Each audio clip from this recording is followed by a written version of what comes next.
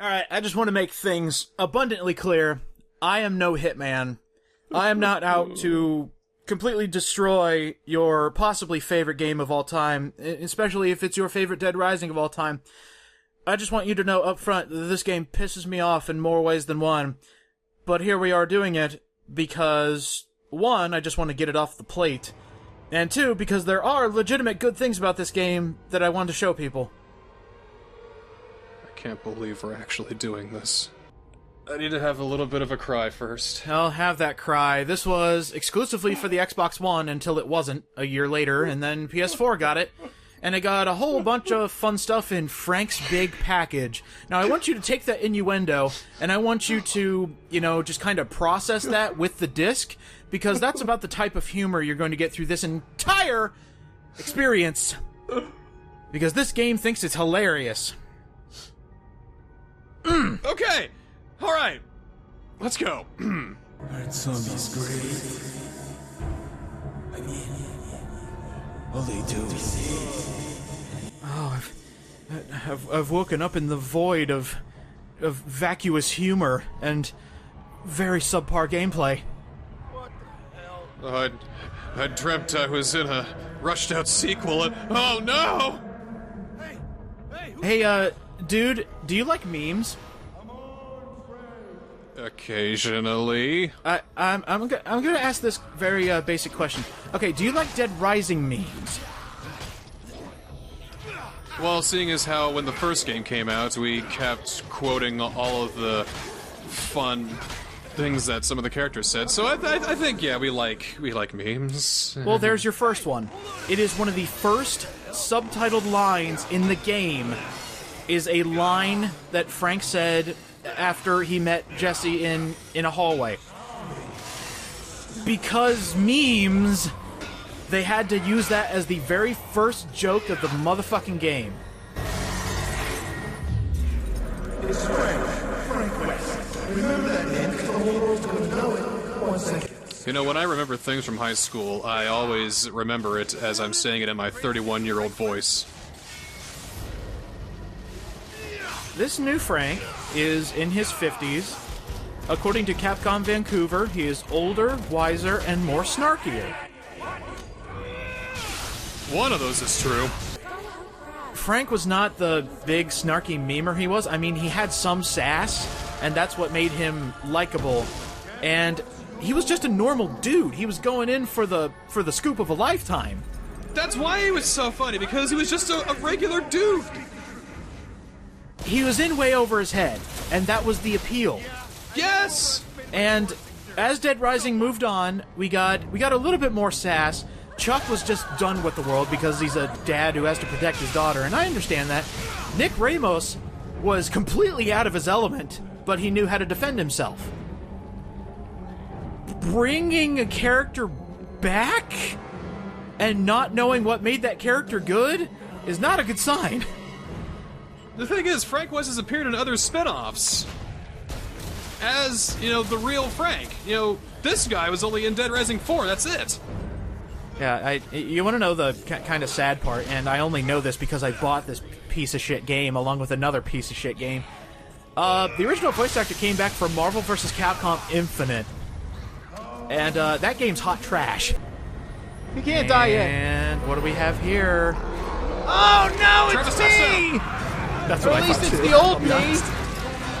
Oh no, Frank I killed dying. myself. What? This is a nightmare.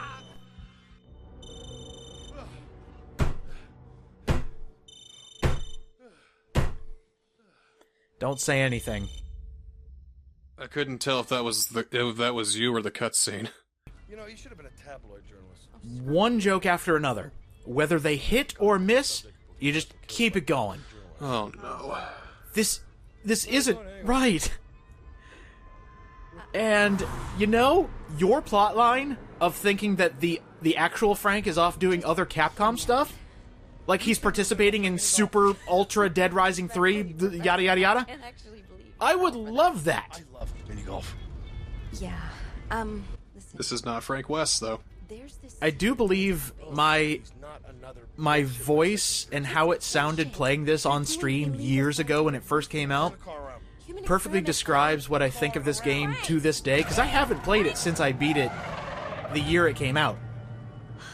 It's been 4 years since I played it. Return to Willamette. It'll be fine. You need to relax. Yeah, she says before the screaming starts. That's classic. Oh, Frank West. you won't be doing... I am stopping that right now, because you would lose all of your air if you did that for every single joke that did not land. Not very well. Listen. I am saving you, my friend. Bags going in and out. Rumors of human trials, abandoned missile site. Come on, Frank. How can you say no to this? So here's our Frank. lovely new Frank, or Frank. I'll just call him Frank. Please. I'm gonna call him Frank Waste. That's good. All right, we're here to learn. Remember 2 minutes ago, this was my story. You were here to watch and learn how a real investigative journalist does his shit in the field. Nothing but his So what is he? Is he like a hard-ass journalist, or is he a snarky, funny guy? source said He is both, but he's also teaching others how to take photographs. He is a professor now. I think he's both and neither. stay cool. I'll take the pictures. We'll get the story and we'll get out. Yeah, so this was a holiday game. It came out December 6th of 2016. Okay? Just in time for Christmas. And the game takes place during the winter, so it's perfect. No. Come on, just do it. Fist bump me, memer. Hello, fellow children, how do you do? I mean, imagine how much funnier if Vic did the whole fist bump thing. Say, come on, fist bump. He's like, nah, I don't want to. Ah, come on, just do it. He's, fine. That would land a little better, I'd say. We need to have a charismatic, old dillygaff kind of guy.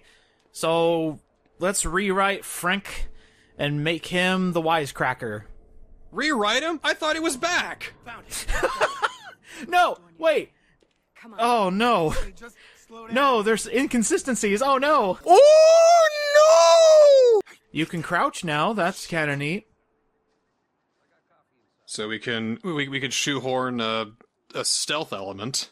Hey, do you know, there were certain games that came out along the same time. It was the year of the camera, where you could take pictures in different ways. Or, you know, you could also take selfies. Jam those 2 fingers into his neck.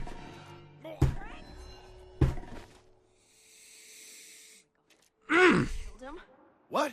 No, he's just sleeping. That's not Frank. Hey. Oh, I think we found a winner. That's a good one. That's good. I mean, they missed an opportunity to have T.J. Rotolo's lovely face. Can you just calm down a bit? Whatever's here, we're not leaving.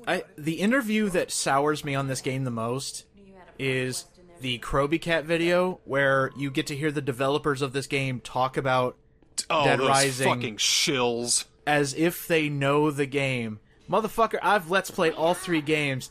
We took a deep analytic look at what made these games good. And those focus group morons thought they knew my Frank West. This is my boy! You can't tell me! You know my boy when I've been with him longer!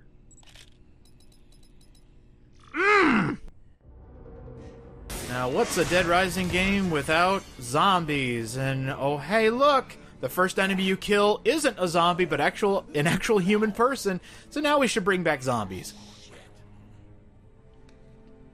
Yeah, the military don't usually show up until, like, the end game or the 3rd act.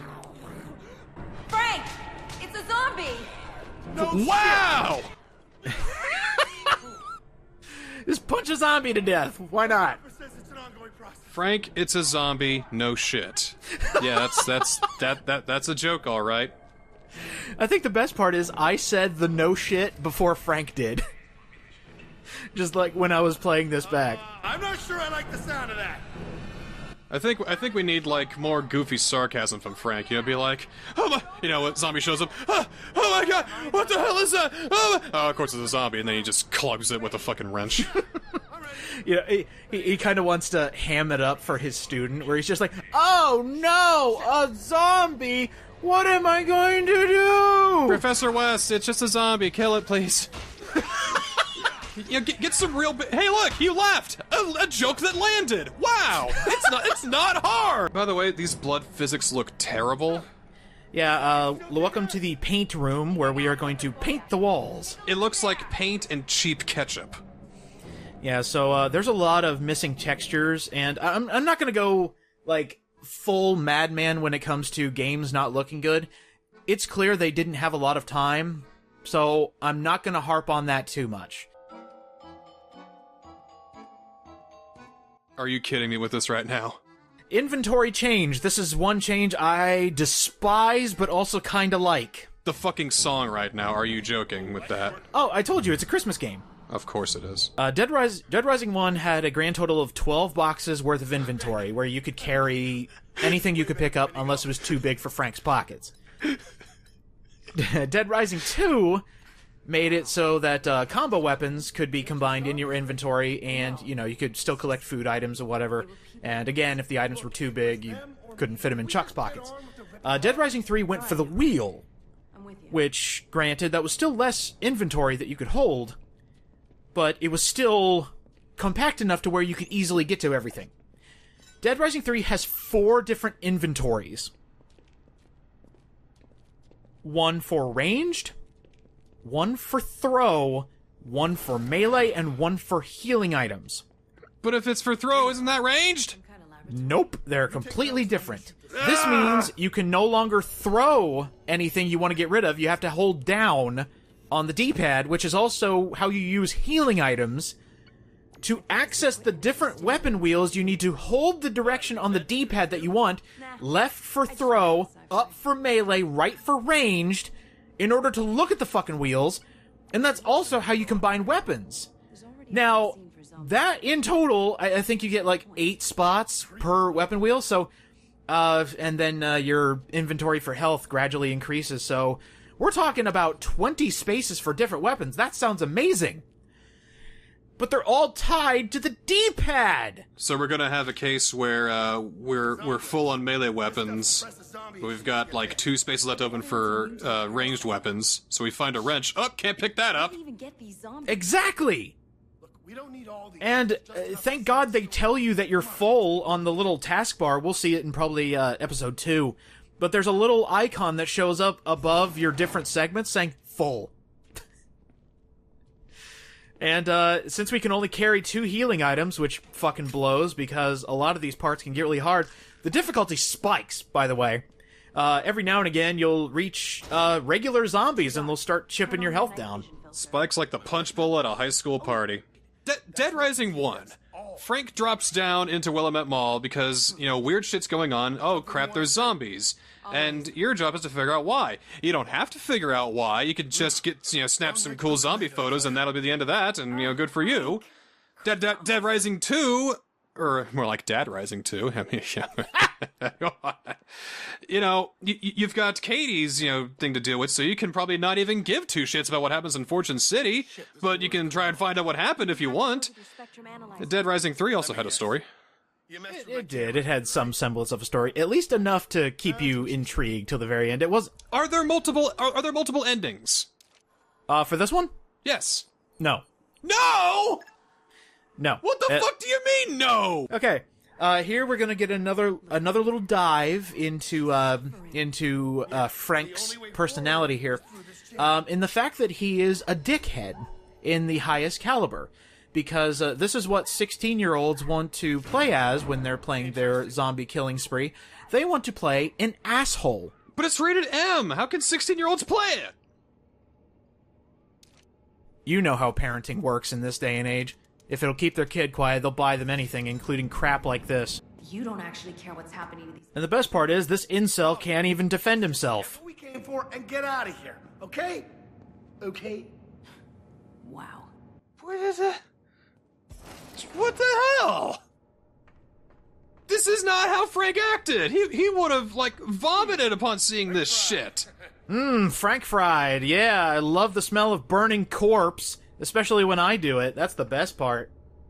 Let's take a selfie with it, because I need to remember this for future viewings. Oh yeah, that's the face I want to see when I just Frank fried a zombie person. I have a funny idea for a gag we can do. Okay. Yeah. I'm gonna take a page out of a notebook here, and I'm gonna write down a fake name that we have made for our imposter Frank. So this one is Frank with CK, and do we want waste as in trash or waste as in, you know, like your hips? Let's do hips, because I feel if we throw him in the garbage too early, it'll really start to stink by episode 20. So episode 1, his name is Frank Waste. You know what? That's a good ongoing thing. And at the end of the series, we'll go ahead and we'll do a tier list of the amazing names we've given this imposter. Yeah, we'll rank them. Maybe we can find one. Maybe we can even ask the audience which one's their favorite. You're gonna be testing some kind of bioweaponized version of the virus. What are you doing? Damn it! Don't kill him, even though that's what I just did 10 minutes ago. What happened to get the story and get out? Well, it's because she didn't Frank fry it. Stay calm, Vic. That's what I said. Stay fucking calm. Now you put us both in danger. Also, because because this was also focus group, that means there's a lot more swearing, because swearing is funny. So if he kills zombies, it's okay, but if she takes one guy out, hey, you're gonna get us in trouble. Stay fucking calm. Stay fucking calm. Now you see the inconsistencies that make me hate this game more. They didn't think things through, and you can't just make a Dead Rising game willy-nilly like that. By the way, I hope you like that these little videos, they still have the play button. You know, when you have a video player on your PC, they still have the little play button, which means they couldn't even record or crop the video past pressing the play button. Calm down, Vic. Why'd you have to kill him? As I just killed, what, 150 plus? Middle-aged for this shit. Holy crap. It's funny because he's middle-aged, get it? Ha. Ha ha. You better be at the car. Fuck you, Frank. No! Frank Waste. Vic! Oh, shit! But, hey, we got through the prologue and Chapter 0. Shit! Oh, shit! That Yep. was... That's the game. Oh, shit, was- shit. 8 shits in a row. By the way, plot intrigue, because Frank Waste was shown in that area, he is now wanted across the country. There's a countrywide manhunt for this man. Oh, Christmas tree, oh, Christmas tree, how lovely are thy branches. Oh, Christmas tree, oh, Christmas tree, how lovely are thy branches. In the coldest time of year, it's the coldest time of year. It's the coldest time of year. Lovely are thy branches. Lovely are thy branches. In the coldest time of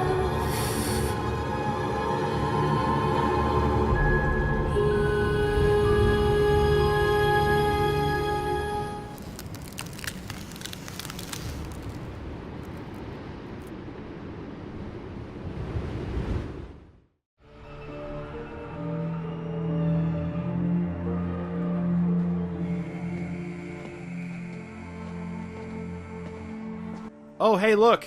A joke that lands. A joke that we made 3 years ago. Years ago. Frank West? No, Hank East. Sorry. Am I under arrest? No, my name is Wedding Photography. Can't you read? Leaning towards yes. Is that Comic Sans? On? No. Oh, well, shit, that's never been my strong suit. Oh, wait. Oh, we got another joke coming. Oh, we need one more piece to make it land. Just kind of stuffy in here, don't you think? A little fresh air, you know. Okay, that's a decent joke. I really thought that would work. This is the guy we saved in the Smart Glass mission of Dead Rising 3, and he had his own DLC in Dead Rising 3? Thank you. It's happening again in Willamette. What? Okay. An outbreak. I didn't see anything on the news. How long has it been going on? Oh, and here's some more plot intrigue. It's a long time to silence an entire town. But I thought he was on a manhunt. I mean... Oh, I get it. He's running a pseudonym as Professor East. Mm-hmm. And, Okay. the Pentagon is covering up a zombie outbreak in Willamette, Colorado. You know what I saw. Nobody knows Frank. So, of course... That's your chair for your desk as a professor? That's pretty pathetic, dude. They passed me a top. This means the ZDC needs to talk to the #1 zombie ass kicker, who happens to be a photojournalist, to help solve the mysteries in Willamette. Town are gone. Now the satellite photos have been updated in 4 months. It is being covered up. But all that pales in comparison to the mystery of why you, Frank West, are teaching a goddamn night class instead of being 2 steps ahead of me on this. Gotta pay the bill somehow. Do you know how many outbreaks I've been part of? How many I've covered? And what thanks have I... 1, to my knowledge. No thank yous, no flowers, just a contact book filled with dead people. You mean the survivors you save at the end? War 2006. Hey, 2006, they got the date right. Outbreak on U.S. soil. Photographed the whole thing. You got some medals, a few letters behind your name. Honorary, of course. Yeah, but let's get to the point. And that's the only outbreak he covered, at least to my knowledge. Because Off the Record didn't happen, that was non-canon. Wouldn't it be great if he had like a book that full of like thank you letters from the survivors he saved? Unless he got like ending F, in which case they're all sending nasty grams. Yeah. Frank. Well, I guess Case West was canon, so technically that's 2 outbreaks he has covered. No. And we've all agreed that Super Dead Rising Arcade Edition was canon as well. Oh, absolutely. So he's killed fucking a zombified M. Bison. This is not a helicopter I see Frank going in.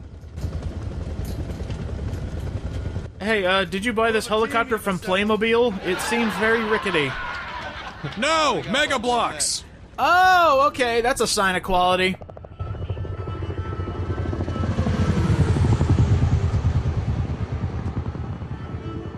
Oh, that woman was with the things that people did. Oh, let's follow the trope of a helicopter in a video game getting shot down immediately. Again, that's third act shit. Oh no, we're going down! Look out, everybody! We're gonna crash into the Willamette Mega Mall! I mean, nobody even goes to malls anymore. Wakey, wakey. How about get the fuck up? Frank! Frank! What? Wakey, wakey! Again? Shut up! Oh man, somebody broke your helicopter.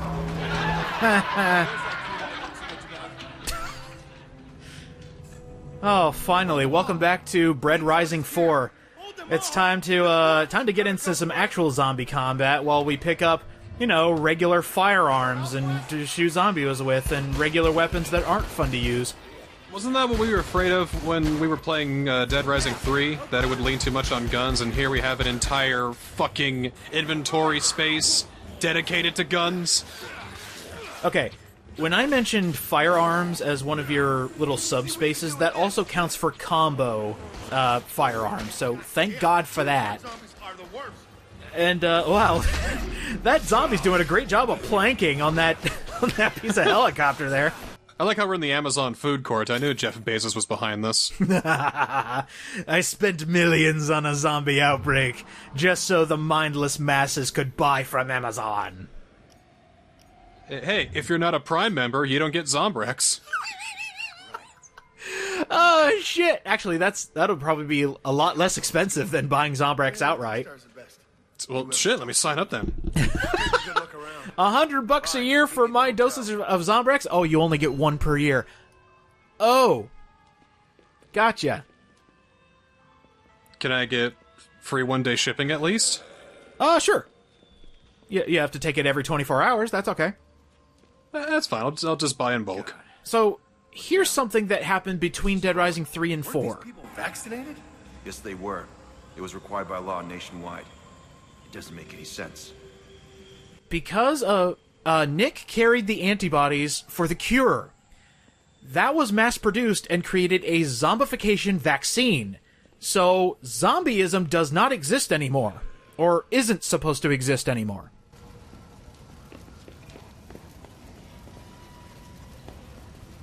But it still does, because we need a plot for Dead Rising 4. They just couldn't leave it alone, could they? One of the main aspects of Dead Rising that was stripped away from this version because focus groups told them they hated the time limit was there is no time limit. You can play this game as long as you want. can we stop now? No. I had to make that joke. Not until I rip this game a new one. Play as long as you want while I'm done. Yep, later. There's a few other things they stripped out of this, but I just actually want to talk about that time limit thing. That was one of the reasons I loved 1, 2, and 3.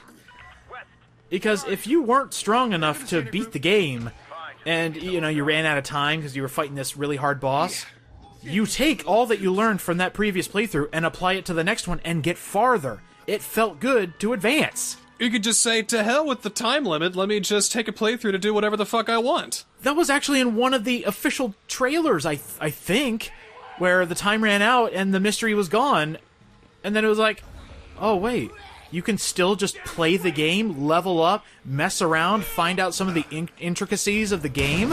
What a great idea! Actually, I had a fun idea about the photography here. Like, last episode I noticed that Frank's camera is, like, super fucking futuristic. Yeah. So I'm thinking, alright, he goes into Willamette, and, you know, the helicopter crashes, and fuck, his camera is destroyed. Oh, you're thinking Metroid tactic?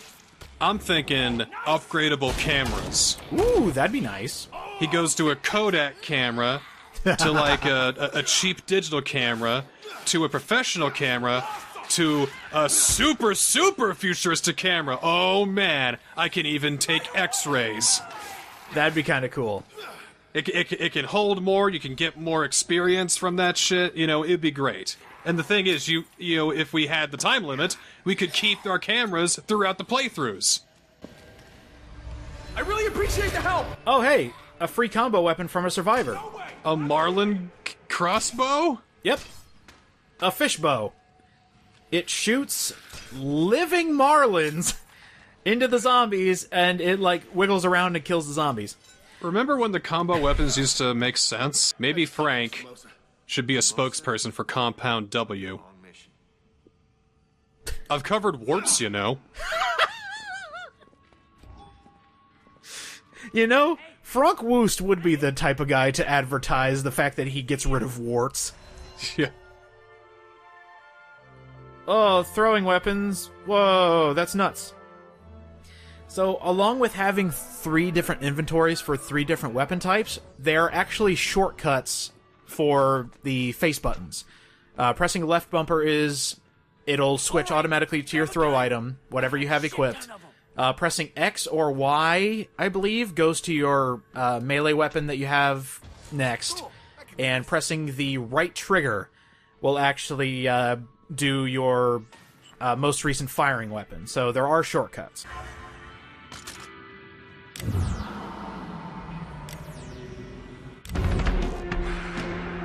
Blambo, Last Blood. Thank you, MacGyver.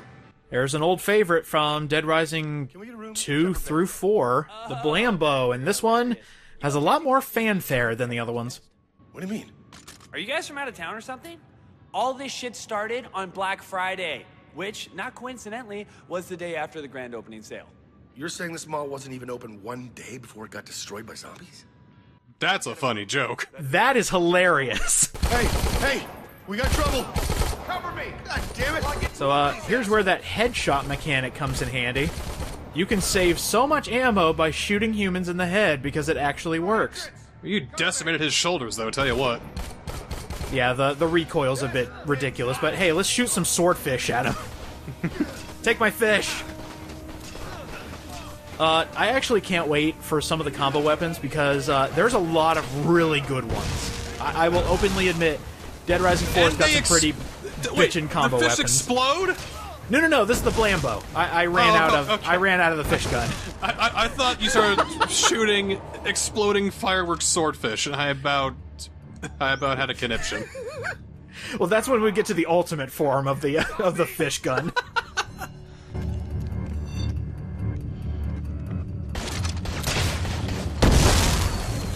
See, I love the particle effects that are happening on here. And another little technical aspect going from 3 to 4. Dead Rising 3 was always in a stretched 720p resolution. Dead Rising 4 is the first time the series has gone 1080. So it looks a lot nicer. You can get a lot more visuals out of it. There is no Whoa! justice there. Speaking of visuals... What the hell? Oh, the texture fucked up! What is They're still fucked up. Oh, no.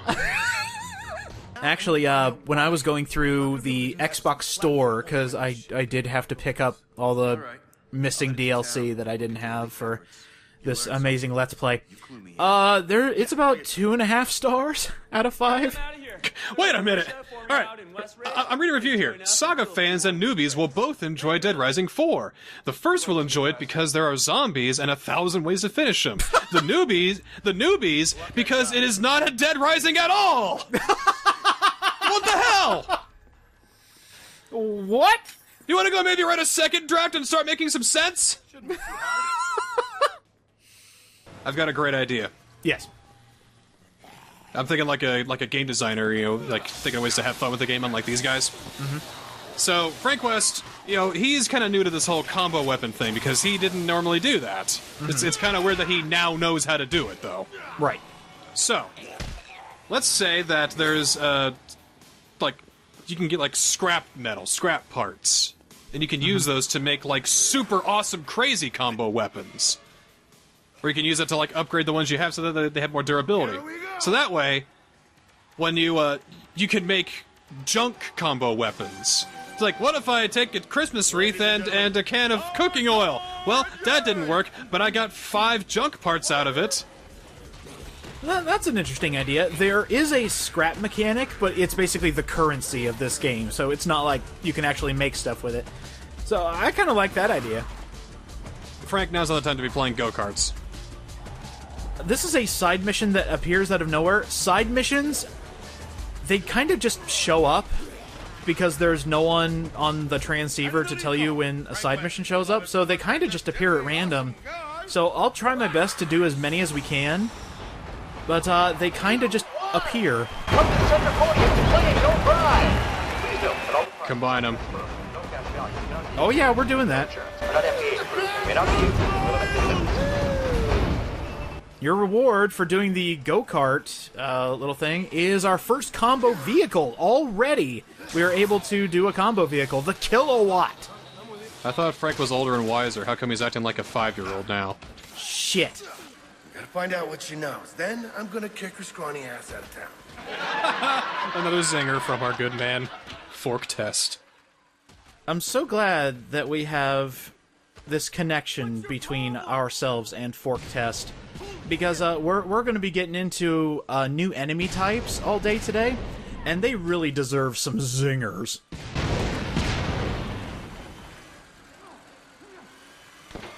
You know, I thought of something the other day while I was putting these together. Okay, I want you to go with me on this. Yeah. You know how there is a subset of fans where if they see something negative about something they like, they automatically become defensive, and well, they take it as a personal attack. Correct. So the one thing I am expecting, because we're recording these in advance, the moment I see the words, "You guys are cringe," I wish to have the ultimate comeback, and it's going to be the most basic of comebacks, but it'll at least, leave a little burn. Have you played this game? And lead them to a compilation of Frank West saying the dumbest fucking shit in this game. It'll be fantastic. Well, that's the thing, though. Cringe is a part of life. It shows that we're all connected as a species. But, if two guys making fun of your favorite game leads to cringe, you might not know what that word means then. Dude, feeling attacked because two guys attacked your favorite game? Ooh, that's cringe, bro. Mm-hmm. Especially when we try to... See the typical, I'm not the cringe, you are the cringe! You! Pointing a menacing finger at the screen. You, too! You out there are the cringe! I'm the cringe! You're the cringe! He's the cringe! We are all cringe in this cringy world of ours! That sounds like an amazing rock band. If this YouTube thing doesn't pan out, we could be the cringe, yo. Should I stay or should I you? Should I stay or should I? Political joke. Ah! Do you think this game and the way it produces humor, do you think that is a response to all the people saying that Dead Rising 3 was a serious game?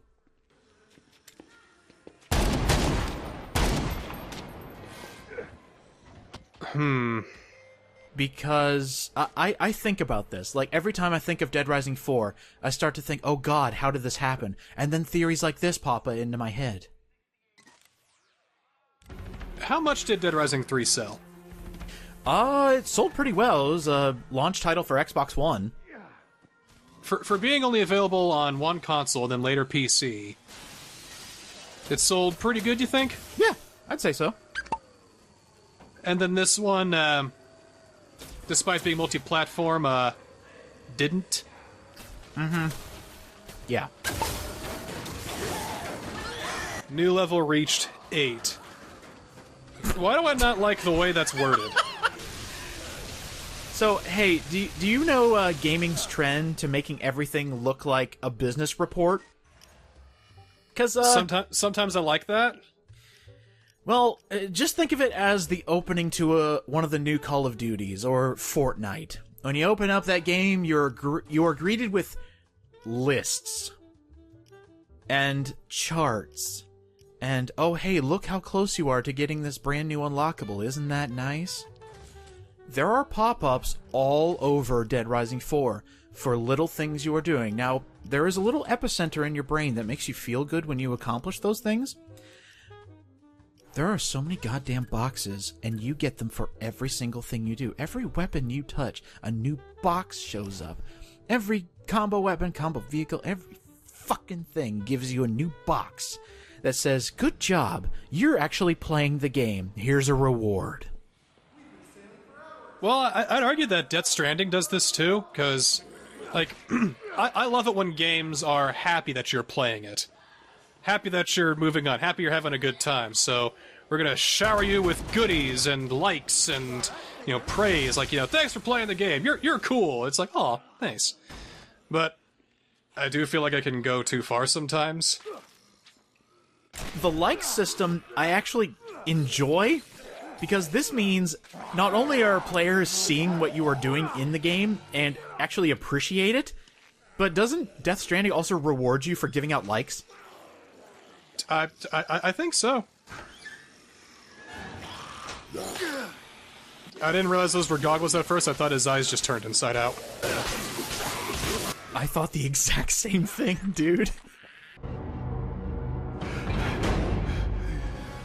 Well, if you didn't have enough fun with zombies just randomly bumping you and taking down your health bar, let's have a brand new zombie variant that's, you know, twice as annoying.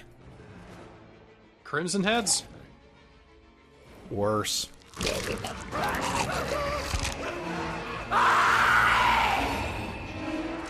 Oh, hi, new zombie variant. We took out the fact that zombies get more violent at night, so we just made a new zombie variant that jumps around, that has twice as much health, doesn't fucking die when you actually shoot them in places that are super effective against them, and they're everywhere.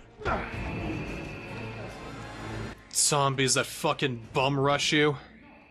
In packs!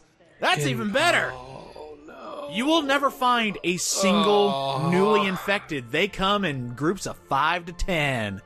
Hell yeah! Oh, and they also have an attack where if you don't dodge it quick enough in the 0.5 seconds they give you to press the dodge button, you go into this animation where you have to tap buttons in order to get out their attacks. So, fuck yeah, we got context-sensitive annoying enemies. Fuck yeah!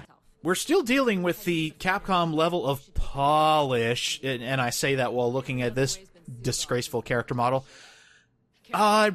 There are still some Capcom touches that only they add to their games. Yeah, there's polish on here in that there's some dry spots and some spots that are just, you know, so slick because you just buffed it a few times and then, oh, hey, that's it. Ship it out. Yeah. So here's when I noticed that the play button was still in the little GIFs that they have here. That shouldn't be there. Oh, no. Oops. Oh, my. And it almost happens for every single tutorial they give you. Oh, so, my goodness. Be on the lookout for that play button. Maybe it's supposed to be there. But why? What does it add? Why not? Treat yourself. Aesthetic? I guess. Yeah, I'm really getting sick of Frank's constantly out-of-breath voice. It's like, yeah, this should be interesting. It's overly exasperated. Like, he reminds me of Bruce Willis in Die Hard 5. They made a fifth one? Yeah, it's like the worst one. Which one of you guys just farted? Oh, well. Glad I haven't seen it then. I tried to watch it. Me and Violet tried to sit down and watch A Good Day to Die Hard, and we couldn't make it 10 minutes. Yikes. That's, Speaking as a guy who actually kind of liked the fourth one. Well, at least there's that. Hey, since we're dealing with Fork here, I don't think I ever mentioned his voice actor credits. Oh, no. So, TJ Bertolo, his main credits are William Birkin from the Resident Evil franchise, dating from Umbrella Chronicles to current. And you also have Frank West from Dead Rising 1 onward, even going to Marvel vs. Capcom Infinite. Ty Olsson is the guy we're dealing with. He's a Canadian voice actor. He's been in quite a few TV shows, doing some, background support roles in different films. But do you know the role he is most known for? Frank Woost. Besides that, Ord from Dragon Tales. The kid show. Dragon Tales. I don't even know which one was Ord, but the fact that you got a guy from Dragon Tales to be your, witty, shit-talking protagonist from a zombie-murdering game doesn't mesh. It's like having Steve Burns be the Doomslayer. Okay, let's deal with our first maniac. Pardon me, Lord, but this here's the sovereign land of the mighty Queen Sandra. So he can go and fucketh right off. Haha. So, hey, let's antagonize. I did not know the Historical Shithead Society was in town. That was a pretty good one, Fink. Oh yeah, we get to rub it in. Your wheezy laughter was funnier than this whole exchange. Oh, hey, we got one more. Let's see what... Oh, add insult, then injury. Father smells of body spray. This will afford a lesson. Ooh, that's good. Ooh, that's Bring it good. on! Blah, blah, blah. Oh! He is splendid! He is nothing but chunks. Oh my god, he's dead. Holy shit. Boom! Fuck off! Fucketh ye off, or whatever you said earlier. God damn! You really want to bring the ornament gun into this fight. By the way, this is what replaces psychopaths! Just occasional angry survivors? Yes, they are survivors who have gone insane, just like regular psychopaths, except they have no cutscene and barely any personality. They are just some dude. Well, cutscenes are expensive to make, and they take a lot of time, and time and money is what these guys do not have, clearly. For dress up. You're wearing a dinosaur helmet, you jackass! Excuse me, this is my impression of my co-host. Fuck! Yeah, that was pretty good. I thought getting irrationally angry at games that you can't do anything about is my shtick. Look, I need some time in your limelight, sir. You do it so well, I figured I could learn from the best. Well, fuck, let me 100% this game then. I'll get Frank's big package. I dare you. I dare you. You think I'm gonna spend money on that shit? No way. I will get it for you for Christmas. It is the season of giving. I will get you Dead Rising 4, Frank's big package, because it's a dick joke and everybody loves those. She's the maniac. But she's just another dude. She has a shield and a flaming mace. She's a Dark Souls boss. What? What was that? Well, dodge roll, Frank, come on. I think the worst thing is she actually has a Dark Souls-esque, like, stab attack, where if you don't dodge out of the way, she stops you dead in your tracks to deal massive damage to you. It's almost like a parry attack from Dark Souls. Right here. What the fuck was that?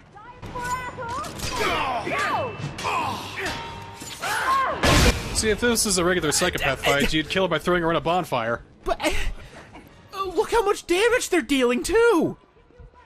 I'm actually getting my ass kicked by guys that are literally underleveled against me. What is going on?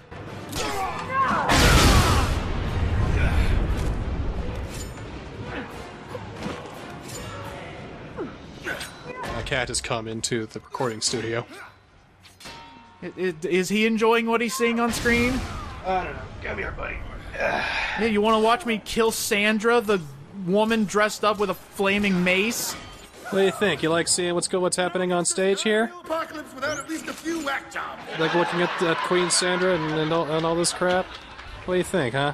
I think I just went up 5 levels from killing her. Oh, he pissed off. Oh, well. All I Want for Christmas is on the Hot 100 again. Number 29. Okay, that's actually news. How can that song still be a chart topper? Or at least a trendsetter, or whatever.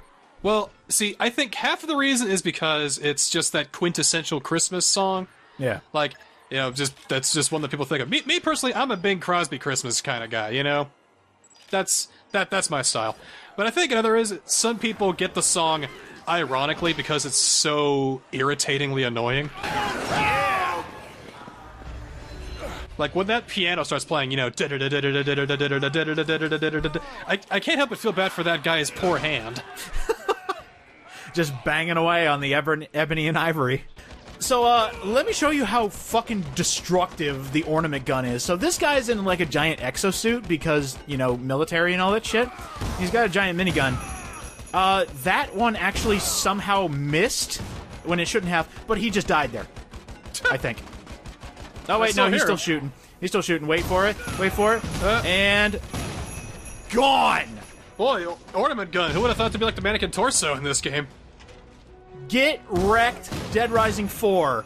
Dread Rising 4. God, I can't even keep up with her own shtick. Some survivors are gathered together. Man, I kind of missed that sound effect. That's the transceiver sound effect from Dead Rising 1. And that just meant Otis was giving you a call. He's like, yo, what's up, Frank? I'm bored. You want to talk? You would have told me in 2007 that I would end up missing Otis. I would have called you crazy. Yeah. Well, set my balls on fire. What the shit happened? What joke? What was that? Set the balls on fire. Is that humor? Ha! Yeah, because setting your balls on fire is funny. Hold on, let me check my pulse. And then he said, what the shit? Ha! Ha! Let me check my pulse. Am I dead? Did that actually happen?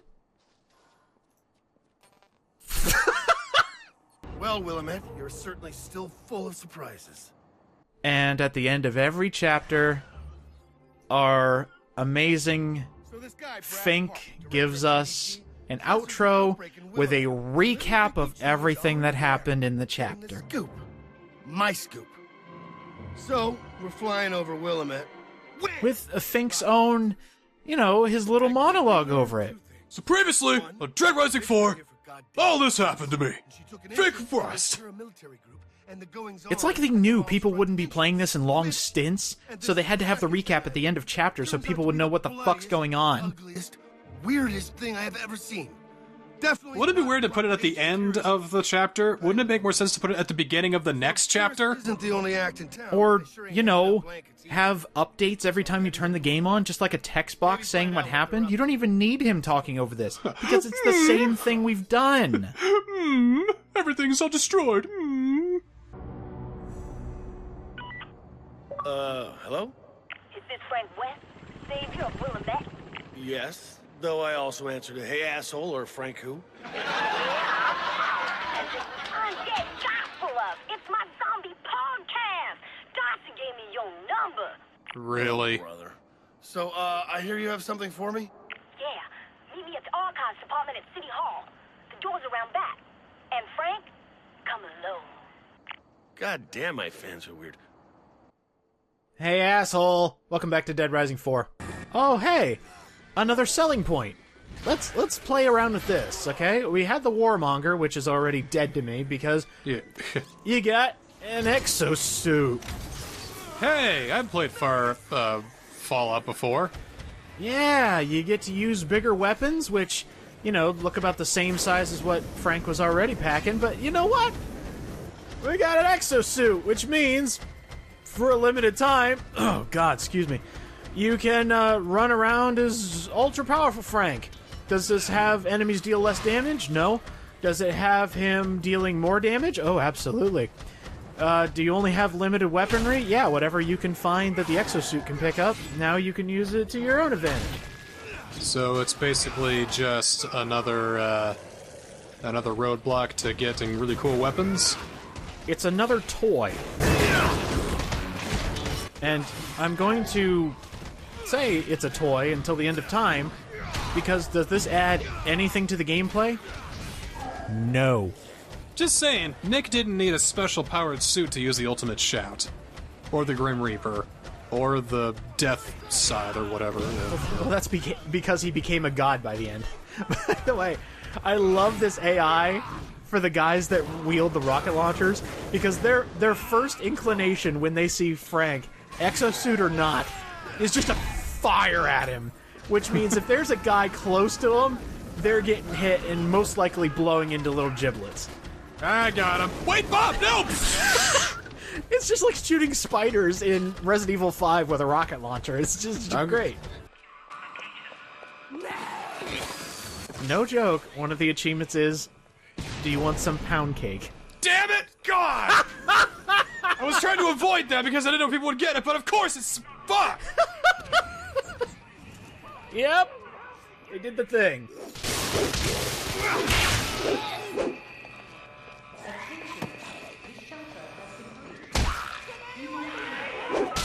Damn it! What?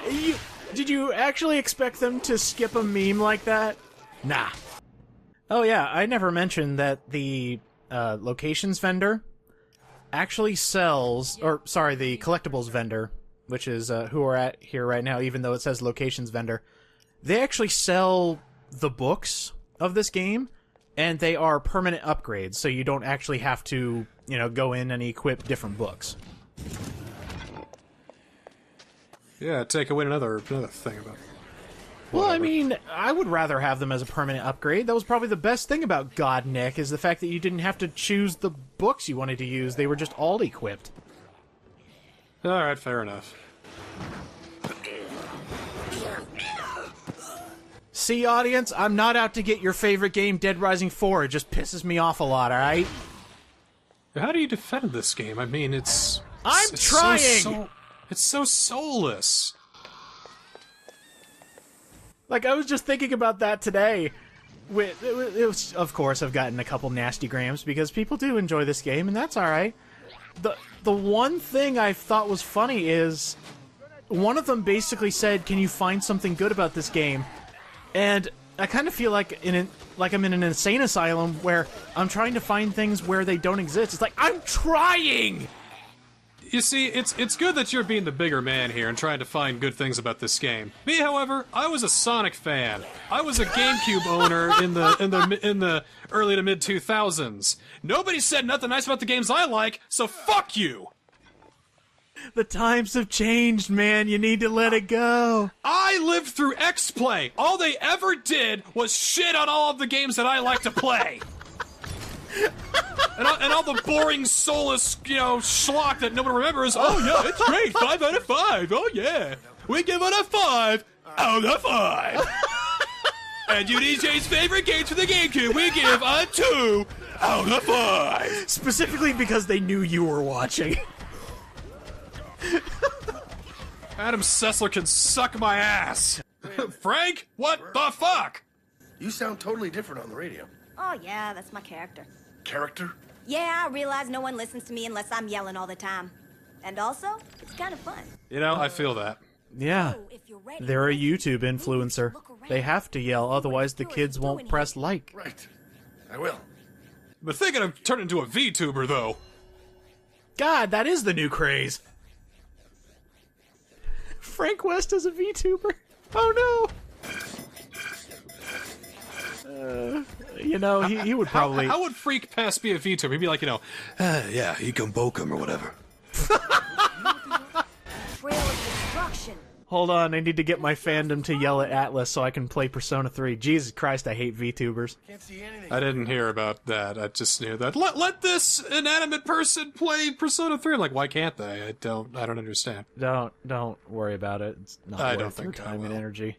When a voice actor is given a role that they didn't originally fit into, or that wasn't originally theirs, people tend to get a little defensive of their favorite character and claim that the person that is voicing their favorite character now has ruined them. Just so you know. To which I'm going to throw a little defense for our new actor here. He didn't ruin Frank West. He was just one small cog in a machine of things that ruined Frank West. See, I believe that's what people don't understand about the characters that are being played. The characters aren't real. Like right here, Freak Pest, he's not a real person. The actor is doing their job by acting. They didn't ruin the character. But the problem is he is the face of the character, so he is the face that people latch on to when they want to get angry. Well, there is that. And, I'm still going to go into a logical defense that, don't insult the voice actor, insult the one who wrote them badly. And then I just remember the whole debacle about The Last of Us 2, and then I realized that nobody's going to be happy because they're all a bunch of idiots. Fucking morons everywhere. Do you remember the voice actor strike from years ago? Oh yeah, that one. Yeah. Turns out TJ Rotolo was part of that strike. And all he wanted, just like all the other voice actors, is they were negotiating better pay for games that do extremely well, like your Grand Theft Autos or... That's right. Performance matters. That was the slogan. Yeah. Well, yeah. Yeah, TJ actually made a comment on a YouTube video going over Performance Matters, and somebody screen capped it, so I'd like to read just a little snippet of what he had to go here. He said, It is my belief that these negotiations and SAG's push for a standardized contract played a role in Capcom's decision to go with a different voice for the character. That makes a lot of sense. It really does. Whoa. Holy shit. No zombie could have done this. Or at least I hope not. Oh dear. You never know with these new zombie types that we have. Yeah. Oh, wait. What's this? Aw, look at that. Aw, it's one of the head developers of Dead Rising 4. Aw. You did this. You did this. You did this! Hey, UDJ, can we stop at the Dairy Queen? I want some ice cream. You want some ice cream? I want some ice cream. We have ice cream at home. No! Dairy Queen has the dilly bars. I really like them. We can make our own dilly bars. Just get your vanilla ice cream and then a spoon, and then we can dip it in some chocolate syrup. I want ice cream! Okay, fine, you little problem child. Just please be quiet. Can you turn up the Christmas music? I really like it. But we're Jewish. What does that mean? The brain dump. We do data. It means we get Christmas times 8. Yay! That means 8 times the ice cream! Okay, I'm done with that. Welcome back to Dead Rising 4. Oops, I took out the tables that was holding this combo weapon, and I also took out the ingredients for this combo weapon, so I guess we're just gonna pick this up and make it later. Oops. Piece of wood works in the meantime. Yeah. And this means I can show off the ice sword, which is literally using liquid nitrogen to freeze the zombies so you can break them. It's awesome. See, that's why I like liquid nitrogen. Oops. It's so cold it set things on fire. And now to start a debate in the comment section, along with you, my friend and co-host, what's your favorite candy? My favorite candy. Like, if you had to choose... Let's go ahead and do top 3. Because no one person can select a single candy to eat forever. You gotta have variety. Okay, then I'm gonna counter and say your bottom 3. My bottom 3... Ooh. Okay. So I'll go with my top 3, in no particular order, because I am a guy who loves chocolate and peanut butter. Ooh. Can't go wrong with that. I'm a big Reese's guy. Alright. I'm a Reese cup dude. Number 2, Twix. Yes. Fucking love Twix. Hell Twix yeah, is dude. the shit. Did he just flop his arms back like that? What the I mean, we walked into the room and he had to animate real quick, so it's just like, oh wait, Flake is in here. We need to set the trigger for the zombies. Okay, we're good. Number 3 would be Snickers. Snickers are pretty good. Yeah. I like the combo of caramel, peanuts, chocolate. It's a very good combination. I know I gotta leave out, my old favorites like Kit Kat and Hershey's Cookies and Cream, but I think that's my definitive top 3 right there. Okay. So What are your top 3? My top 3, again in no particular order. I gotta go with Twix. That just cookie, caramel, chocolate. It's all fantastic. Oh yeah. I do want to interrupt myself in my thought process. Every time you save a safe house, every time you liberate it from the zombies, always go to the permanent upgrades section because you get blueprints. And because everything is streamlined in Dead Rising 4, or, lazy, every time you get a new blueprint, they just give you the combo weapon so you don't have to make it. So, that's nice. Also, every time you kill a maniac, you can just buy their weapon, which is a lot better than going back to where they died and picking up the weapon, so a slight improvement. Just have everything, right there for you. You don't have to work for anything. No effort. Just give me the toy. Let me play with the toy. I think my all-time favorite... I hate that I said no particular order because this one will topple everything. 100 Grands? Yeah, those are pretty good. This just... the Crispies, the caramel, the chocolate. Oh my god. So good. But, my third for the top 3... I'll go with Crunch Bars. Just something Fair, about the yeah. something about the crispy is very good. But now you have given me the more difficult task, bottom 3. Oh, they're not that hard for me. These are in order. Number 3 is Hershey's Special Dark. Yeah, dark chocolate. You got to be in a mood for it. I gotta be in a mood for it, and I'm rarely in a mood for dark chocolate. Like, even if I'm really craving chocolate and want chocolate, I see dark chocolate, I go, maybe I'm not into chocolate right now. Number 2, I forget if it's Baby Ruth or Payday, but I think it's Baby Ruth. Baby Ruth is just caramel and peanuts, I believe. Yeah, and I don't know if they still do this, but, no, wait, I take that back. Milk Duds. Ew, I hate Milk Duds.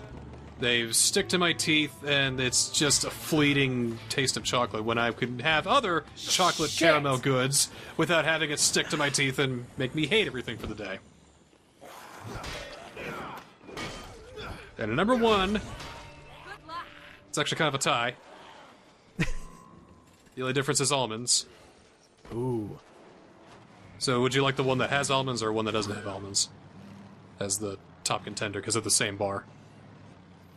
Oh, well, either or. I hate Mounds and Almond Joy. Yeah, that was on my list too. Frank West find here? No. Just no. I recently got a small fun-size bar of Almond Joy.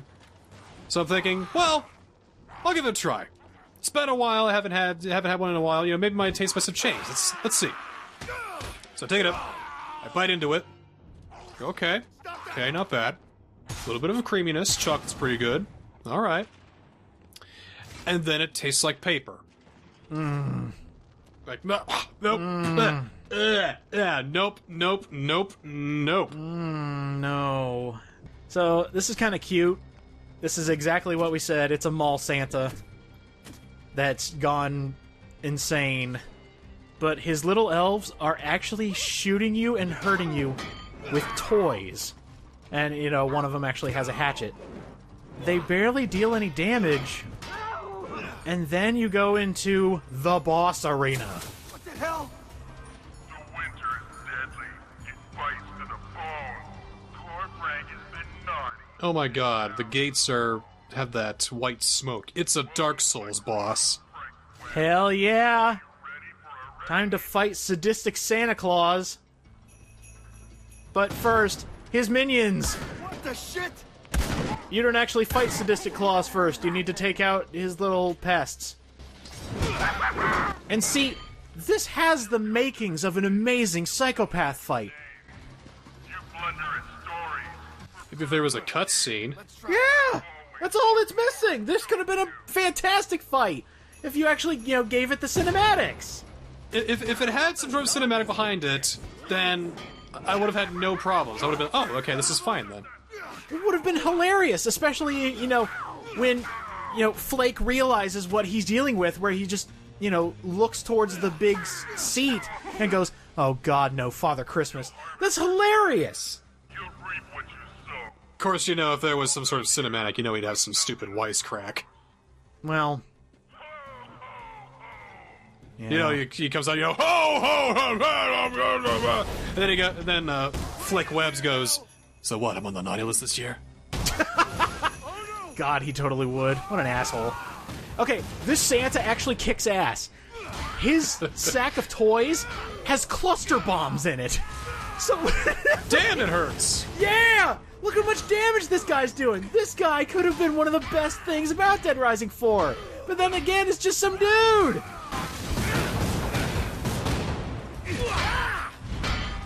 And now he's dead. Gone. Ho flippin' ho. Oh, that Blake Webb's always with the quirks. Man, now I'm just thinking, if I didn't have to choose 3 candies, Snickers would definitely be in there. Reese Cups, obviously, although I really enjoy the Reese's Sticks. And York Peppermint Patties. Very delicious. I do like Yorks. Spiffy. I know I'm not a fan of mint. No, I'm not a fan of dark chocolate, but together, they just kind of work. All right. I have something very important to ask, and I'm so glad you're a Reese's man. Yeah. Okay? Which one is better? Reese's Trees, Reese's Pumpkins, or Reese's Eggs? You ready for a hot take? What you got, man? None of them. Only the original. What? You're a madman! See, a Reese Cup is expertly crafted, made into its shape. Care is put into making it. The pumpkins, trees, and eggs, they just, whatever shape, they just dump their leftover chocolate in their, day-old peanut butter, and then there you go. There's your Reese Cup for the holiday of the week or whatever it is. We'll have the regular Reese Cups here whenever you want to have some real candy. God damn, how could I forget Cadbury eggs? Oh my god, they're so good! All right, make it quick. You were attacked by an armed group yesterday. They killed 2 of your men? One was a man, the other a woman. Tenure officers and friends. I know where they're gonna hit you next. I know how many are going, I know the name of the leader. I know where they hide their food. With that kind of information, it could prevent a lot of unnecessary death. What do you want? She is angry. What the hell are you doing, Vic? Commander. You or the game? Civilian messing around. That woman there, Fontana. Okay, I love this. Hey, we found a snoop. What should we do? Put him under watch. Get him a meal and a shower. He stinks like shit. Not kill him, okay. All right. In fact, let's give him all the amenities because coming with us. It makes sense. What are you getting yourself into, Vic? A truck by the looks of it. Mr. West. I also love this. So there goes Vic, and then bam, found. Way to be stealthy, numbnuts. Stealthy as an earthquake. And then you have this guy who's just like right next to you. It's Fat Man from Metal Gear Solid 2. It totally is. Let's give him skates. Hey now, come on, let's just sit down and talk about this, all right? What was the spaceman in Metal Gear Solid 3? What was his emotion? The rage or whatever? The Fury! The Fury! Yeah, that's right. So we have a mixture of Fat Man and the Fury. Let's do it. This fight is an absolute joke. Because for some reason, Capcom thought it was an amazing idea to have the flamethrower-wielding boss have his propane tank be the weak point. And then if you hit him in the sweet spot, you could just go up to him and deal massive damage, and then he's dead.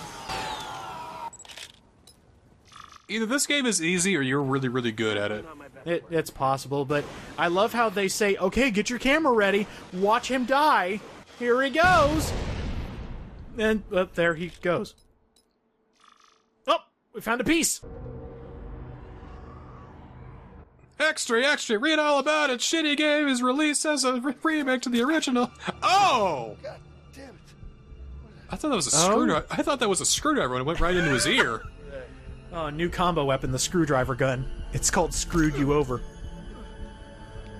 Nope, we got some intrigue, and I'm gonna leave you on a cliffhanger, because when somebody just up and abducts Frank, you gotta make the people wanting more. Flake, damn it. Stab, stab, stab, stab, stab, stab, stab. Ooh, the camera, so symbolic. You come to the wrong side of town, boy. Oh, son of a bitch. What the hell is this shit? You ever seen Texas Chainsaw Massacre? What in hell you doing here, boy? Why didn't they tie him up? What are you talking about? What am I doing here? These pig-smelling idiots drugged and dragged me here. That's what I'm doing here. That's what you should do, smartass. Insult the people who kidnapped you with a tranquilizer dart. Sent me up here to shoot the local indigenous vermin. Oh, look, I found you all. Great. 2. No food. They send us 2 goddamn reporters. Whoa, wait. Vic? Was Vic here? Go up, clipping in the Really, but in his little shirt there. Professor. I'm kind of used to it by now. Theoretically, It's just one of those things, like, the sky's blue today. Oh, nice. You know, something's clipping through Flick's shirt. Just, oh, okay, whatever. Now we're soldiers. Frank, world ain't the same place. No, it's basically the same place it was in Dead Rising 1. You know, zombies, military, conspiracies. It's about the same. Except this time, you're killing more military people than you are Shared our zombies. supplies with her. Then she wasn't nothing but questions. All about our raids on these military assholes. What, where, how many weapons we got. I thought she wanted in. Congratulations. You played yourself. Now my raiders are out there pinned down in a goddamn ambush because they knew that we was coming. Okay, I get the problem. I can deal with Vic, all right? But I need something from you in return. Don't everyone? Your love. He just goes in for a kiss. It almost looked like he was about to. These people are up to something, okay? I need to find out what it is. Well, Frank, only one who might know her way into that dam is my engineer Hammond. She was leading that raid. The one that your little buddy sold us upriver on. Listen, I'm your best option, okay? Let me go and deal with this. How primitive is Willamette, where as soon as the government takes over and zombies happen, within like a couple days, they're already going back to like brass tacks and, you know... Well, those mountain villages in Colorado, they're probably ready for this kind of shit. Well, that's a good point. Been waiting for society to fall. It's like, all right, finally, bust out the canned goods. Leela, darling, Leela, my dear, darling, honey, no. miss. Oh no! Imagine being perpetually stuck there. Oh no! These are the brain children we're working with here, huh? You know, I have always been a firm believer that game development is probably one of the most, like, grueling tasks on this planet. Oh, sure. It is so goddamn difficult, and I actually have, you know, some coding experience. Not a lot, and I made a text-based game that was immediately broken, but I know how difficult it can be. Like, some of this stuff could probably be fixed with one line of code. Like, they pull an alien colonial marine. I mean, I've worked with RPG Maker 2000. That's about the extent of my game developer knowledge. But it's also not a matter... It's not just code it this way so that way it works. Code it this way so that way it feels real. Yeah. That's very difficult to do. Yeah, like, if you're taking a look at some of your more high-end AAA games, like, let's go back to Death Stranding. That had to have been a programming nightmare. That's why it took 4 years to make it. Yeah, exactly. Gaming and creation takes time. And, unfortunately, Capcom Vancouver got the shaft when it came to this game, because as soon as Capcom saw what they were doing with their proposed Dead Rising remake, aka turn it into The Last of Us, Capcom shut them down, basically. Yeah. They said, this sucks, half your team is fired, give us the product we asked for. I'm dealing with something. So just imagine 6 months of work going down the drain and having to rework everything in a strict time limit.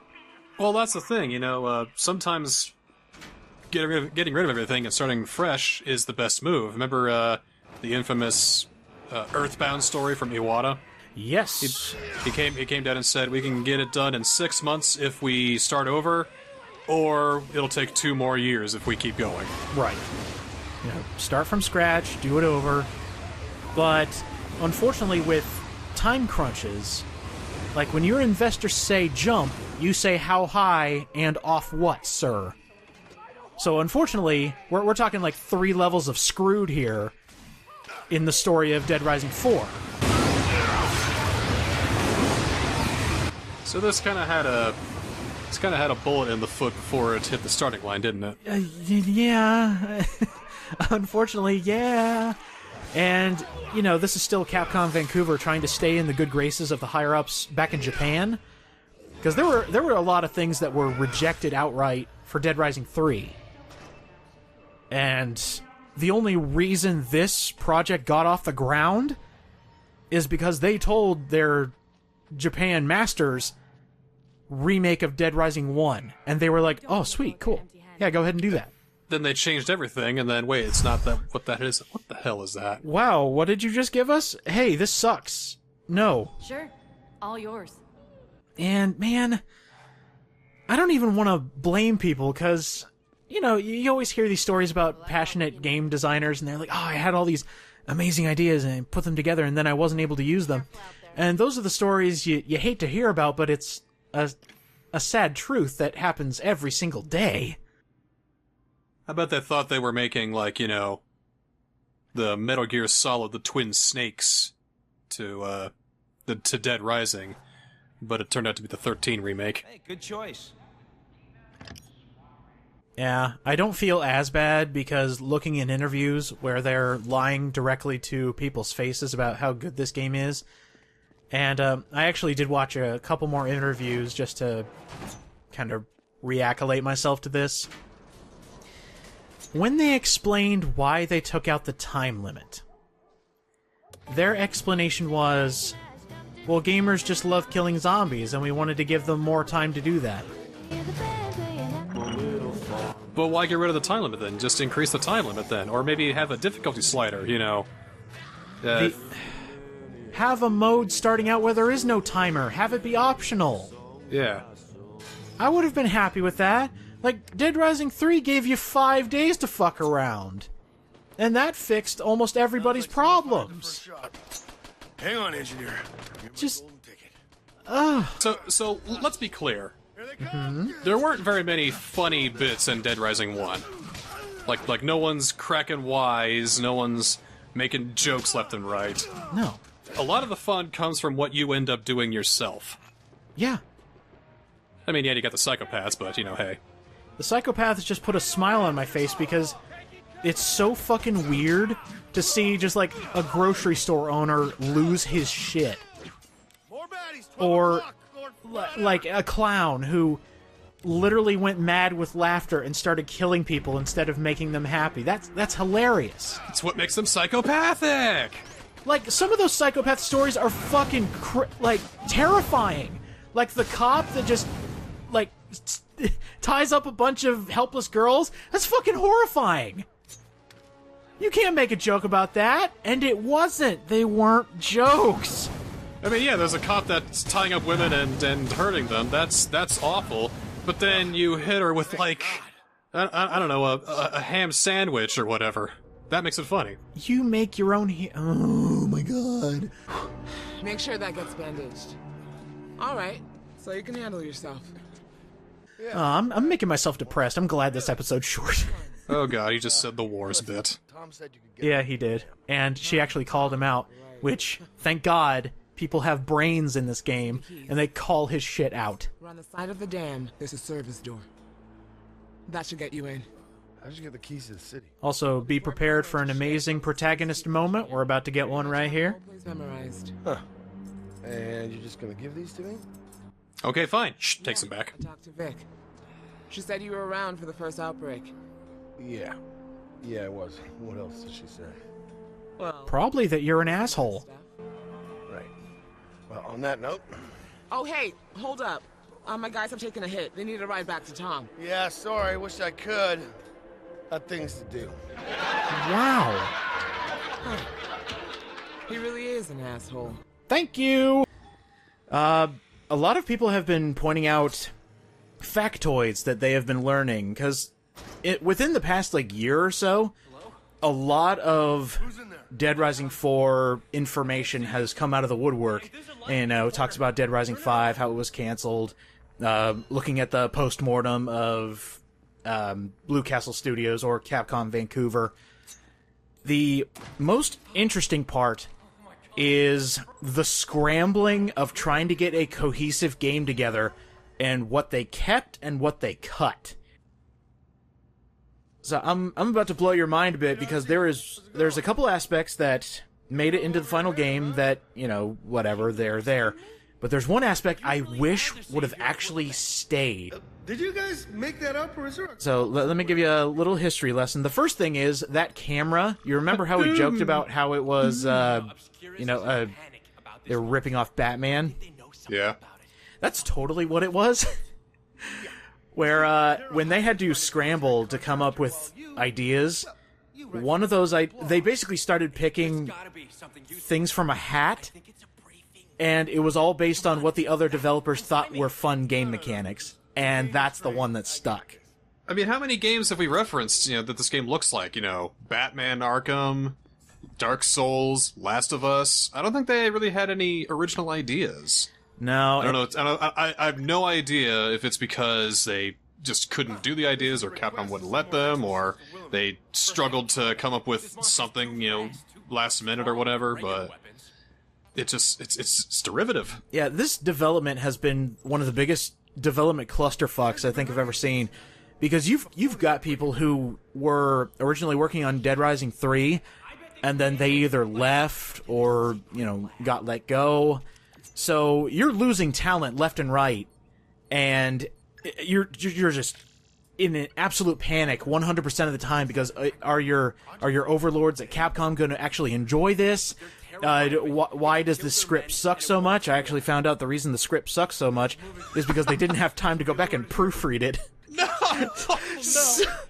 So I'm feeling really bad for making fun of this game. I think a lot of my fury has, like, kind of dissipated, because the further we go, I'm like, oh god. No, it's very fascinating, and that's why, you know, I'm trying to show some of the good parts, because again, there are good things in this game. There's just so many things that went absurdly wrong. Holy shit! Like, for example, this plot point here, this is one of the stupidest plot points in the game, and it actually won't come to fruition until later chapters. One other thing, and this was one of the mechanics that got pulled out of the hat, but unfortunately wasn't able to actually come through, was the idea of combining the camera mechanics with serial killers. Oh? So you had random serial killers running around Willamette, like, taking out regular dudes and taking out survivors, and then Frank would be able to use his camera to find clues and find and take out those serial killers. Bros, this is, like, crazy, right? I don't think that guy was a zombie. I know. The perfect murder. That sounded awesome! Actual detective instead of just go around the room and scan stuff. I mean, give the player a reason to actually use those alternate camera filters instead of just, you know, a scavenger hunt for danger rooms. Maybe someday Capcom will bring back the Dead Rising franchise and we'll have a proper, true Dead Rising 5. Yeah, there's also been quite a few comments actually explaining that it's possible that Vic might have been the main character for this one, but they wanted familiarity to, you know, bring the fans back in. I don't know. Yeah. I mean, she's got the name convention down that all the other protagonists have had. I would have totally gone for a spunky new protagonist, you know, a spunky new female protagonist, may I add, instead of Fred Durst. Yeah. So out of curiosity, I looked up Dead Rising 4 speedruns. Holy shit. Okay, let's just say this.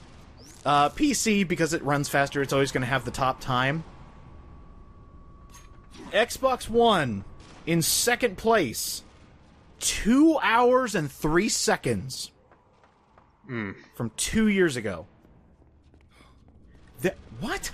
There was actually a speedrun done 2 months ago? What the hell? speedrunners always just fascinate me. I've been trying to follow, like, Okami speedruns, and it was doing alright for a while, but then they found all these new strats, and it just left me in the dust.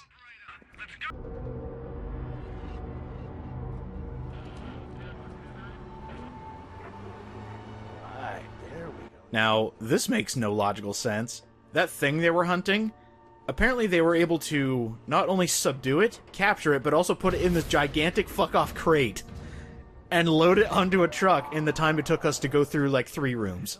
Yeah, it's the pit crew military. Solve missions in 18 seconds flat. You know, I just kind of have this visual imagery of a guy wearing an exosuit and just picks up the container and just slams it on top of whatever they were hunting.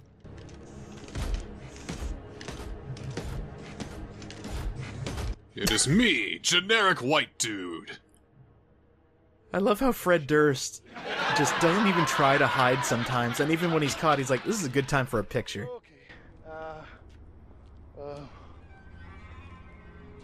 Yes. Hey, don't touch that! Don't touch that! That's government property! Stop! Stop! Hey! Oh, yeah. Time to wreck house. Oh, Lord.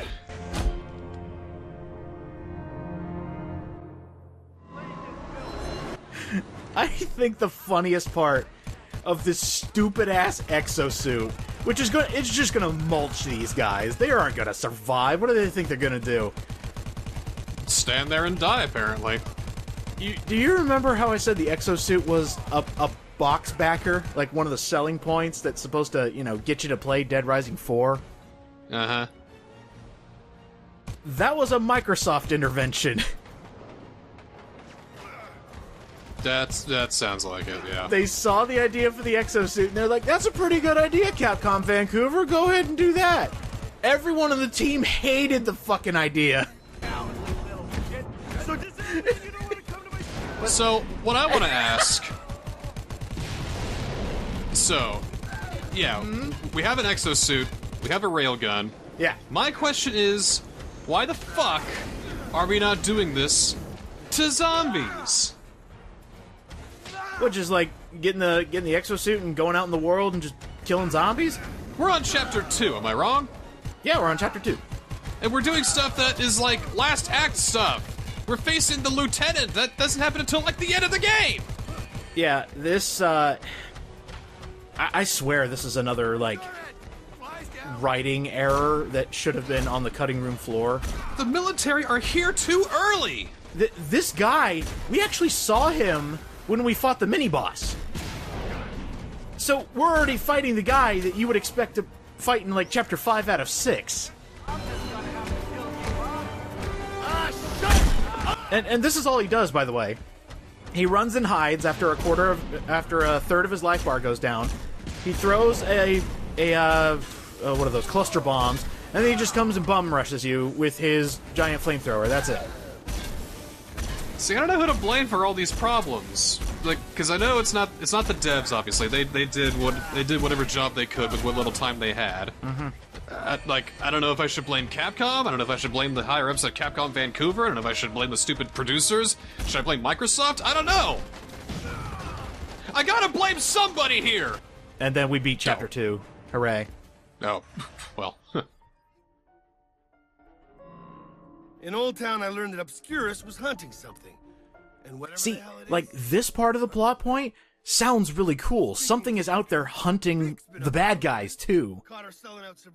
So that might have been just shoehorned in from when they had the idea of the serial killers? It could have been that. He takes the cake. Ex-dairy farmer turned fascist. Yeah, we're BFFs now. Yeah, BFFs. That's right. Yeah, key to the dam. That's where I'm... Wait, he did the same joke twice? I didn't even recognize that when I recorded this.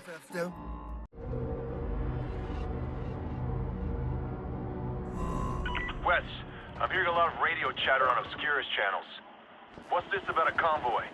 Obscurus caught the monster and they're moving it by truck. I'm going after him. Oh, come on! I'm in the middle of radio chatter. Why do you gotta tackle me? I think Calder might be the monster's name. That sounds like a man, not a monster. I'll look into it.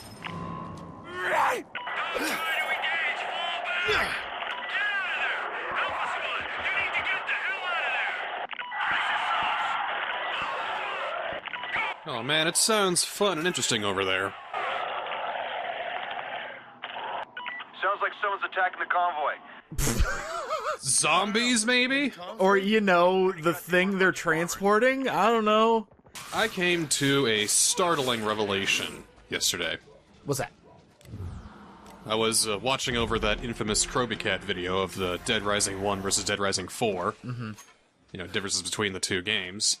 And it hit me. Dead Rising 1 and 2 and 3 are sandbox games. What? This is not a sandbox game. It is an action game. Oh my. What? The hell? Bullshit! You cannot have an exosuit on and ride in vehicles. Bullshit! Alright. And that is proof that it is a generic action game. Because it doesn't give you as much freedom. It doesn't have as many things to do. Well, they kind of just drop you into Willamette and get... Well, I guess I'm not going with my ATV. Alright, bye. But yeah, they just drop you into the city and into the mall, and they just have things strewn everywhere.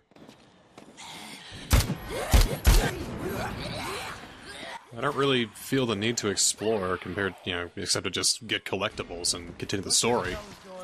Right. But I don't feel like the need of, oh, what's over there? Because probably nothing. And without the time limit, this is something I also realized while playing through it, there really isn't much urgency to continue the story. I mean, that's why Dead Rising 1 through 3 had a time limit, is because things were happening in semi-real time.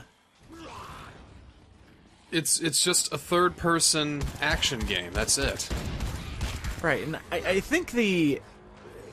what the newer directors, when they came in to take over for the people who either left or got laid off by their Capcom masters, I don't think they realized what the first game set out to do, because this was the mission statement for Dead Rising 1 when it was still being made by Capcom Japan. Sure do love the smell of burning corpses. The idea was, let's put the player in a huge arena with a bunch of zombies, give them a bunch of toys to play with, and see what stupid shit they can come up with.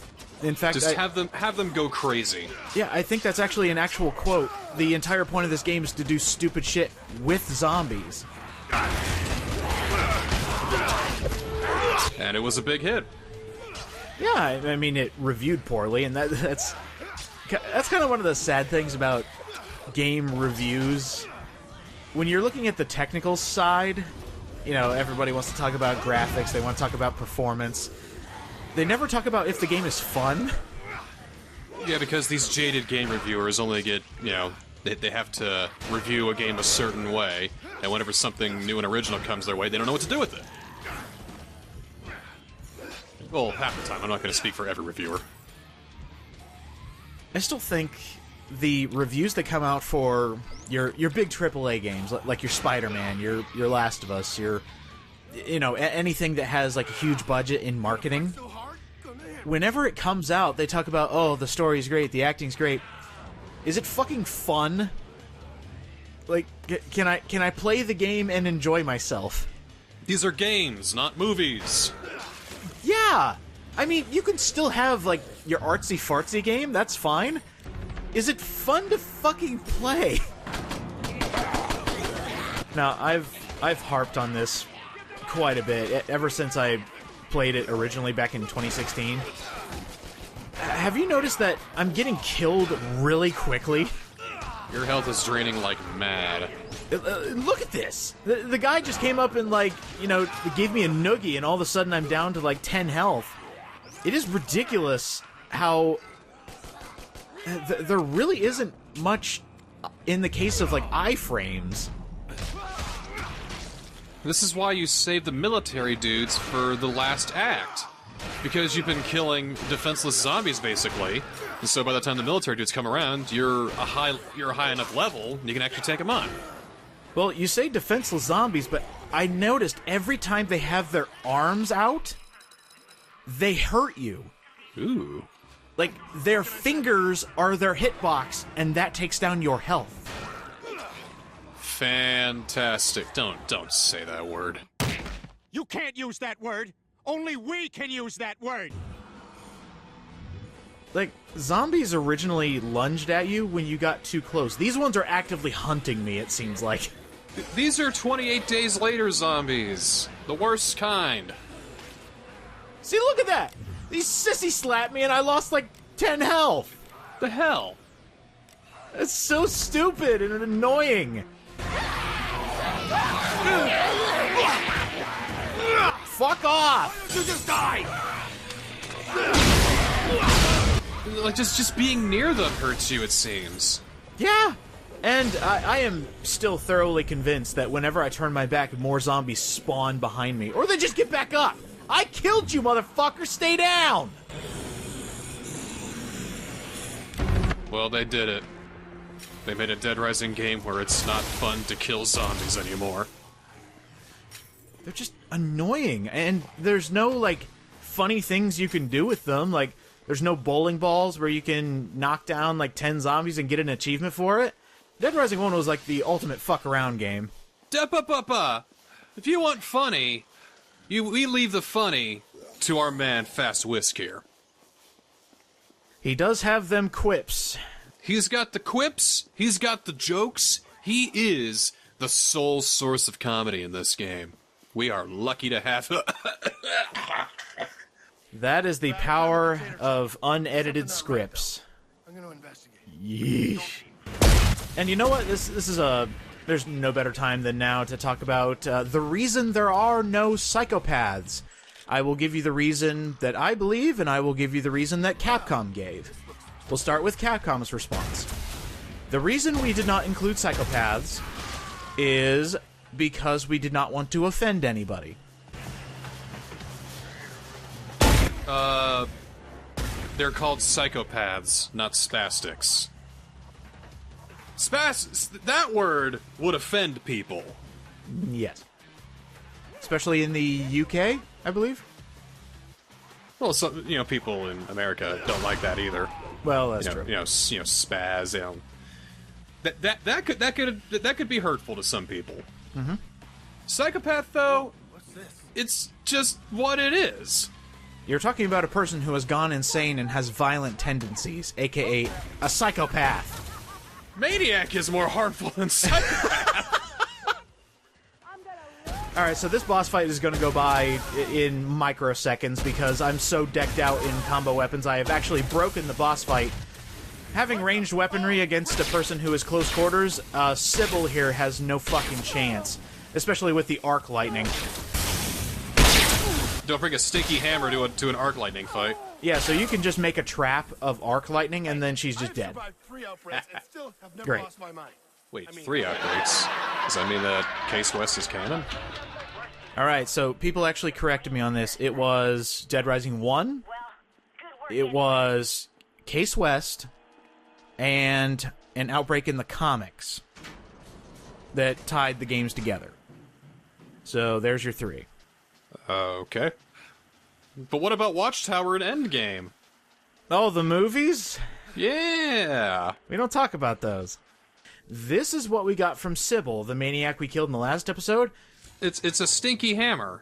It is literally a hammer infused with acid. Oh, it's acid. It looks like it smells like pig shit.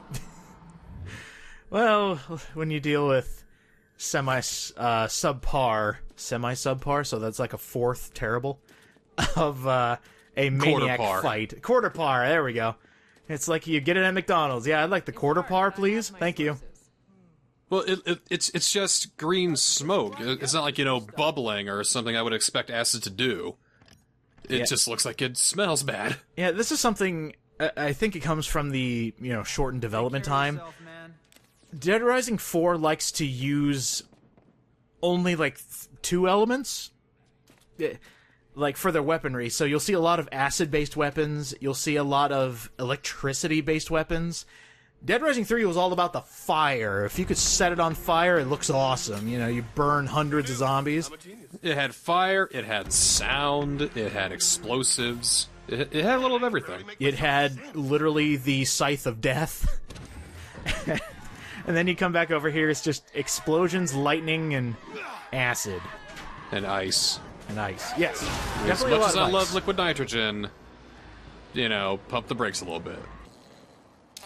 Oh. Got more hanging soldiers. Well, look at this.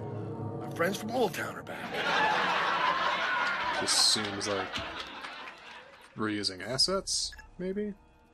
Maybe, but I would like to think that whatever this is that's killing soldiers is actually an interior decorator, or used to be. I don't know if this thing is zombified or not, but, you know, these soldiers would look pretty good in just like this ooh-woo shape here. That looks pretty good.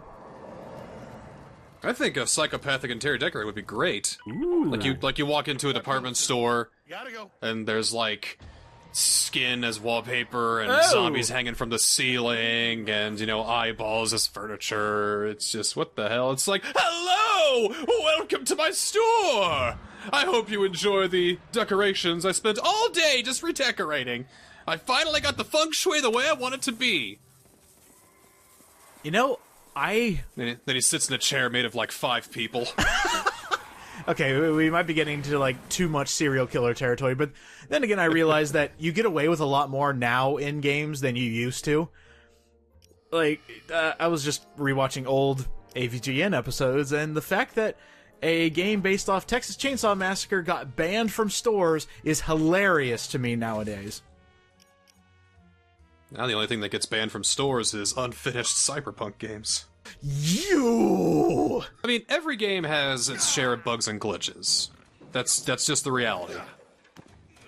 But I think the difference is, how game-breaking is it? How easy is it to fix it?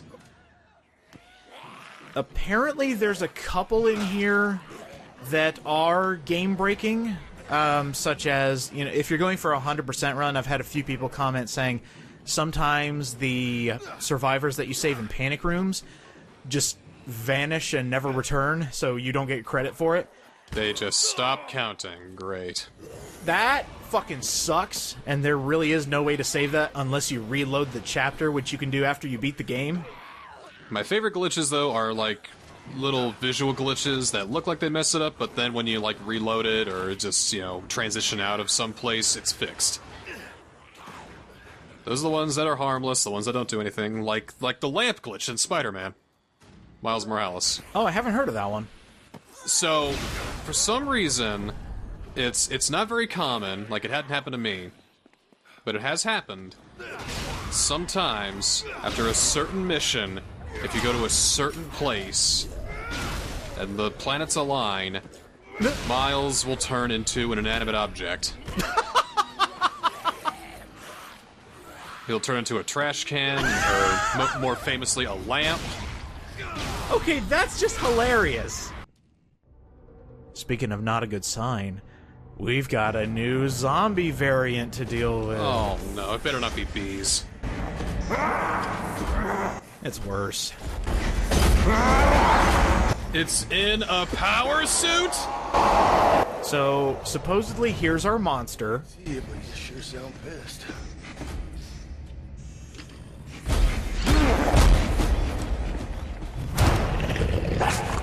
Here he is. Hey, It's got green eyes.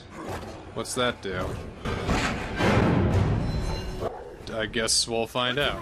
Oh, hi, new zombie. Super weird zombie. So these ones are faster. They jump, they attack, they dodge attacks. And, you know, they can just climb on walls. Why not? Oh, no. This isn't fun. This is not fun! I've had fun! This isn't it! Ah! This was another Microsoft decision. Allegedly. What, make harder, unfun, annoying zombies? Microsoft saw this and was like, yeah, these are pretty cool, keep them in. They fucking suck, Microsoft! Have you ever played a video game before? I don't want to fight a monster that can jump on walls, unless that's the main mechanic of the game. You idiot! Huh.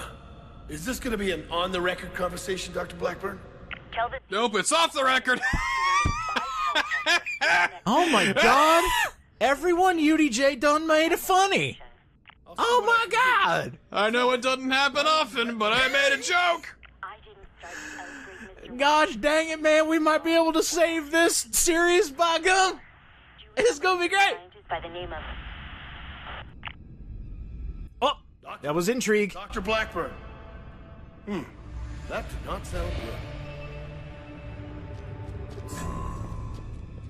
Hey, Capcom, thank you for this. This right here. This one thing right here. Thank fucking Lord, we're going straight back to the mall in a screen transition. That's nice.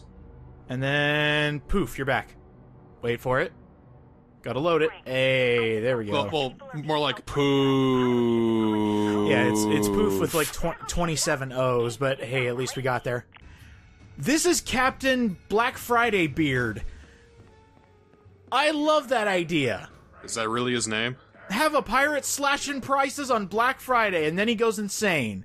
Fucking genius. He doesn't allow vandalizers in his store.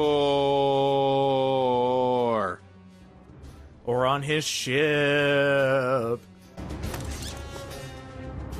Does this make my face look fat?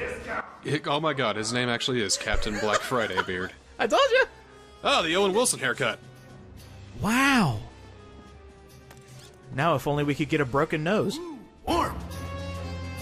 Ah, Shanghai Noon. Hey, there we go. Now I'm a pirate. It's time to go plunder some booty. How about it? Ew. What?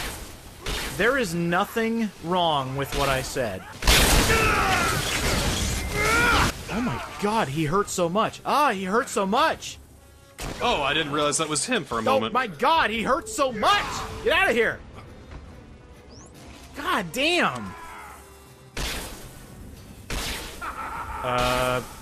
Hello? Hello? Oh, well, there he goes. Okay. Let me make some notes here. I may walk the plank, but I'll never walk up these stairs. See, they could have done so much more with this, and actually, the AI bugged. There were supposed to be more guys in shark suits that were supposed to come help Captain Black Friday Beard. And, you know, he also had a survivor hostage, but you won't know that until you actually come to the fighting arena. But if there was a cutscene solidifying that he had a hostage, you would have been like, oh, shoot, I think we should save this guy. And then there's also an exosuit up here, and this is probably... This is amazing. Let's just pick up the cannon. Why not? It's the most wonderful time of the year. Mid-March? Oh god, no! My scheduling! Ah! That's my favorite time of the year. I have a feeling this episode's coming out after Christmas, so hope you guys had a wonderful holiday. I spent it playing Dead Rising 4. Yay! Now, we're heading towards the next part of the plot, but I figured we'd make a couple pit stops and grab some pretty great combo weapons. Oh! Really? 30 blueprints. Alright. Alright. So, taking a snow cone maker and fitting it with technology gives you the ice chain gun. Cool.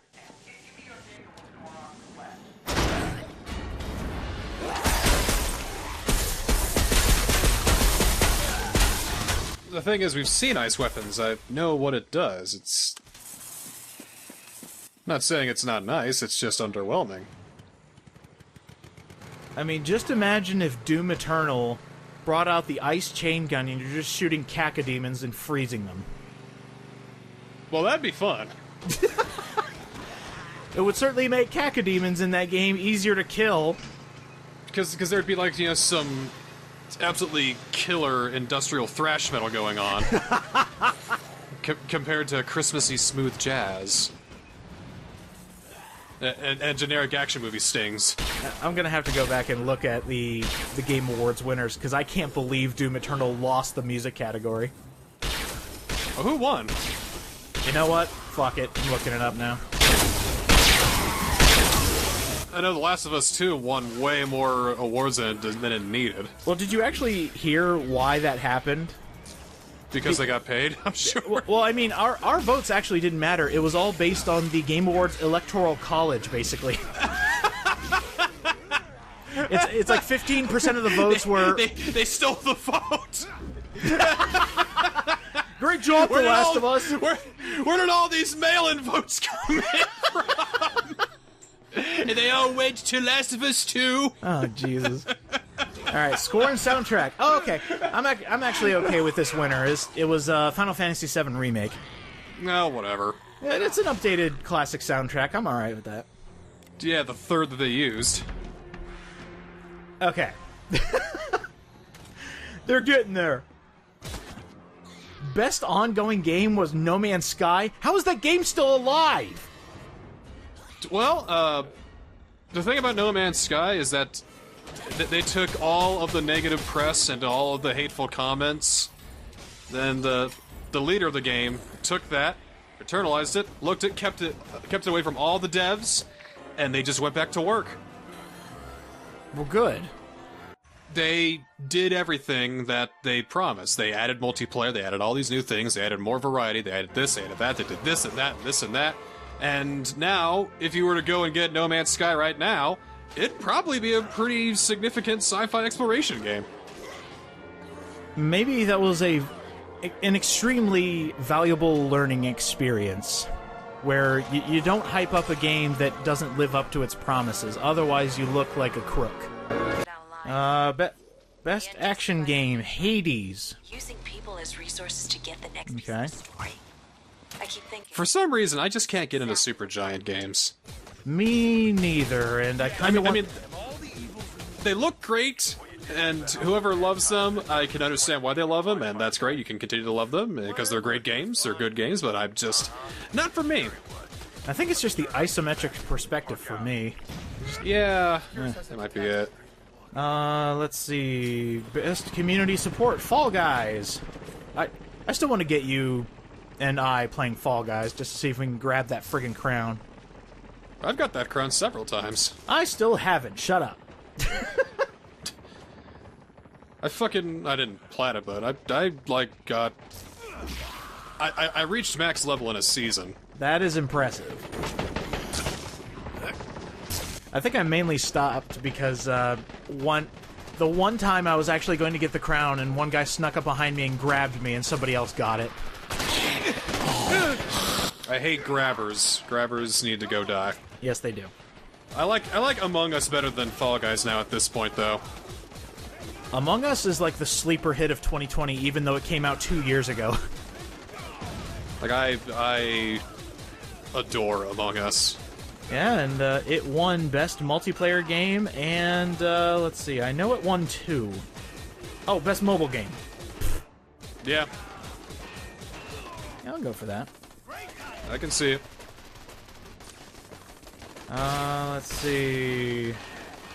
Best Sports and Racing Game was the Tony Hawk remake?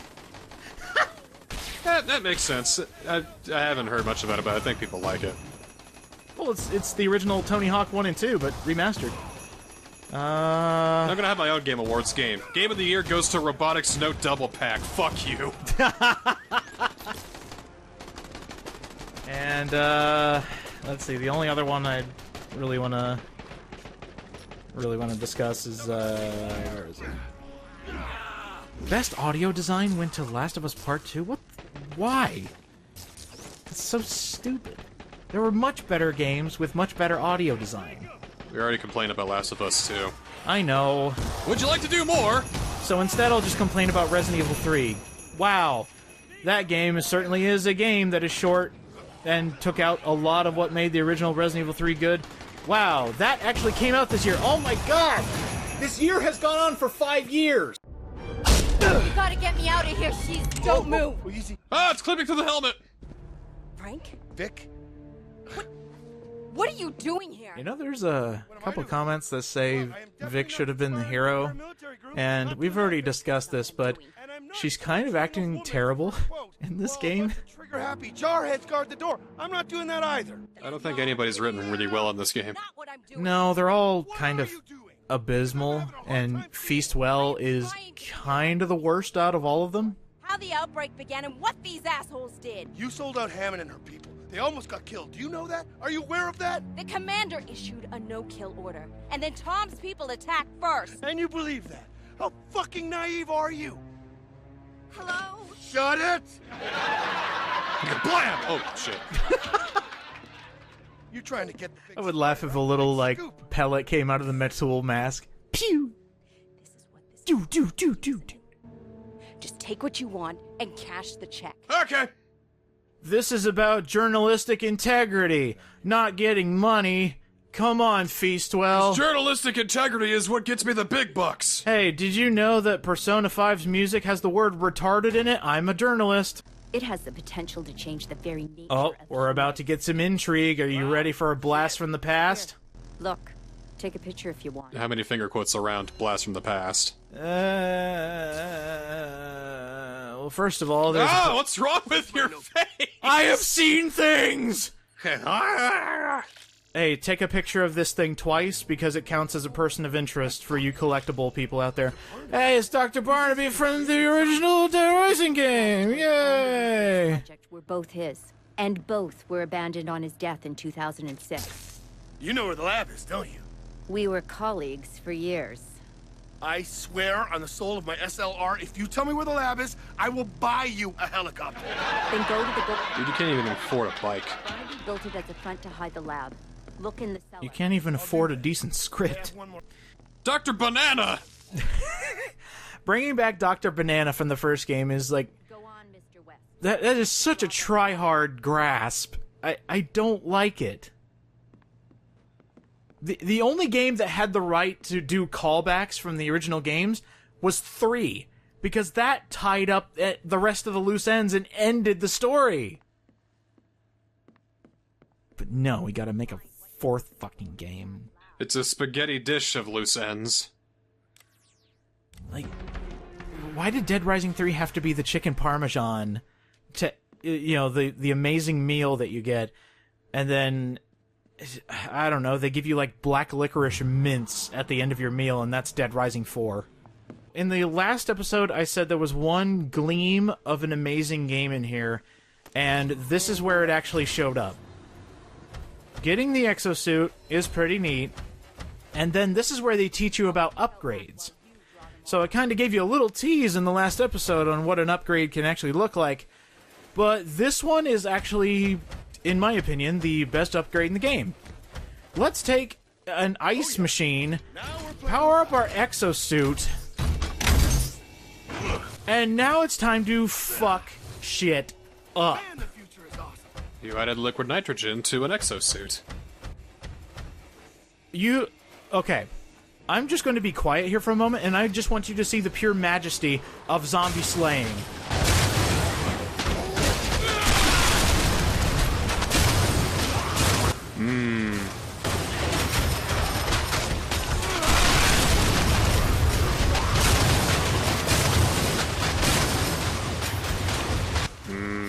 Not only is it clipping the audio and it's really loud, this is like the most powerful I have ever felt in this stupid game.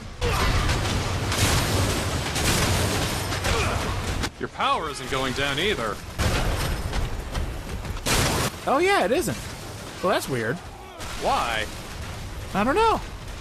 Maybe it's because it's story? Because, like, all these zombies appeared after we made a commotion in the house? I guess they're just like, hey, here's a section where you could just power up your exosuit and have fun, go nuts. 1,000 kill streak. Somebody got Dead Rising 3 in my Dead Rising 4. Even with Godnick, I think the highest my kill count ever got to was about 600. Now, you can, of course, never replicate this again, can you? There are still power-ups around the world right next to exosuits, but the amount of zombies drops dramatically as soon as you get out of this complex. I just feel like you can never do this again. Brad, headed to the winery. Like this is all. It's all fleeting. You can never replicate this in your downtime. Not these specific numbers. I mean, you can still get the ice power-up, but 1,900 zombies. So you can expend all of the power on, like, 6 zombies. Yeah, it's gonna look more like this. Yep. Can you hit 2,000? Oh, let's see. Will he hit 2,000? Oh, come on, baby. 2,000. Yeah! Boom! I went up like 3 levels going from the house to here. That's insane. So, the streak is gone. Damn it. Well, I mean, that was fun, and yeah, you totally called it. That was only for that one specific segment, and now my power is going down. I remember when we got that insane 500 or 600 streak in Dead Rising 3. I forgot what weapon it was, but just the sheer joy. Because it wasn't a story section, it was something that we did on our own time! It made it more special, you know? Yep. Like, grinding in Dead Rising 3 is more fun than being overpowered in Dead Rising 4. I mean, not that I don't love this. This is incredible and fun and awesome and all that, but the fact that it's just a scripted story moment just kind of doesn't make it feel as special. I mean, this is a great idea, Capcom. If you're giving us an upgraded... If you're giving us a power suit, let us upgrade the fucker and let us rain absolute chaos down in the world. But I think the funniest part is, you can still break this thing by getting into a car. Oh, there goes ultimate power. I've told you about the one kid who keeps, like, challenging me to 100% the Assassin's Creed games, right? Why? Okay. No! Okay, so this individual has sent me 2 messages, and both of them are, like, condescending as fuck. The first one is, "Hey, Niskel, I have a proposition for you. If you 100% Let's Play all the Assassin's Creed games, I'll give you a cheat on how to beat a boss in Borderlands 3. What? Well, it's clear. Why didn't you take the deal? Because I haven't played Borderlands 3. I haven't even beat the second one yet. I haven't even played any of them. But the other one, it was actually, like, calling me out. They said, so, you know there's a PS5 right now, right? Well, there might be a PS6, and I bet you can't 100% all the Assassin's Creed games by the time PS6 comes out. Wait, wasn't it, you know, do you think there's going to be a PS6? If you're wrong, you got to do it all, but if there is, oh, you gotta... right. I actually saved that one. Something it's like I tried to think of something witty to say back when I saw that tweet. I'm just like, what? I got nothing. It was just so baffling. Mm-hmm.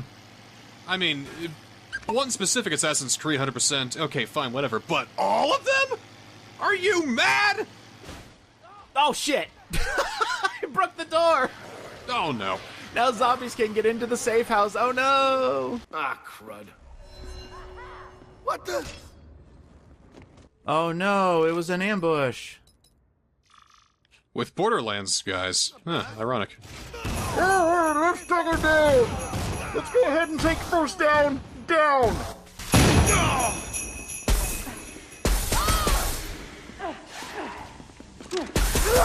Come and get it! Come and get it? This seems like a challenge. You want some of this? So why are they after you? I may have lost some. I may have forgotten some things, or. Well, the side mission is a guy was how do I say this? Tom might be a terrible person, So, one of the survivors living at his farm made a deal, or, you know, in cahoots with another survivor to go out and, like, try to find another safe spot. Well, that survivor got jumped by hostile survivors, and we just need to give a status report of the guy that died to the guy who lived. Yeah, I still got nothing. You have the side stories, but you won't have the Super Dead Rising 3. Which still baffles me as to why they can't have the amazing super fun mode, but they can have the boring side missions mode. Shrug. Whatever. I don't know. Capcom makes weird decisions. Yeah, they do sometimes, and that's sort of why I love them. Mm-hmm. I mean, when they really screw the pooch, then you can point and laugh at them, but some small decisions, like not including a DLC mode, that's just like, well, alright. You know, I'll take some baffling decisions that make you just go, oh, Capcom, what were you thinking, you silly gooses, you? Compared to, you know, oh my god, this is an evil company. What are they doing to these people? Alright, I hate to bring it up again, but it's astounding to me, but you know how some companies, they do, like, shady shit the entirety of a year, and then you take a look back and it's like, wow, they had a really crap year? Yeah? CD Projekt Red had one of the shittiest weeks of their entire year.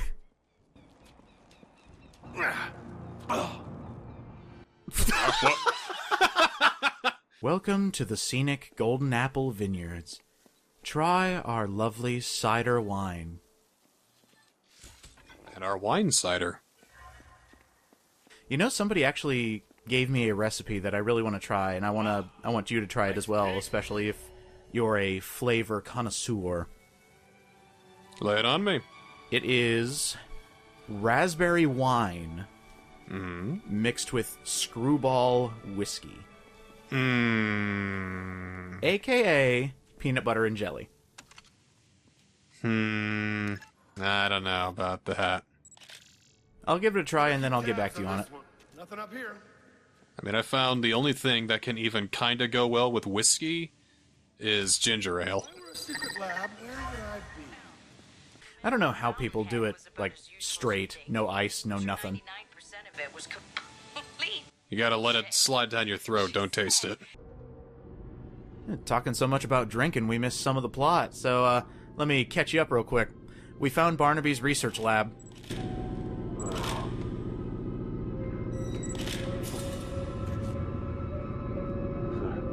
I'd get out of that. I'd get out of that. I'd get out of that. It's gonna close on you. I'd get out of that. Oh. And I kind of like how this is the chapter ends. Did he just push the button? Yep.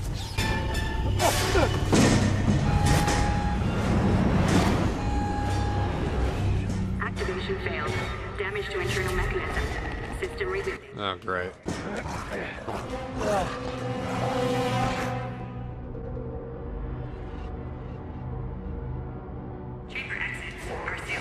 You know, First Down, I really do wish they had an editor in the writing room, because then we wouldn't have redundant statements like you saying, well, shit, 3 times in a row in one set of statements. Look, the minimap!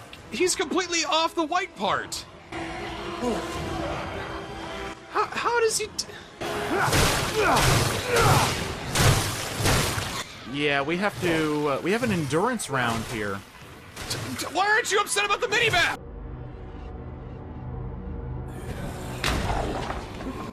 Ooh. Was that you, or...? No, that was the game. The black screen wasn't supposed to load that quickly. Yeah, those zombies right there are now regular enemies. They're bad. The super zombies designed in this game are horrible. Calder. I don't know what it is. Big, that's for sure. And it's got friends. He's just always out of breath. Kind of new zombie, smart zombie, murder zombie? I don't know. The zombies are always after him, man. He's always running for his life. You know, if he's always got this, terrible sense of humor and out-of-breath kind of delivery. I wonder how Hank East performs on RateMyProfessor.com. Basically invented zombieism, died years back in the original... He's about a C-. I mean, he gave me a good grade, but, you know, it was really hard to listen to his classes. Secret lab up at the Golden Apple Winery. I checked it out. I don't even know what he teaches. Well, photography and wiseassery. Basically, I got nothing for it. Obscurus had already taken all of Barnaby's files. Whatever he was working on, Obscurus wanted it bad. Real bad. And that means it's gotta be real. That's a pogger's face. That means it's real bad then, if they wanted it real bad. But, you know, but whatever. What if they wanted it really, really, really bad? Then they should want it better. Welcome back to Dead Rising 4. I need to get Barnaby's research back from Obscurus. Well, you don't really have to. I mean, there's no rush, because there's no time limit. Hammond, it's Frank West. Yeah, look, I need your help breaking into the Obscurus base. We can just leisurely take all the time we want. I mean, it's a new year, it's a new us. Let's just sit back and relax, you know? Yeah. I'm off the radar. Talk later. Wait, which house? Hammond. Oh, great. Looks like I'll be knocking on some doors. Oh yeah, Hammond's a person that's in this game. But he's dead. She's dead. Not dead. She's alive. You remember the woman with the key to the city? Oh, right. Yeah, that's Hammond. So, allow me to make my first addendum, speaking of health. I can't believe I didn't notice this looking back at all the footage, but the reason there is a separate inventory for healing items and you can't see what they are anymore is because every healing item heals the exact same amount. I was worried about that. So now you no longer have to worry about what you pick up because they all heal, by default, 200 health. Also, it's easier to program and it saves time, so yes, it does. Yeah, don't look behind the curtain. There's a guy back there and he's making all the buttons work. So we're about to jump into a new Maniac fight, but it is so lackluster and silly. Because I actually like this setup. You have a high school or a junior high... Well, I guess it would be high school, otherwise we'd be killing kids. We have a high school football team that has gone insane. And the Grim Gobbler is the main maniac we need to take out. He's the guy in the mascot uniform. End zone, boys! You're gonna take... I barely noticed him. Because there's no presence. The only thing you get is, like... Okay, let me give you some perspective.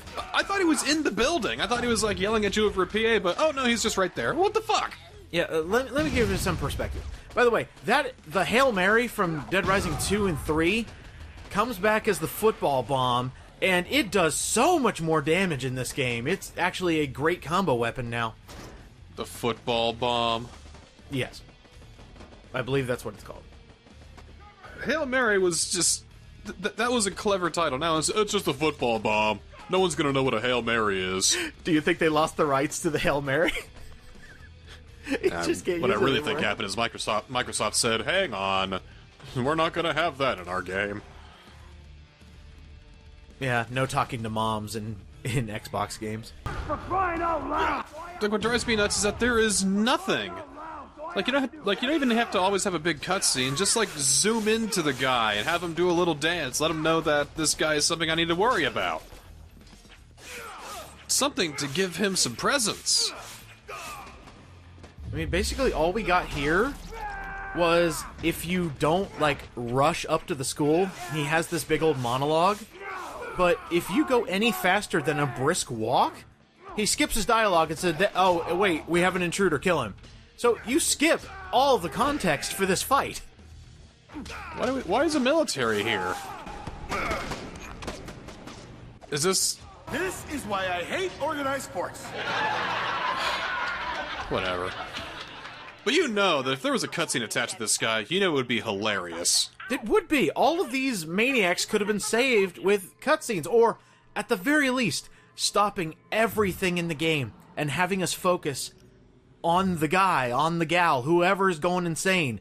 Focusing on them... By the way, this guy's AI is bugged. Yeah, just having more focus would save a lot of stuff. every time Fist Wrist goes into a house, I want you to see if you can identify how quickly the game is actually creating the world behind the door. Oh no. It can't handle the open world aspect, can it? Picture this. Every time you open a door, the game is, as quickly as it can, creating the model for the inside of the house.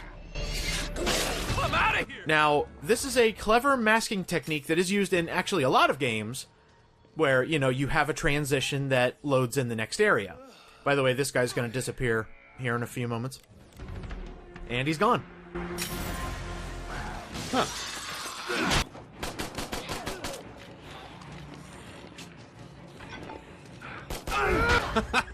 Yeah. I saw a little bit of the eye. Oh yeah. We're going to be seeing a bit of that because it also does it in cutscenes. Every cutscene's is in engine. It's not pre-render. Okay, let's look through the door. Oh, there we go. And let there be light. All the cutscenes are in engine, so that saves on a bit of time, and you don't have to make pre-render cutscenes, which means everything that happens through costumes, through anything like that, it all translates over to the cutscenes, which is pretty nice. I heard Lynch amputated the LC with one blow. Let's check it out. Way to go. Were you guys just constantly shooting? Yes. There are soldiers that are so bugged that even when there are no targets, they will continuously shoot their infinite guns. America, right?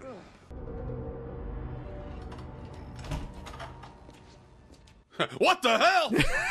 Blam, blam, blam, blam, blam. Tom blamed me for the raid, even though he knew it wasn't our fault. He's insane. Uh-oh. Locked people in the cellar. The Hill Jack has gone insane. Put people on trial like he's Henry VIII. Aww. Rumors of people disappearing without a trace. What are you gonna do? I'm gonna kill him. And I'm hoping he's gonna help. Surprise.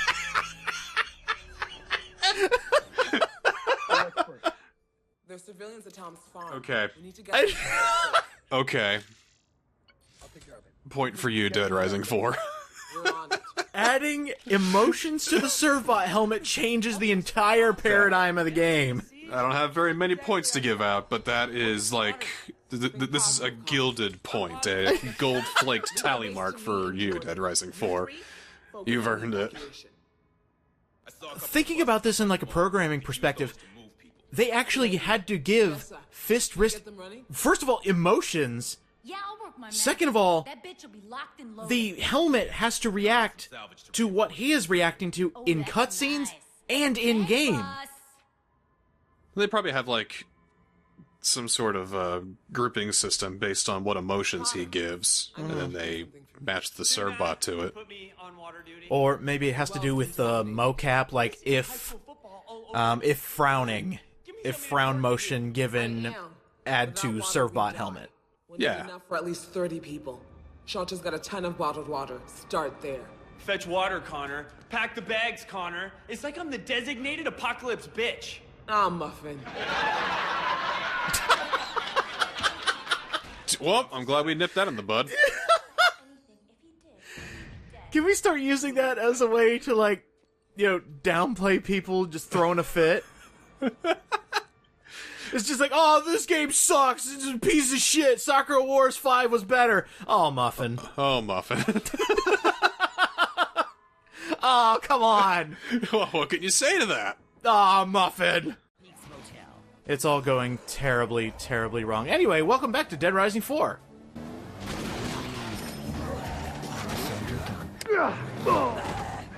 Did you tuck and roll from the back seat? It looked like it. Oh, wow. Gandalf. Gandalf. I still like it. I still enjoy these combo weapon names.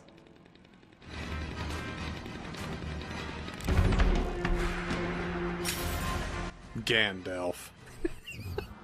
It gets worse. And by worse, I mean so much better. What, where you just put a bunch of sex toys on some boxing gloves and call it Dildo Baggins? Oh, please don't get my hopes up for the non-existent Dead Rising 5. What? What the hell was that? What the come on! So that fire Santa I let loose in the house, it is pointing towards the wall, which means it is coming through the wall.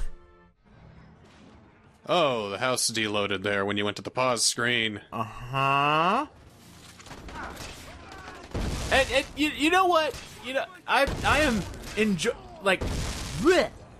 This series more than any other series, I have actually been enjoying seeing people's like input on the game. The fact that people have bought the game because they had nothing better to do. And one comment just screamed logic to me in this game without logic. By the way, I'm going through the container. They said, why is Fiwi allowed to create combo vehicles? That makes no sense. He was barely able to make them in Off the Record, and Nick Ramos was a mechanic. So it made sense.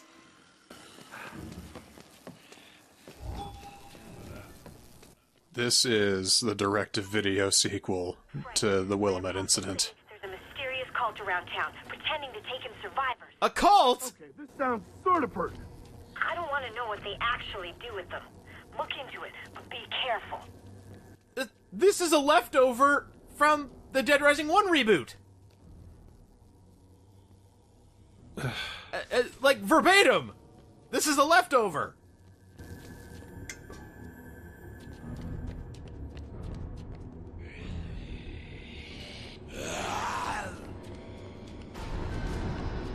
What? Oh, can't defeat the maniacs anymore. What do you mean I failed? What happened? I didn't go there fast enough? What the fuck happened? I thought there wasn't a time limit. I thought I could explore, take my time. That's what they wanted, right? Oh, wait, fooled you. Mission's back. Is it because you left the mission and the mission thought you weren't doing it anymore? Possibly. By the way, these cultists have the exact same attack patterns as Dead Rising 1. They're suicide bombers if you let them. An explosive! He just gets right back up! It didn't kill a suicide bomber! What the fuck? We're not at a very high level either, only 50. How am I this weak? How are people not blowing up when I shoot them with explosives? He brushed off flaming nails! I am now angry! How stupid is this game? Oh, Muffin. I will smell your blood for the future. Have you gone back? And that's the exact model of Sean, the cultist leader. That's Fiwi with the quips. Have you gone batshit? Oh, you're gonna love his quip after you kill this guy. Forget it, run! Nobody does crazy like Willamette.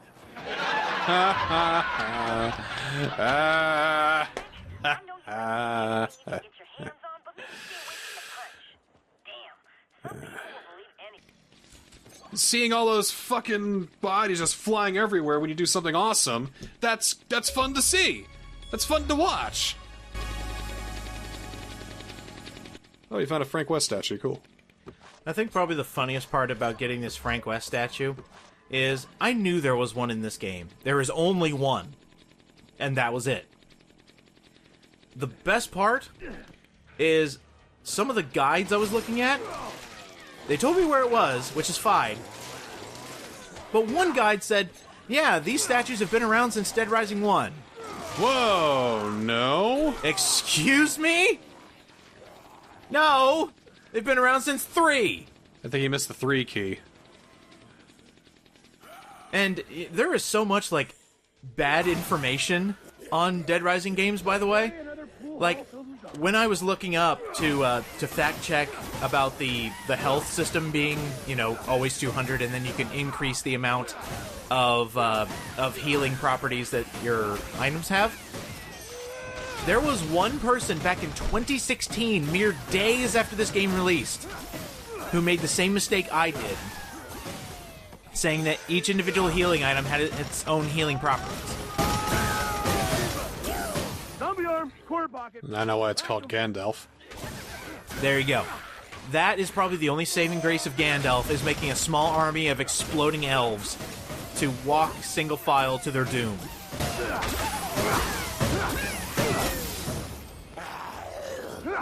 These combo weapons suck.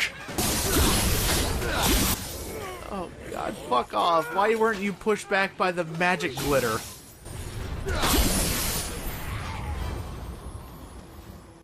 Can I just go back to my zombie fuck around game, give myself a bowling ball and roll a strike and get an achievement for it? No, you gotta go to the story. You gotta get all the collectibles. You don't need to worry about the fun. The devs have crafted the fun for you. You don't need to find your own fun. We have our own Club Crackers form of fun for you. Oh god. To be a fly on the wall during this development cycle and seeing every programmer just with their head in their hands the entire time. It almost feels like they're trying to streamline the series. If it wasn't for the fact it was so badly rushed, I think I'd say they're trying to go for streamlining, but it didn't work. Well, just imagine if they were given more time allotted. Because during game development, especially when you're, going between two different studios, aka Microsoft and Capcom, and as well as Capcom Japan, so that's technically 3 that you're going in between just to get this game out there. Not to mention the brain children who are heading Capcom Vancouver right now. You know, those guys. Yes. So you have a bunch of different people taking a piece of the exact same pie that you're trying to put together. Oh my god, get off me. Stop doing that! There are so many working parts, and it must be a goddamn nightmare to work in game development, especially nowadays, where if one thing doesn't work, especially on release day, that's possibly your job lost. Or, hey, even if you sold, the best game in the whole damn universe, your job's probably still is gone. So, to see this, and then the eventual studio shutdown in 2018, I believe, I feel so bad. But at the same time, I'm losing my goddamn mind. Well, I think Capcom is also good at shuttering studios, to be kind of morbid about it. There have been a lot of Capcom subsidiaries that have made out a crappy or otherwise lackluster product and have been either completely shuttered or dissolved back into Capcom. Like Capcom Studio 8, Flagship, Clover Studios. I'm just realizing how many of my favorite games are from Capcom, but how many of them have been shit. It's like they make a new studio saying they're going to make these kinds of games, and when it stops being profitable, they go, never mind, we'll take them back. But we still have the good memories with those amazing games. We still have Okami being re-released to this day. Well, yeah, because, the game's already done. They've already made, their money back from that failure. So as long as they have the rights, they can just re-release all they want and finally get some money off of it. Just for the record, this may be my last. I mean, if that rumor about a second Ace Attorney trilogy coming out, they re-release all the ones that were exclusive to Nintendo handhelds, I'll buy it again. Sure. Ugh. And then you give me this. I need to take some notes. It's like a turd in my slipper. How could you? I mean, maybe I've been having false fun with quarantine brain. Just be going, I'm having a great time. A little bit of drool comes out my mouth as I play through another 3 hours of this fucking game. Ugh. But there's something there. I know there's something there. And, when I picked up Gandalf, I smiled a little bit. I picked up the magic wand, I was like, okay, we're doing this now. My emotions are all over the place with this game.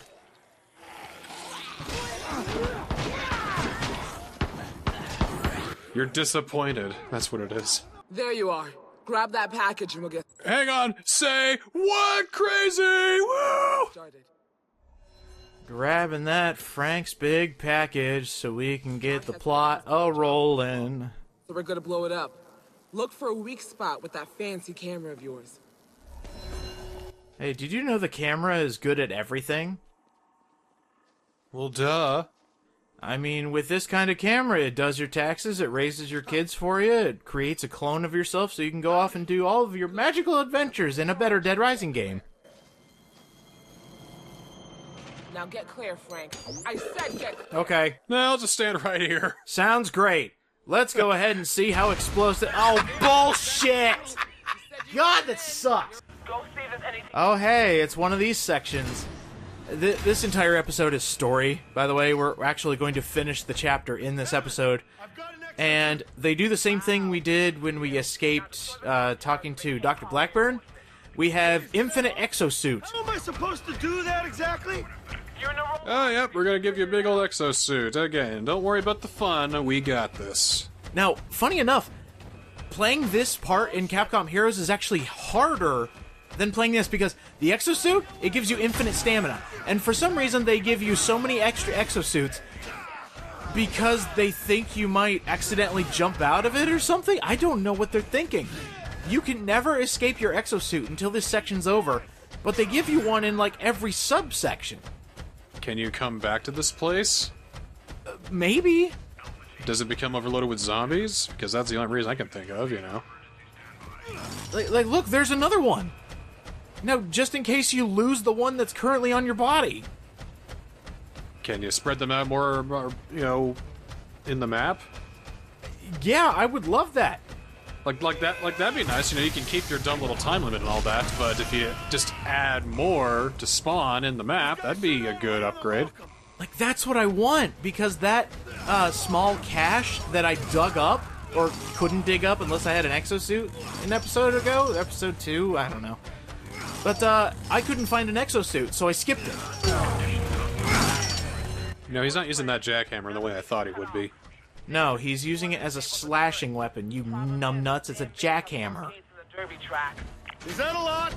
Once you're through, take out the turn control. I think I found another problem. All these weapons handle the same because they're used the same. And who invited you?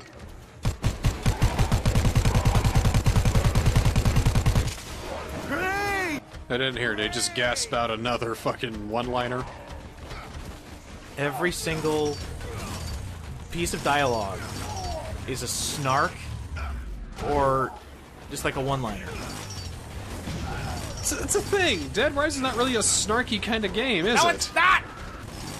We've even discussed this. Maybe a few sarcastic eye rolls to camera, but nothing in terms of, you know, it's like we're dealing with Bubsy here. Oh no! Flopwater's the new Bubsy! God, what could possibly go wrong? No!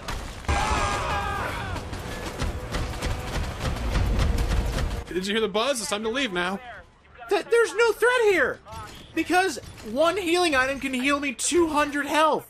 And if I've upgraded my health upgrade, like in the pause menu, I would be healed for like 300, 400. I can't be stopped. I'm so bored for being this semi-overpowered. Because it doesn't feel good. Like, this is okay. It's a new power-up we haven't seen yet. And you shoot rockets. Like, why? Yeah, you shoot the rockets, though. You're leaving yourself open to get grabbed by everything. The zombies are coming in with their little fingies, and they're just tapping me a little bit, and I'm getting hurt by that.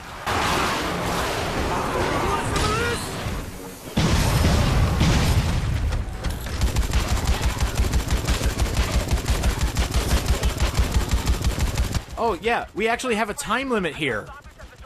I completely forgot about that. A time limit? I thought we didn't have a time limit.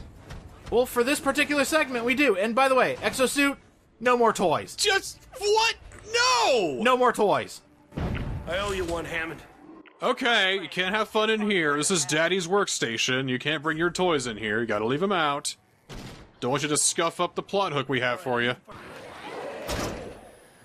You know, I came up with a theory the other day while I was recording this. This game takes up too much space in our minds. It does. I think about this game all the time because I actually cannot believe it exists. But, oh my god, the hatchet's not even the right... It doesn't fit! Oh my god! No! Oh, come on! Put it at an angle, you morons! That's just sloppy, man. That's just I'm too lazy to give a care. I don't know if it's the dev or the... I don't know who to blame. Here was my thought the other day. You played and beat Metal Gear Solid 5 in its entirety. Yes. You know how a lot of cutscenes got relegated to codec calls? That was 2. Well, some of it also happened with 5, I believe. Like, there were certain audio logs with Skullface that were, instead of cutscenes, they were relegated to codec calls. Yeah, they had to cut back a lot because there was like a whole third act that never made it. Whew, that was a bad loading zone. Ugh. So, I started thinking about that point in particular. That definitely happened in this game. Almost certainly, they had plenty of cutscenes all planned out, and they had to get cut, and they kept the audio. Which, you know, it is what it is. Yeah.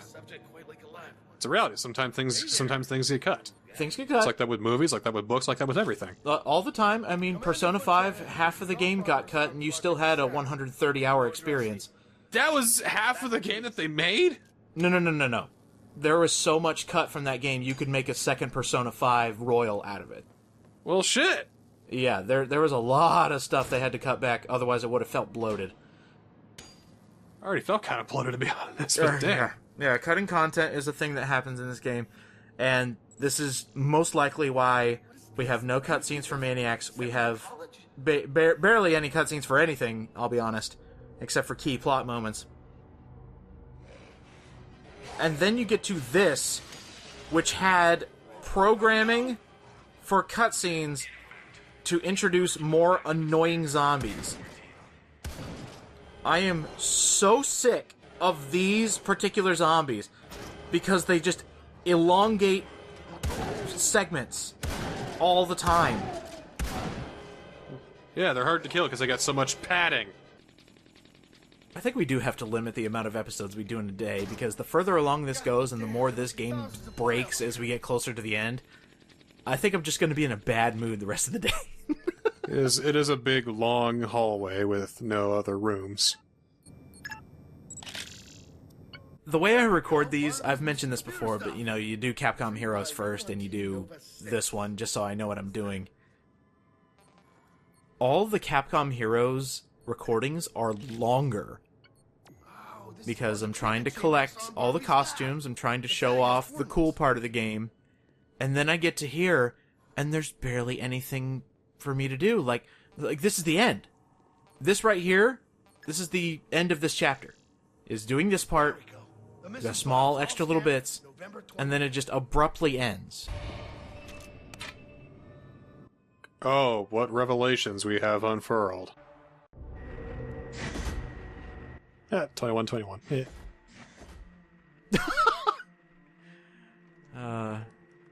This will be my year when this game finally ends. Barnaby was a mouse! Hi, mouse. No! Wow. This game sucks! What an asshole. He got in my way. He got in my way?!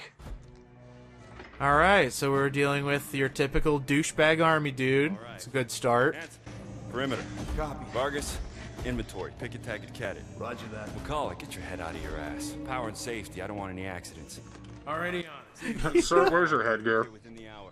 I want this place mapped out, you hear me? I know it's army jargon, but pick it, tag it, cat it just sounds like they're gonna pick up a kitten after this.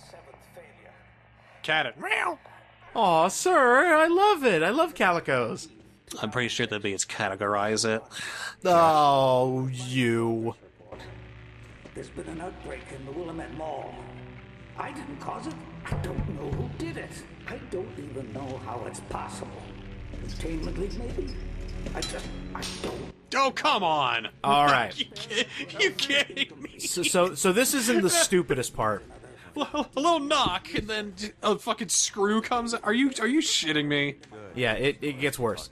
His light little knock on the jar is what causes this whole thing. Yeah, so they are downloading all of Barnaby's research on zombieism. Basically, Barnaby is working on a way to keep people alive. Right. Forever, if they wanted to.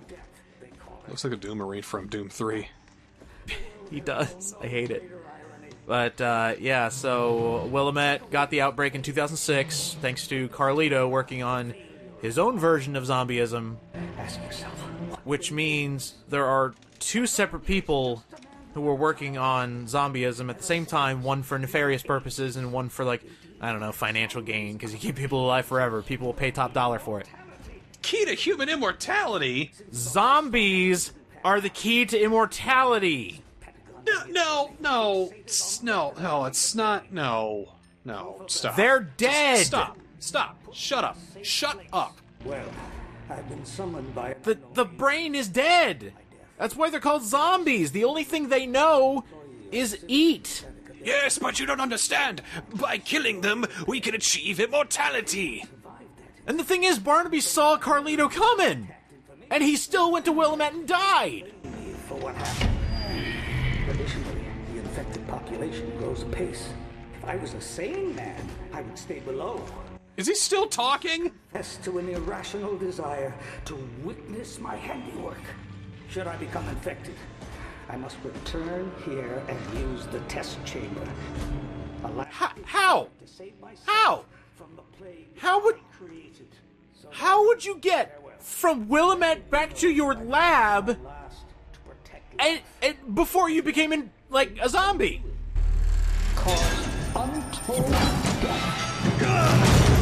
This is quickly becoming into a Half-Life spinoff. And then, you know, the bees. The bees have been released, so an outbreak has started.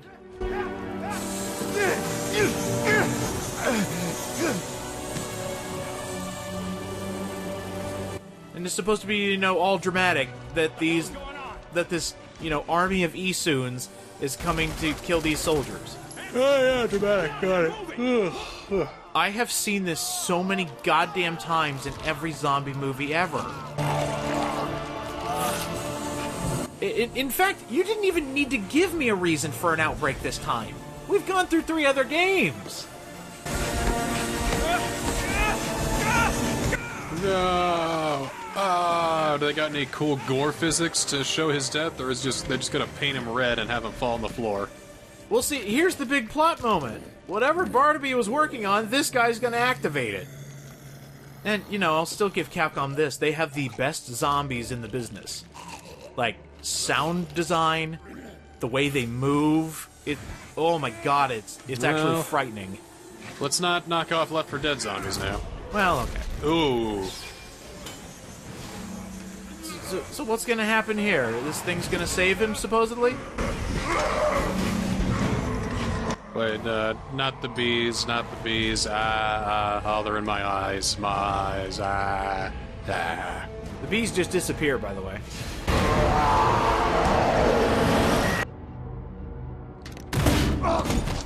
Oh, hey, she's here. Imagine that. That's a lot of steps. That's really not a lot of steps. It's authorizing your press pass. I know what you're trying to do.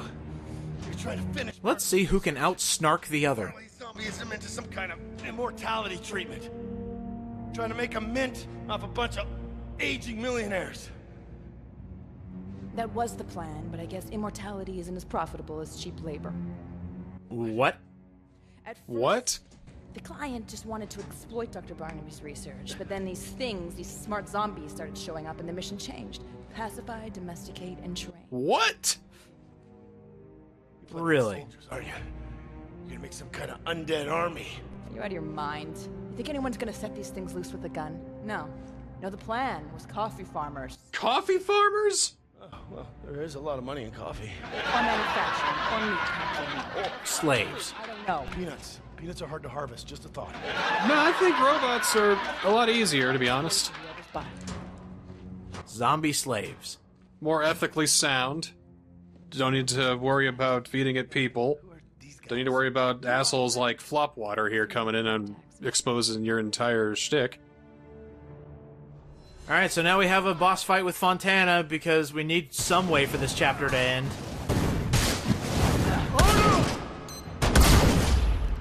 Oh hey, it's a good thing the flashbang grenades don't do diddly dick.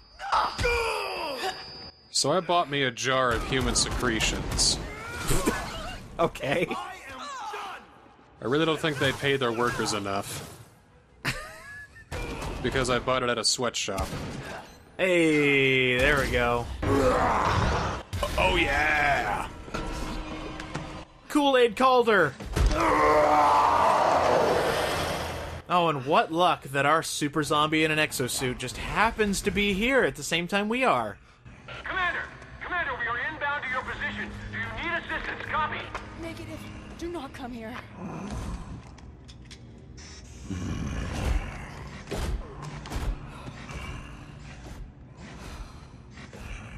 So what I'm watching is the combination of Mega Man and Resident Evil. The fighting zombie! Calder Man!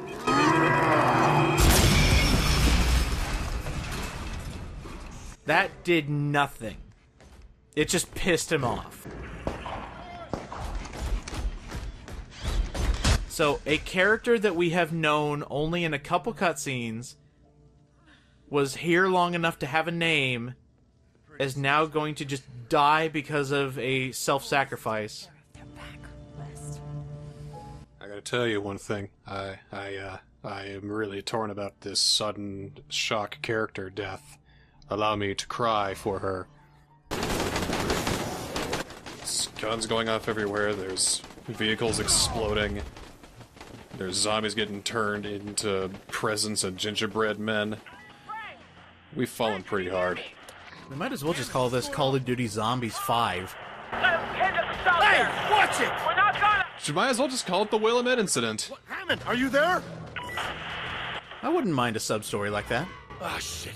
Keep it together, Hammond. I'm not gonna leave you. I don't think there'd be that much rejection for this game if it was just a side story, but no, it is a numbered sequel. Every time I say it, I just can't wrap my head around it. This is a numbered sequel. This is a numbered sequel in the same way that Dead Rising 2 Off the Record is a numbered sequel. People just kind of accept it.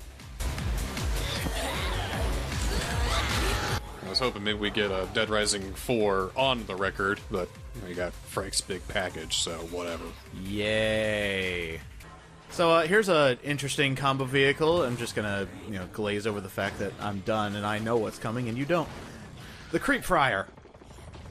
The Creep Fryer. Yeah, the camera broke. Oops. It keeps wanting to put me down below the car, and if I go at a certain threshold with the camera, it goes straight back down into the floor. So we've had our typical combo weapons and vehicles. We've had our that's actually kind of cool kind of vehicles, but this is a stretch. This is a big stretch.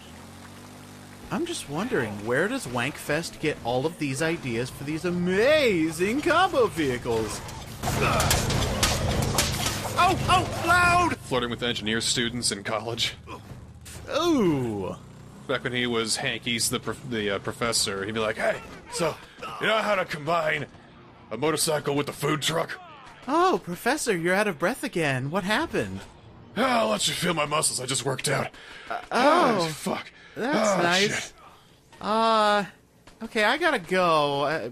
My next class is starting. It's a Saturday.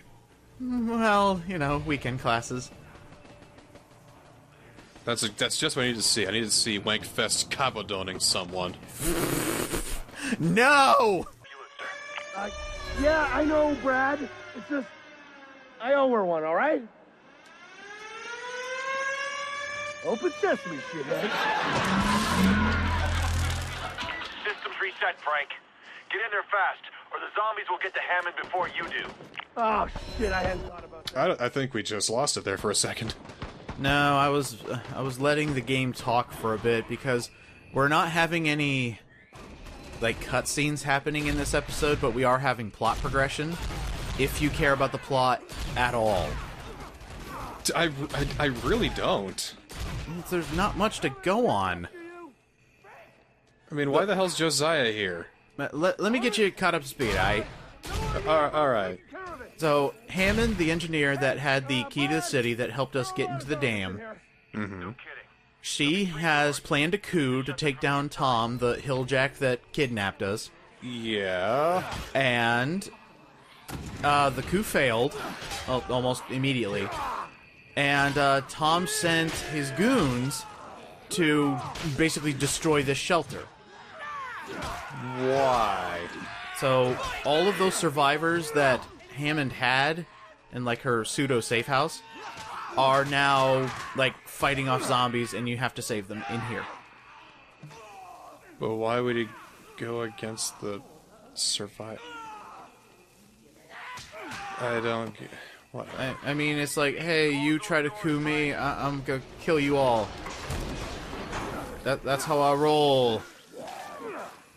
It's like, hey man, I'm just here to get some chips. I'm not here to, like, do any coup or whatever. Like, who are you? What do you do? God, can you imagine just some guy walking in on the plans to dominate the crazy guy, and crazy guy just looks up and... Huh? Hey, it's like, hey, don't mind me. Just getting a pot of coffee over here. It kind of reminds me of those TV commercials. Or, hold on. You know how you can, pause, rewind shows now because we're in the future. Yeah. Some of those commercials are actually clever, where you get to the big dramatic scene and a guy's like, "Oh shoot, I missed it because I was too busy doing laundry. Hold on, let me rewind a bit. Let me see that again." That commercial pisses me off. Because he goes through, he like rewinds the scene like 8 times. It's like, dude, stop what you're doing and watch the scene. You are wasting your time. And that's probably the biggest moral of this game. Because now that I know how long this series is actually going to be, I can say without the shadow of a doubt that this is one of the most colossal wastes of my fucking time that I have ever experienced doing a Let's Play. Am I misremembering, or does the game end after you don't save Katie? Ooh, maybe that is it. I'll have to go back into the archives and check, because I remember we did one episode where... Please go play Dead Rising 2 after this. Reaffirm your faith in humanity. When are you guys playing Off the Record? I still get it. Maybe we fucking will. No, we're not. Does the game end when Katie dies? I wonder if Google knows what I'm talking about. And you cannot get a good ending, but you... Yeah! So if Katie dies, you get a cutscene of Stacy watching her turn. You never see Katie, which is good, because she's a kid. Tasteful. The main storyline is over, and you cannot get a good ending, but you will keep getting scoop calls from Stacy. So yeah, you can keep playing if Katie dies. I just didn't remember. I guess it doesn't. Well, because I was a good father and never did that to my one and only daughter. The good dad bringing all the wives, or all the mommies, back to Katie. And a tiger.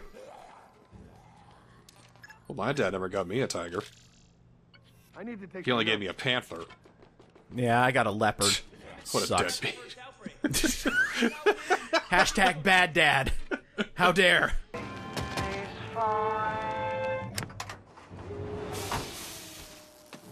I didn't see that fourth word in that sign over there, so I just see, get out, stay. So, which is it? Maybe it's just the schizophrenia ward saying, get out, but stay a while. Just can't get away from that southern hospitality. It's like, come on and sit a spill and get the fuck out! Wait, what? Huh? Alright, I love this combo weapon for the simple reason that it is a high-powered gun in a nutcracker. Now it feels like a really bad spin-off of Resident Evil.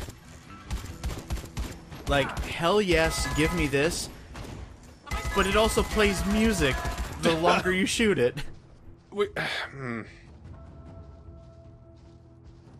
It's Dance of the Sugar Plum Fairies. It's hilarious. In fact, the end credits have a credit to Tchaikovsky. Well, you have to, man. They do. This game is just... Christmas! That's funny! For a Christmas game? Oh, I don't know. We haven't had one in a while. Why not just go all out with all the Christmas and stuff? So, now, I feel like if we were to visit Willamette in the days before the zombie outbreak, they'd be like, "You got any motherfucking Namco shit, boy? Best get out of here, then." I can actually see Wankfest rolling up in a Pac-Man shirt and everybody, you know, the collective head turn. This is a Capcom city, boy. We don't walk around these parts. You better walk away before I shore you can. Oh my god! Everybody in Willamette is dressed up as the different Capcom heroes. God, how would they react to Smash Brothers? You know, Mario walks into Willamette and then Wankfest is the new character released. They only play as Ryu and Mega Man. Coming from Only. Only. Okay. Anything else is from, like, the seedy part of town. Like, oh, you're dressed up as Morgan? Yeah, you must be from the streets. They only watch the Disney movies that Capcom made video games about. I was in the basement. Ooh. That damn boiler working. Well, you know, if kids were learning about Goof Troop and DuckTales in elementary school, I think that'd be okay with me. I didn't like Goof Troop as a kid. I never played it. Or are you talking about the show? I'm talking about the show. I loved the Goofy movie, but I never watched Goof Troop. That was me too! Yes! Secret entrance! Wait, what the shit? Goofy movie was sheer brilliance. I mean, every now and then I still hear myself just humming to myself, "After today, our brains will be snoozing. After today, she'll be mine." Alright, maybe there's some clue as to where they took it. Seriously, the best part of that movie is the car exploding. It gets me every time. Every time. It is so goddamn funny. I think we're regressing now. We're going back to our childhood favorite movies. Gladly. Masked Boys? God damn. That's one Oh, Tom has his own version of the Proud Boys. Now everything makes sense. Oh, no. Kylie Hammond, sentenced to death for the crime of high treason. Holy shit. Brad, Tom's gonna execute Hammond. He took her to that Kippick cement factory in North Peak. Are you anywhere near there? Okay. So we have a cult of mask wearers being led by a fascist, and he deals in the death penalty. This one's kind of weak, but this is all I can think of. Hey, so Niskel, why are you tall? Genetics. What? Really? You're gonna go with that? What did you have in mind? Is that your height reason? Oh my god.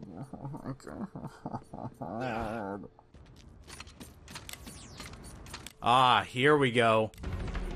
Gonna make me another nut blaster just to say I made one. Alright. And then we have the Treadmaker. Right? How hard could it be? I saw some blood. Did you take damage? No. How in the holy mother of God did Wankfest create this with no prior experience to creating combo weapons? Or vehicles?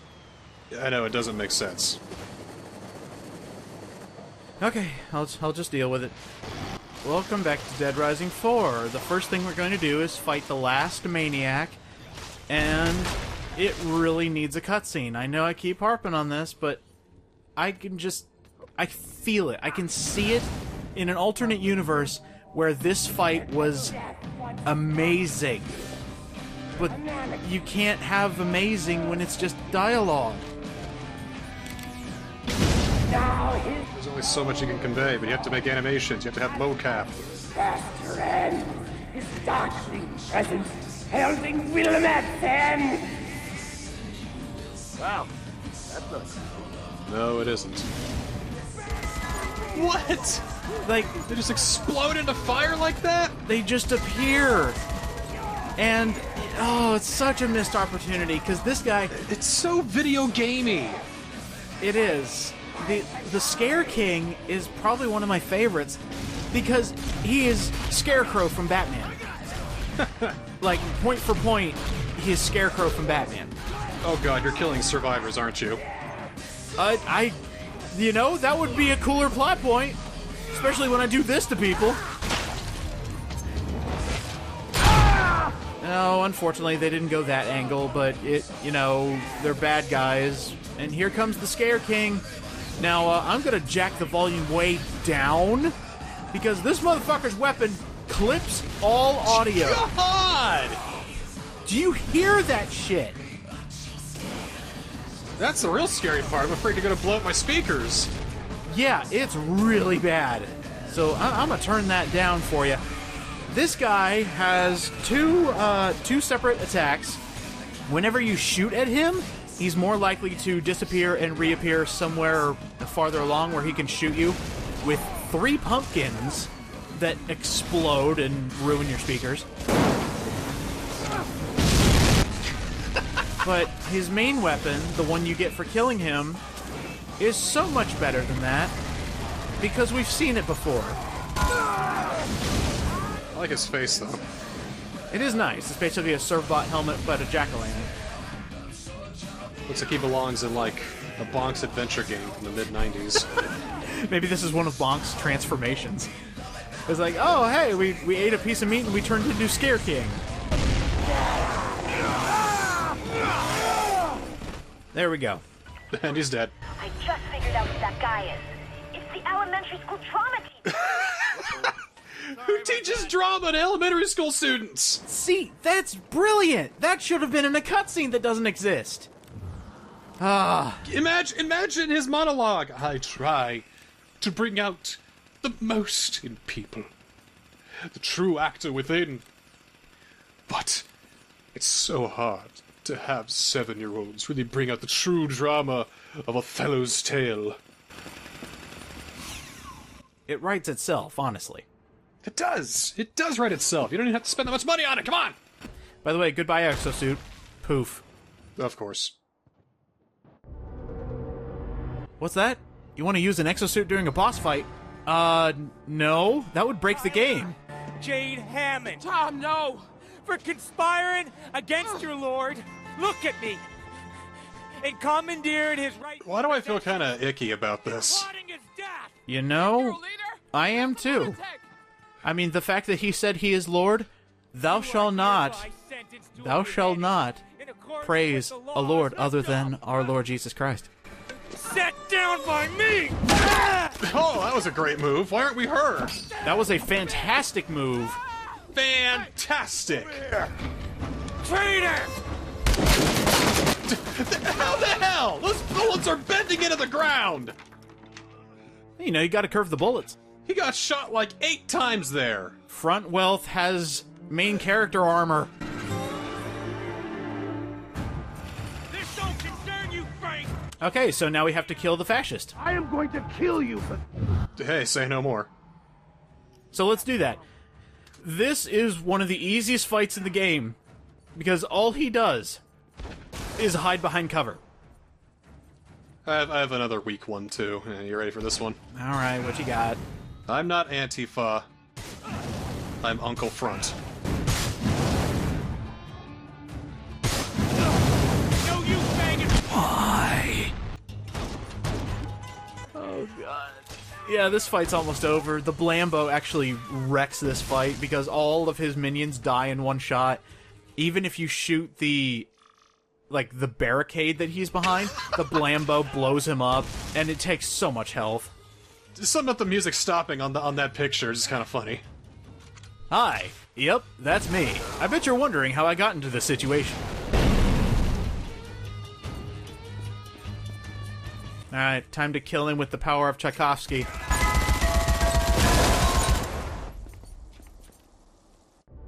Didn't realize how deadly classical music was. Never underestimate the power of music, friend. You of all people should know that.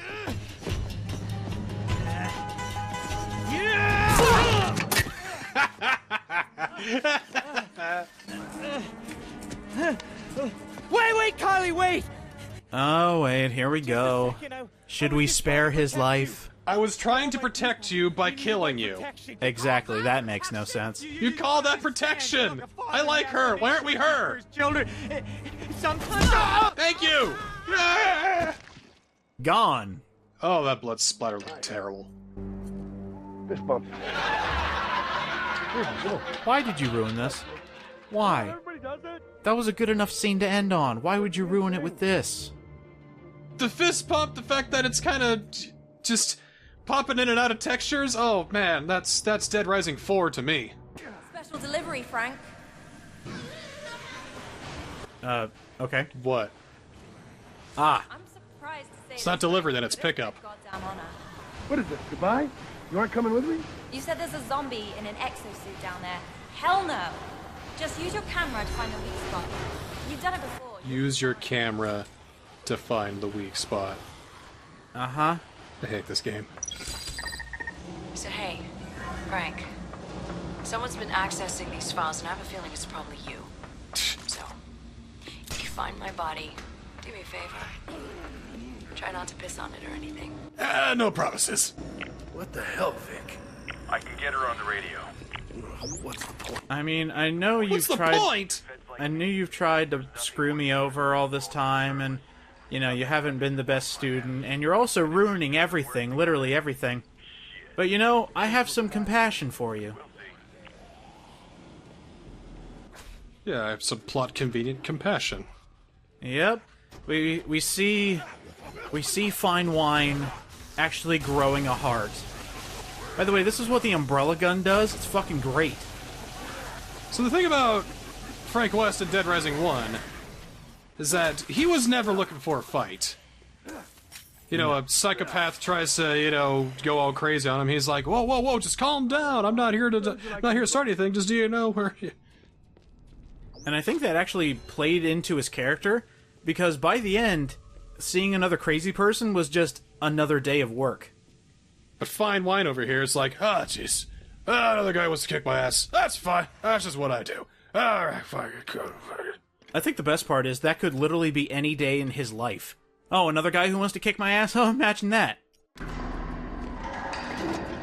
The thing is, I could never do what Dead Rising 4 has done for fine wine. What the shit? I could never have ruined a character this much, but instead made my own brand new character, wearing the name of a character I liked.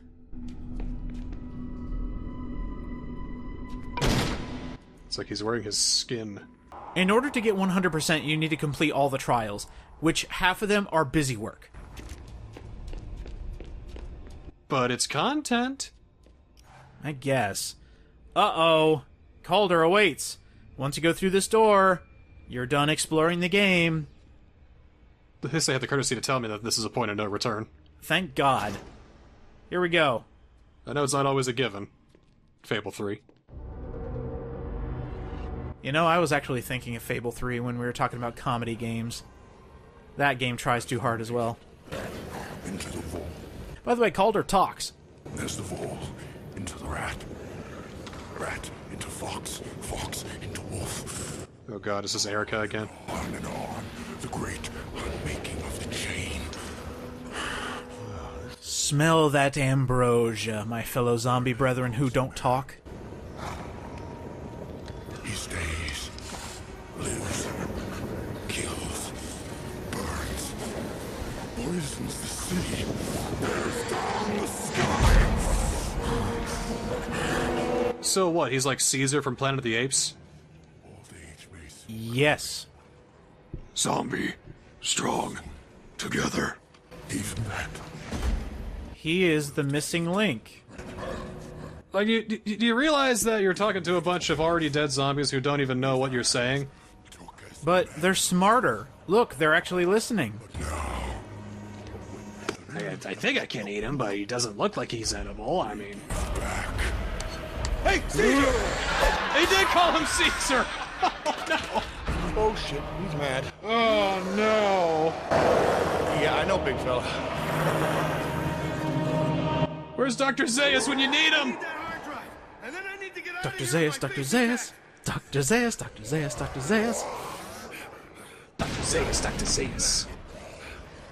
Alright, this section is... Oh my god! I just got in the room! This entire section is running away from Calder's explosion, and the fire actually spawns before you get a chance to properly run away from it. Every single hallway you go through has smart zombies, and about 95% of them are fresh zombies, so this is annoying as fuck. You gotta be kidding me!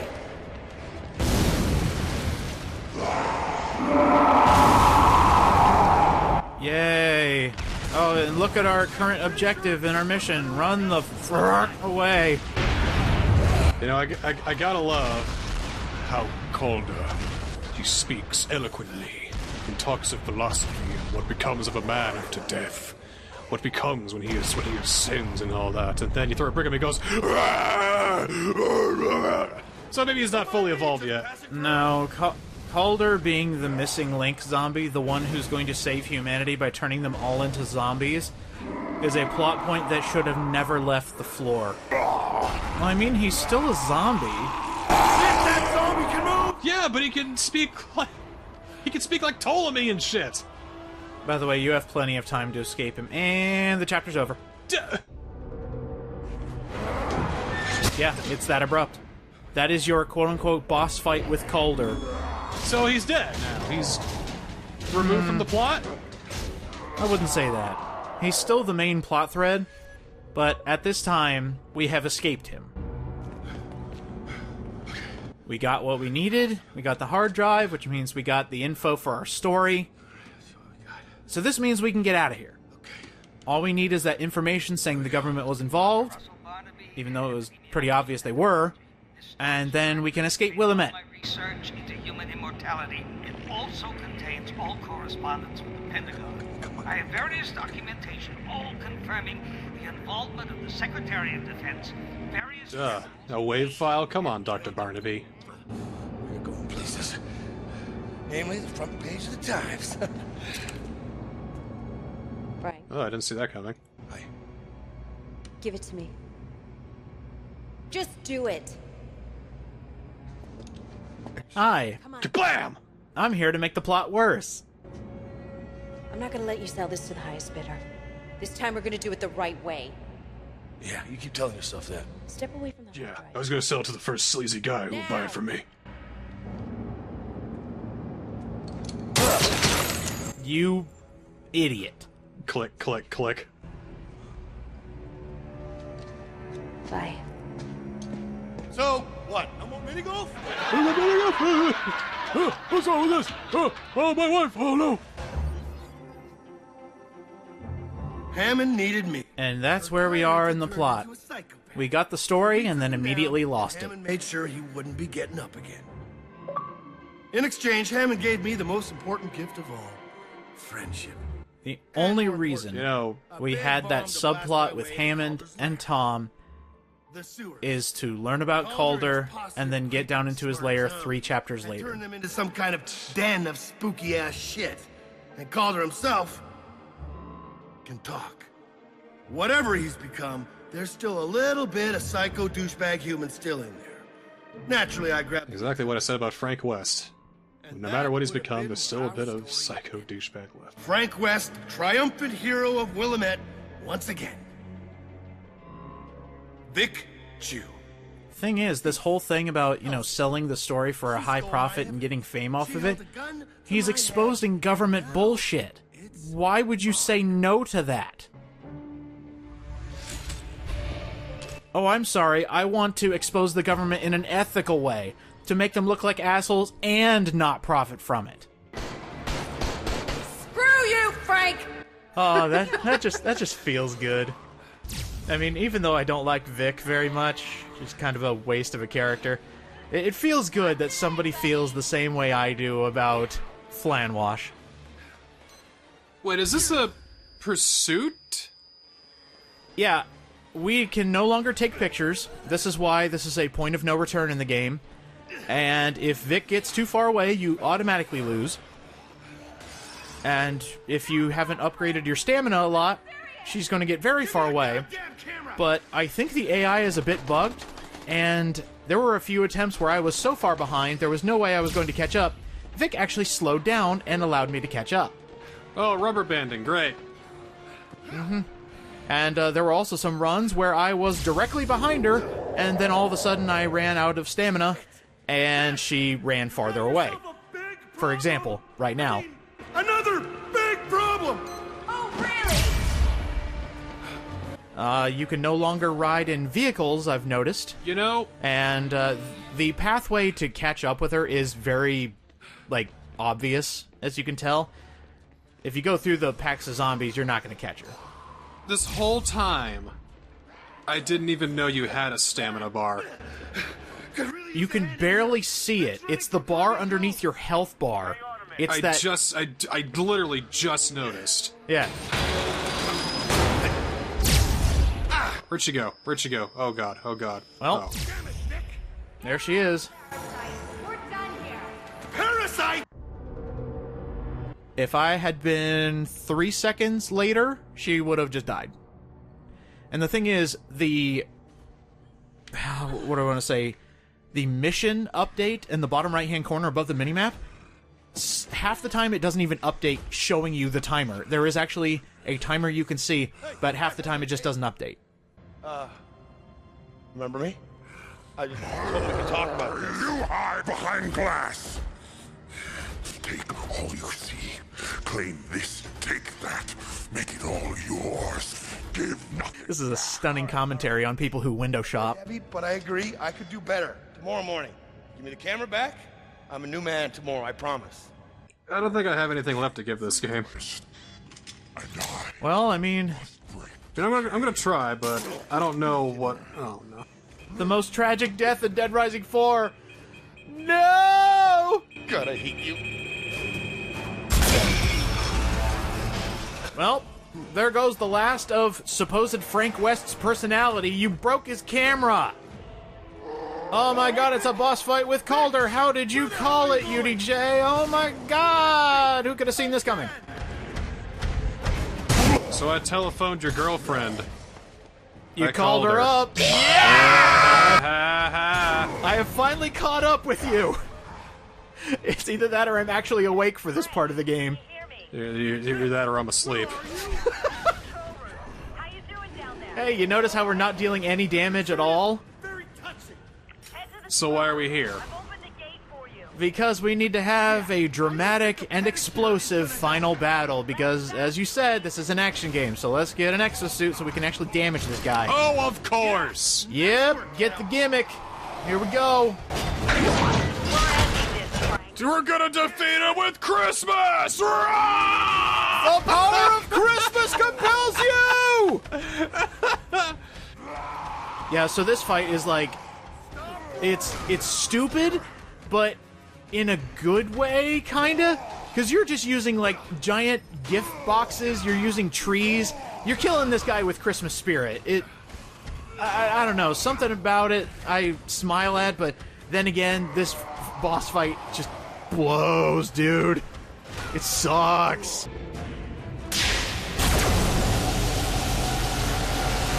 Excuse me, what? Frank! Is he regenerating? Can he regenerate?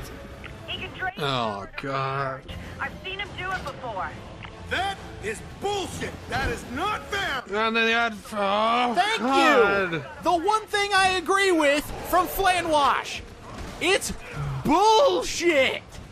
And they throw a whole bunch of these things in here. Just come on, man. They turn this boss fight into a war of attrition. You have to wait patiently for him to come back down and join the fight again.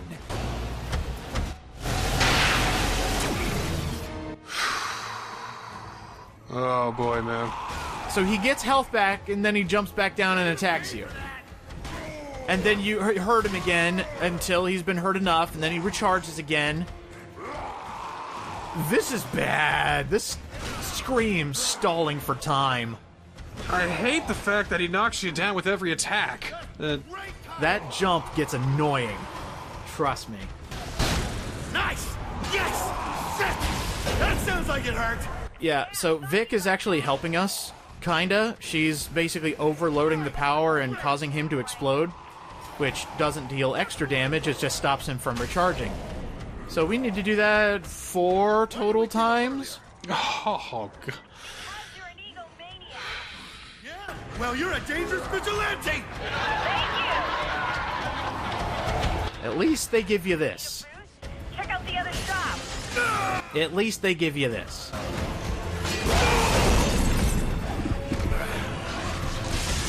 And yay, power-ups.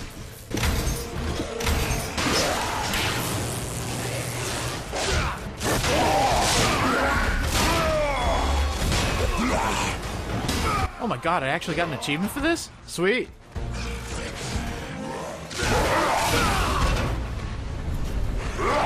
I think UDJ died on the other line.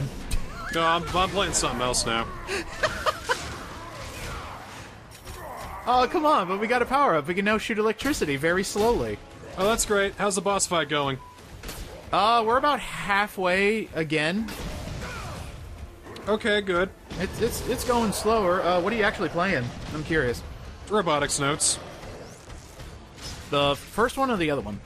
Dash or Elite? The first one. Okay. Elite. Well, I mean, we're still going. The power-up deals electrical damage, which is nice to chip down his health, and you know you can kind of stun lock him until he does an uppercut and knocks you over. Before he jumps up into the billboards again and drains more power, and then we're just gonna waste more time. I mean, how do you know that's gonna happen? I mean, we got a power-up, dude. I played enough shitty action games to know.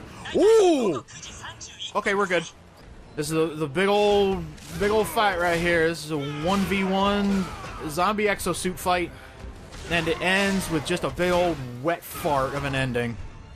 I think you hit him. He didn't take damage. I did, and then he's dead. We did it. That was stupid. Yeah. Like, this chapter has the most cutscenes out of the entire game. I think the only thing that comes close is when we first met Calder in that flashback. But now we have, like, 5 minutes worth of cutscenes here.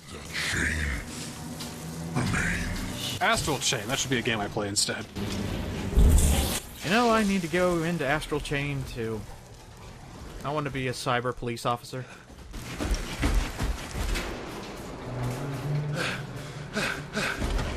Oh, had to load the cutscene.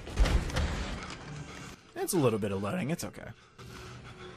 Accidentally clamps down on her neck. Ah! Brad, I need you at Kichiro Plaza. I need medical assistance now. Okay, come on. Stay with me, kid. Stay with me. Boy, another shock character death. I'm just so torn up here. I'm surprised he actually cares. Yeah, I thought... Wasn't she, like, the worst and we hated her and all that? She pulled a gun on us. She's the cause of everything, and yet we're having a change of heart here because, you know, she's my student. Whoa, easy. Also, she's alive. Okay, cool. It's okay. I got him. I got him. And, you know, she's okay with us now. Even though she tried to escape with our camera, she did escape with our camera, which caused Calder to break it, and she threw flashbangs at us. Water under the bridge. Yeah, let's just forgive everything. You weren't really. Hey, Beanie Buddies, check it. Fatal. Also, she was going to shoot us. Yeah, I guess you could say that. I'm gonna break your kneecap, just for old time's sake. If it comes up again. You don't need your ankles, do you? It's kind of a piece of shit anyway. Also, I'm gonna yuck it up because you were actually going to shoot me. Here's the place you should have shot me. I'm really sorry about that. Are you? Don't worry about it. I've had worse. And so will you. That's kind of the shit you go through when you're a good journalist, right? And so they use this time to reflect and teach a lesson. What is that? It's an SD card, you idiot! From your camera? Oh my god, technology is amazing. Before it blew up. Go on. So, after all of that, back and forth, betrayal, all of a sudden reconcile, Oh, come on. we just forgive everything and say, oh, by the way, the story is still here. All right. I want the story. My words, your pictures. Big coverage, big impact. Let's work together in these final moments of the game. Yeah, just gonna pop back into robotics notes if that's okay with you. I mean, Let's move it. Yeah, okay. Mini golf.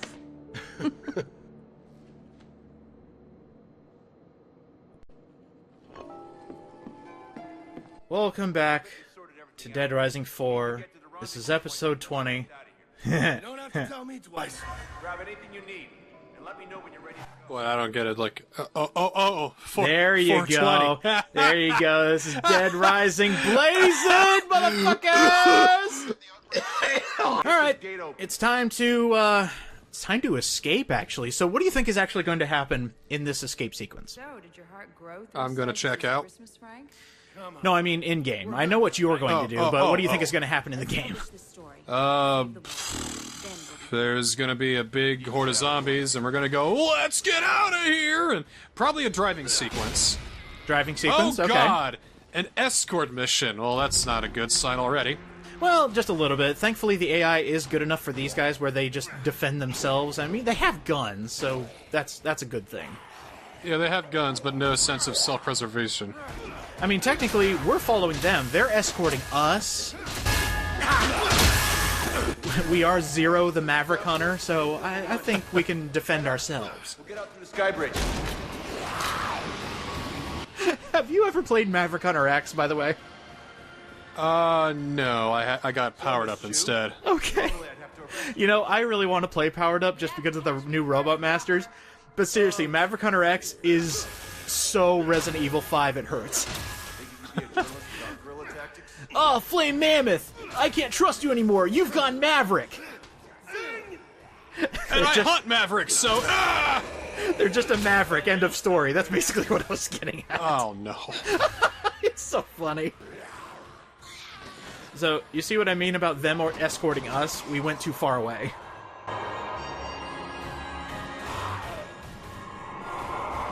What a great final sequence you got going on here.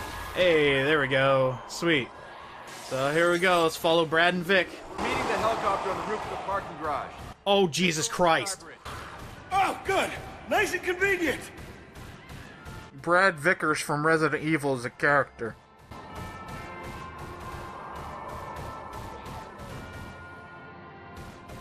And, oh, don't you dare. Don't you dare. Don't you dare do this to me. Don't you dare do this to me. He was the... Oh, wait, no, he wasn't the helicopter pilot. Actually, he was! He ran away in the helicopter in the first game! Bullshit!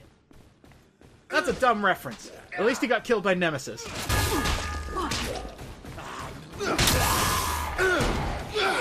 You know, I found that when in doubt, your zombie franchise is starting to suck, just insert some Jack Baker in there. I need Bilbo Baggins here. No, we don't have a second. And Jack Baker to get into a fight. Maybe insert a little Bill from Left 4 Dead. That would be a pretty good character. Have some snark from Bill Burr. That's pretty good. Please tell me that's all right. I need a vodka and whiskey. And you know, start a soundtrack by William Tell. Shit! And a special foreword by Bill Clinton. Holy shit! Wow. Okay, I'm gonna show that frame in the end slate here, because there was one frame where nothing had a texture on it except for whatever I want to call this guy, because fuck the names. Alright, we got a desperate escape. Let's kill zombies. because we've got nothing else.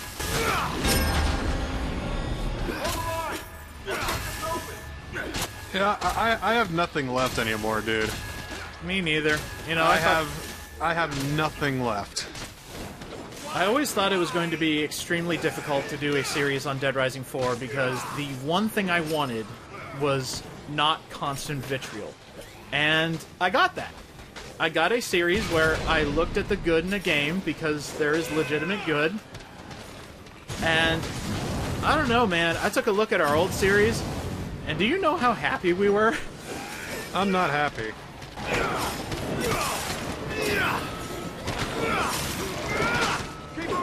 And I'm not the type to put blame on a single person, so I'll put the blame on an entity.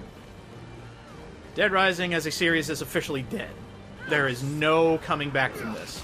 Even if you remade the first game, this game will always, like, poison my mind and think negatively about the series as a whole. Going to bring up. Okay, so here's something that is crazy. Okay. I went back and took a listen to just random bits in our episodes of Dead Rising 1, 2, and 3. Politics in a post-Cold War America. Dead Rising 1 was around the time when Dead Rising 3 came out, and I did not give it a fair chance.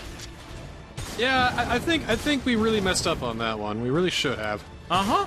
It's because we bought into the trailers and the reviews saying it's not as fun, but there was fun there was a lot of fun to be had. Mm-hmm. There really was. Yep. And surprisingly, over in Dead Rising 2, we admitted as much. In fact, Dead Rising 4 was just coming out during the Dead Rising 2 Let's Play, where I forgave everything for Dead Rising 3 and openly admitted that Dead Rising 4 was a huge piece of shit. I have been complaining about this game for now 5 years. No. Back to the good parts. Good parts. Nostalgia. Reminisce. We talked about the future of Dead Rising a lot in Dead Rising 3, because, you know, 1 and 2, good stepping stones, 3 fixed a lot of issues, thank God, and we got a hell of a lot more mileage in Dead Rising 3 than I think we ever would have in 1 and 2. And you know, let me give you some numbers, because I'm a numbers guy. Okay. Let me give you some numbers. I'm more of a Corinthians guy, but okay. Hey. I'm more of a Genesis individual myself. I'm never an Exodus. So, I'm the guy that does all the numbers for both of our channels. You know, I love looking at numbers. The original Dead Rising was only 26 videos. And you can get through that entire series in less than 12 hours. Dead Rising 2, you know, a bit more to that. That was basically 3 games and 1 Let's Play. That was 36 videos. But again, it only took about 18 hours to watch the entire series.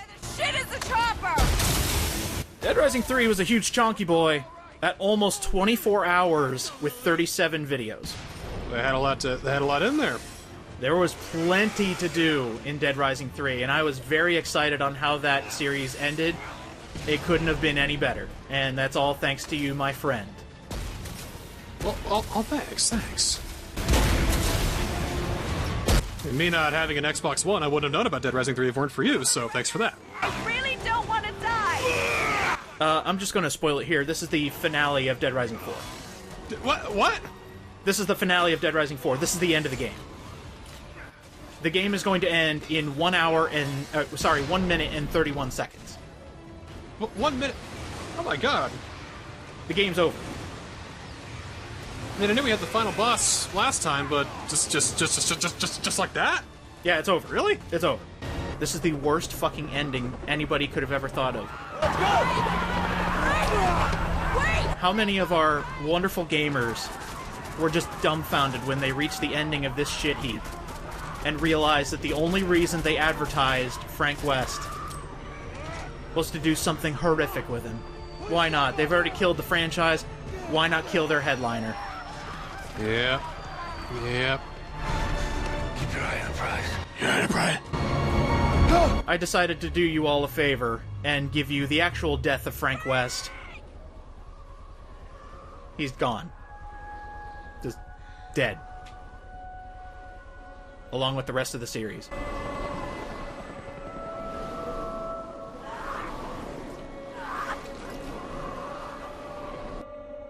That's how this game ends.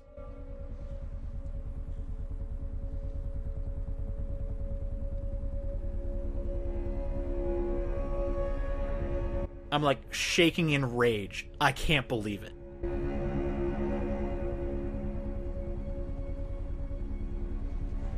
All that advertising just died with the rest of the zombies.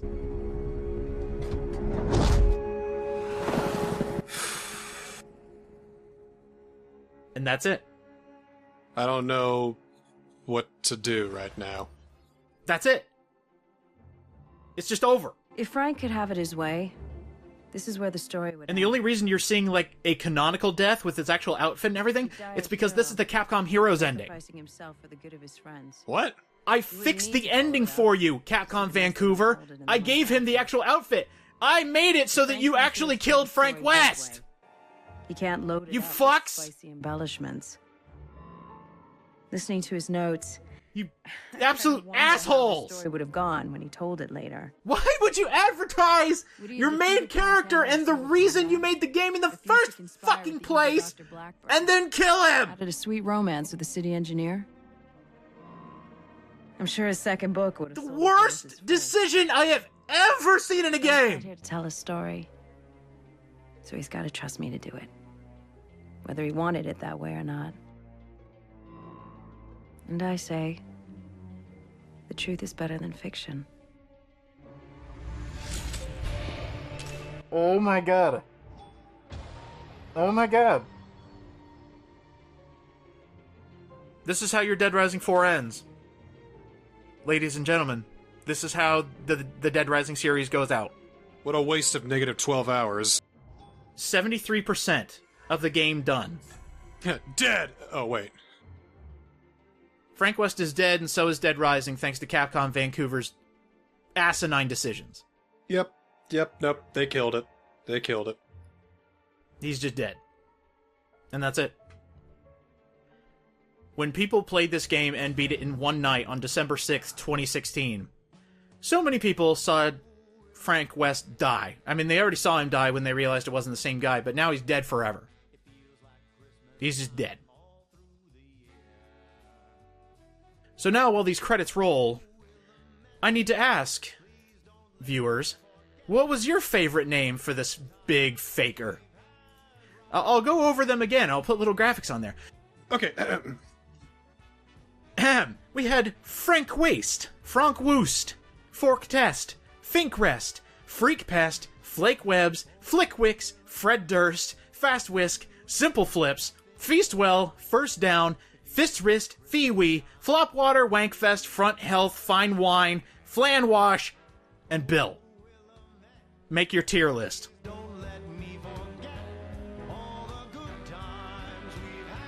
Okay, here's my tier list. This was hard to get through, man. It seemed fun at the beginning, but then it just kept going, and it kept going, and it kept going, and it just didn't stop. I'm exhausted. And now we're here at the end, and it's like, for what? So you could have a shot character death? A colossal waste of my time, is what it was. Colossal waste of a studio. If that wasn't bad enough, just another nail in the goddamn coffin. We're not done yet! Pardon? Guess what they decided to add 6 months after the fact? What? Fucking paid epilogue!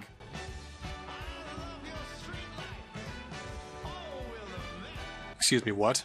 They charge $10 fucking for overtime mode! There's an epilogue? So, final rating? 4 out of 10! I think it's even worse for me now that I know what's coming up. I've already recorded the DLC. Thanks for the achievement, I guess. Eyes on the prize. Or as Bill said, eyes on the prize. Keep your eye on the prize. Next time on Dead Rising 4, we will be taking a look at Frank Rising, aka paid overtime mode. Oh no, Frank Rising. Frank Rising? What do you think that means? It means that we're gonna get even more angry. Fucking Christ! Not this shit. Fine. Frank Rising. Fuck this garbage. I'm never doing the fucking overtime thing again. And considering the franchise's state, I wouldn't be surprised they made a remake. My favorite series is dead, and so is its main character, so let's retcon the entirety of Dead Rising 4 and make a sub-story that is paid DLC that is also overtime mode, and let's see what happens after he died. Hooray! Sound like you're about ready to start crying or choke a kitten. This is, like, legit more fun than the entirety of Dead Rising 4. I am not joking. Oh, that's why I sold it for $10.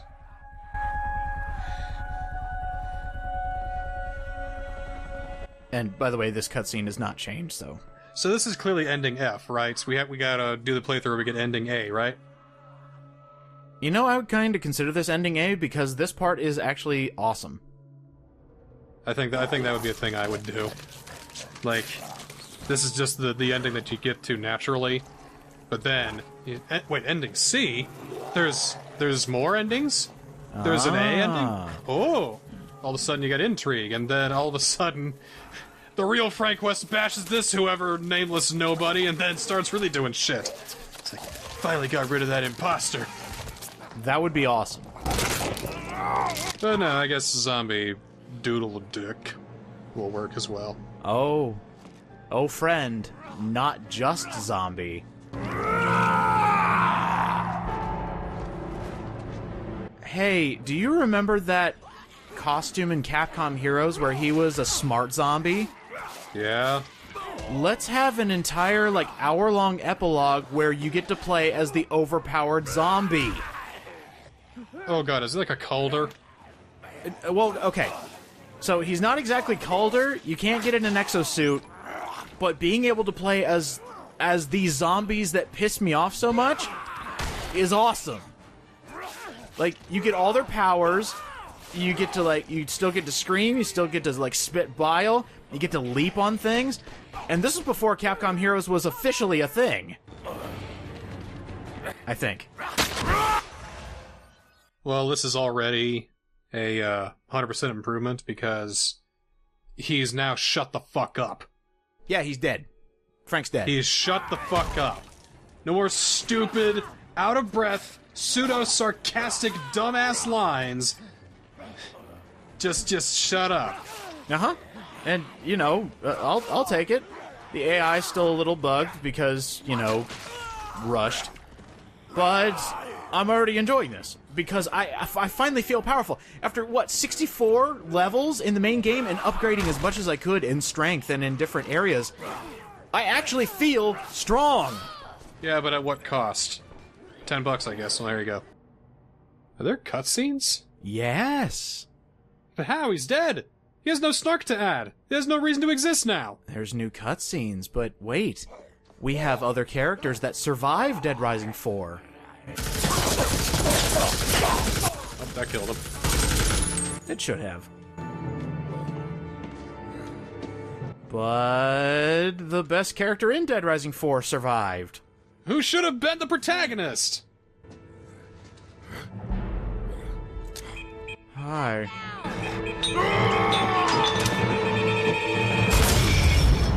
That killed him. That was very fast DLC. I'm glad it's over. Usual joke, tick off the box. Oh, I thought you were serious for, like... No. 2 seconds. No, it's not over.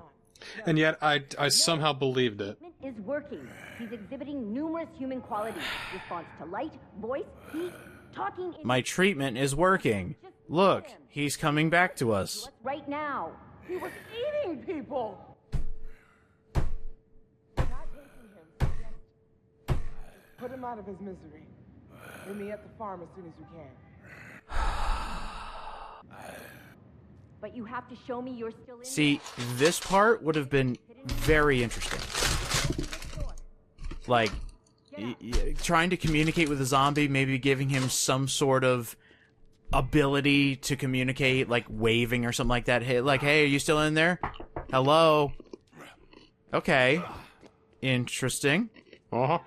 And then when she says, okay, get the keys and come out here, that's a good way to know that you're still in there, somewhat. That's fine. And I would love it if they give you, like, a Paragon Renegade choice where you could just kill Blackburn right there and just end the game right there, but no. They're sending an airstrike to level the entire city and cover up this mess. You know, they make Brookios now. It's like Oreo. Mm-hmm. They have, like, 3 layers of cream. There's, like, a brownie layer, the regular cream, and, like, cookie dough cream. Oh, wow. That's pretty good. They're delicious, and I needed something to bring me happiness after seeing whatever the hell that was.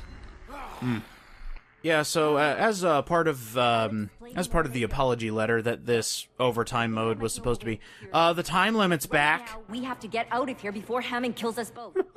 West, are you understanding any of this? You fucking assholes.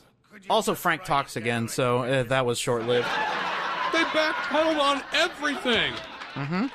Yeah, this is one big apology letter that costs $10. You have to pay for the apology.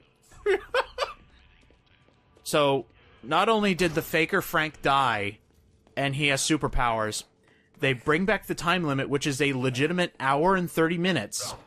Keep going all the way to the end. But also, that little taste of power you had, thanks to the treatment you got to make Frank talk again, you lost all your powers. I don't feel so hot. Probably a side effect. We got fucking Metroided, dude. It also seems to have eliminated many of the benefits of your zombie state. Well, hey, Frank's back. Again. There are 3 main segments that you're going to go through in this little game here. The mall is segment 1. All the collectibles are in this sub-segment, are on your map at this very point in time. And a lot of it is closed off so that you don't get sidetracked and you don't run out of time. So all the collectibles are on the map right now when you pick up that device. So you go pick them up, and then eventually you will reach a point where you won't be able to come back to the mall. So it's short enough to where a second playthrough, which... Gonna spoil it here, there are multiple endings in this one. Another piece of the love letter. David brought that back! They even brought that back! You have the option to go back and get the rest of the collectibles. Now, kind of in a shitty thing from a Let's Play standpoint is once you pick up a collectible, you have collected it forever. There is no going back to collect it. Except for one specific collectible. Calder's body is still here. Can you see the swarming wasps? Go take a closer look. I just can't believe they went back on everything. Mm-hmm. Mm-hmm. Oh, hey, we got more health regen. That's awesome. So when your health is extremely low, you'll start getting health back if you stay away from enemies. We're actually getting perks for finding this random crap. I love it. Alright, follow me on this. Clearly, this is too little too late. Oh, of course. I mean, they tried to make an entirely new concept of the game out of just this bullshit. And it kind of works. But, idea for Dead Rising 4! I'm very excited about your... They double down on this. Frank dies by zombies at the beginning of the game. I'm very excited about not having... Frank's back, now he's fucking dead. But he's not a zombie yet. But he almost is, but he needs to work with these people, otherwise he's gonna be a zombie forever. And now you got zombie moves and you got human moves. Which do you go for? Do you go for the more human moves because you want to be back to human, or fuck life, I want to be a zombie? I want to be a cool zombie guy like this Calder thing that they're working on. Yeah, I want to be him. 2 endings. 2 different skill trees. 2 different ways to play. So basically you're pulling an Infamous. Or Prototype. Or Prototype. Actually, yeah. Dead Rising, Prototype. Boom. Sells millions. Oh, so it's like a princess wasp. Cute. But no. We have to have this snarky jagoff still talking. I was just getting used to him, like, shutting up, and then here he comes. Like, honestly, if the entire script was just, like, snarling and growling, I'd be like, yeah, that's an improvement. Well, this is the new Frank we're talking about here, so it'd be like...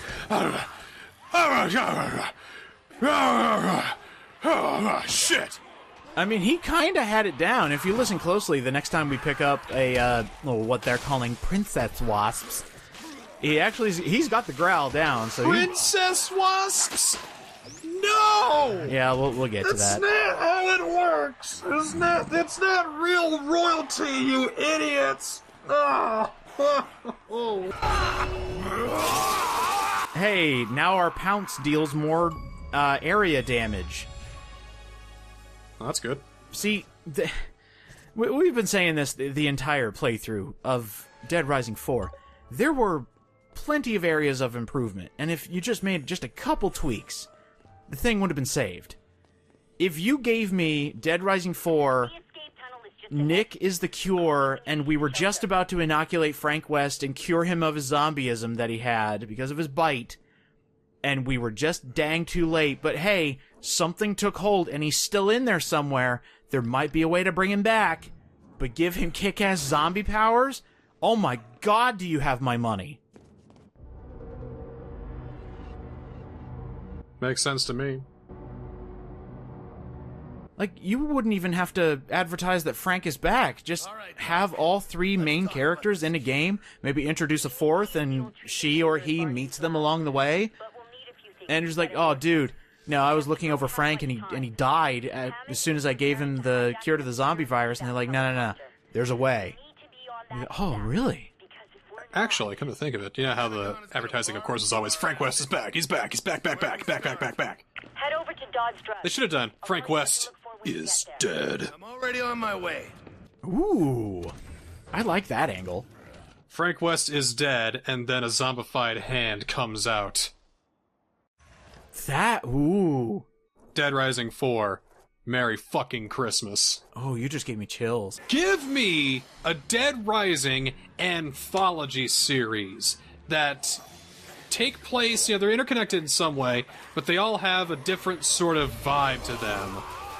Yeah, this one's more like, a horror film of the 80s. This one's like one of those weird sci-fi horror films of the 90s. This one's like the Hammer films. This one's like a Vincent Price film. This one's a black and white film. This one's like a brand new socially aware fucking kind of horror film. Have all the different levels of horror, because Dead Rising, all in all, is a tribute to zombie horror cinema anyway, isn't it? I mean, the first game had to have a sticker on the box saying, no, this is not a ripoff of George A. Romero's Dawn of the Dead. I know, right? They actually had to say that because, they came out around the same time, and even then, people were making those comparisons.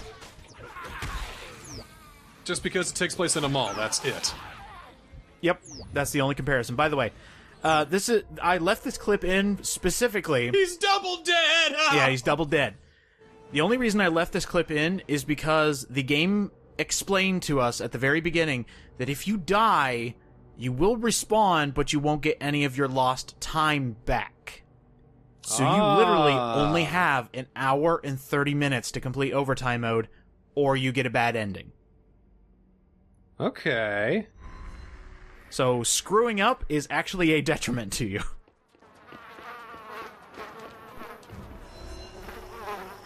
I kind of like that. What did we stumble into? We stumbled into what could have been. And this was made in less time than the main game. I mean, given they already had the assets and everything, and all they had to do was just, tweak a few numbers. I know it's more complicated than this, but go with me here. This didn't take much. Like, hey, what if we abandon everything we were trying to do in the main game and just roll everything back and do the exact opposite of what we were trying to do in the main game in this hour-long DLC? How'd we do? Oh, it's better than the actual game we made. Shit, that means that we were wrong from the start. Oops. Well, maybe we'll try again with Dead Rising 5. Studio gets shut down. Oh, child. So, here's one of my favorite moves that we've upgraded. Basically, now the dash has killing properties, and you can just dash into zombies, and they just tear into pieces. It's great. So the zombies die when one hit now, right? Yeah. Fix that, too. Yeah, and the same thing with the pounce. It is now powerful enough to where we jump on a zombie, they immediately die. It could have been so much better. Look at that. If I have enough stamina, I pools of blood, just diving right into them. You could have kept your shitty writing in. You could have done everything the same, but just gone with this, and it would have been fine. You can instantly kill the smart zombies! It would have been fine. You would have kept your studio, you would have sold a lot, Capcom would have enjoyed the new take on the gameplay, it would have been fine. But no. You guys thought you knew what was best, huh? Well, you didn't. And this is my first time playing this, by the way. That I gotta tell you, recording that and I'm being like, oh my god. It's hilarious how playing a good part of a game makes you hate it more. Yeah, that's the bitter irony of all this. I still hate Dead Rising 4 with a burning passion, and all of you know that from the last episode you watched. I hate it more because they decided not to do the good parts, but they had the good parts all along if they had this up their sleeve. Yeah, so the Season Pass had a few things that were added post-launch, and then you got it all in Frank's Big Package on the PS4 a year later. Xbox had an exclusivity deal for 1 whole year, and then PS4 players got to play this lovely gem in its quote-unquote complete form. And what you got a DLC where you play as an overpowered zombie, and you got a bit more story, so this is your overtime mode, where it was an apology / I told you so. And you also got mini-golf. I saw the mini-golf at the beginning. I got a little worried. We'll be taking a look at mini-golf in possibly the only bonus episode, because I hate this game so much. You assholes again? You assholes again. Oh, I could say the same about you, Capcom Vancouver. Go fuck yourself. It'd be kind of hard for him to do snark if he's, like, you know, throwing up. Yeah, so... It's like, what's the matter? Did you miss me? Yeah, I don't know where the bile thing came from when it comes to zombies. Like, it does the thing you think of when you think bile and zombies. I always thought of it from Left 4 Dead. I apparently have... Where if you hit something with boomer bile, the zombies come in hordes, and the same thing happens here. If you're in a crowd of zombies and soldiers are shooting at you, spit bile at the soldiers and they get hoarded. Like, immediately hoarded. It is actually amazing. Do you have a limit as to how much bile you can spew? Infinite bile, just like me. You have infinite bile! It's... I don't know. There's no way. Some part of his liver's gotta be empty. It's got a cooldown timer, just like all the other powers. He's gotta make more bile. Exactly. You know, he's gotta talk about Dead Rising 4 to get more of that bile, baby. His liver's like a toilet. You flush it with bile and more fills up from the top. Delicious. Except this is more like an upper decker of bile. You know, you flush it once, and there goes the snark, and then in comes the shit. This is gonna be terrible for Frank, by the way. Oh yeah, he's totally dying 1,000 deaths. I can't stop. I just can't. I can't. Oh, please. Yeah, I think the funny part is the bile actually gets so good through, you know, like upgrades and everything. It eventually like blows shit up. You can hawk a loogie that's so potent that it explodes like 10 seconds later and has a massive area of damage. Oh. It's just nuts. I want to talk to you about the multiplayer of Dead Rising 4. Oh, yeah. When you get into that airy, wistful kind of voice, I know you're about to get angry, so... Dead Rising 4 has multiplayer. It is different than how Dead Rising 3 or 2 did it. You can't just drop into somebody's campaign whenever you want and help them out. there is no co-op multiplayer campaign. Instead... Because there's only one Frank West. Yeah, the one and only, except not really. You have 4 different episodes that you can play with other people online. And, you know, you get the same weapons, vehicles, all that fun stuff. But your abilities and starting weapons are different. Do you remember those weird jackasses that were with Hammond before the insurrection? Just like the weird-looking hipsters that she had in the little small room? Probably not. Well, I'll show a graphic on screen, but you get to play as those characters. You know, the people you want to play as in a Dead Rising game, especially for multiplayer. The only thing you do in this is just complete tasks. The more tasks you complete, the more episodes you unlock. You can play through all 4 of the episodes, and then you're done. That's multiplayer in Dead Rising 4. That's it. I gotta know how active this game is. I mean, if you can find a partner in Dead Rising 3 relatively quickly, I gotta imagine how boppin' and boopin' this game has gotta be right now. Especially since the 2 most popular Let's Players in the entire history of the internet, UDJ and the Niskel, are covering it. Surely it's gotta be in its heyday, right? The only 2 people playing Dead Rising 4 in 2020, baby! Now 2021! Nah, so just the fact that you're not... We're gonna make sure this game lasts as long as Team Fortress 2, alright? It'll go on forever. We'll even add hats. Frank needs hats. That's actually a decent segue. The only other thing I want to say about multiplayer, and post-text will actually say if anybody's been playing this game, is, yeah, I don't understand why we can't play past Dead Rising characters and instead have to play this, because it's a separate campaign, so who cares who you play as? You don't even have to make it canon. It's a Capcom game. You know they don't like to do references to past games. Not at all. Do you remember what we unlocked after we beat the main game? We unlocked Zombie Frank. No. You had to pay for that. For beating the main game... Capcom Heroes, I mean. Oh, right. For beating the main game, you get a gold brick. Okay, now email me all the files. A gold brick. Yep. Or, sorry, they call it a gold bar. It's a brick of gold. You also get the Zero exosuit, but who cares about that? It's just using Zero moves when you're in an exosuit. Who gives a crap? Call me when you get across the bridge. What am I fighting for? The gold bar is a throwing weapon in the main game of Dead Rising 4. It barely has any damage. It is an extremely pathetic item. And its only real use, I'm not kidding here, is to make golden combo weapons in multiplayer.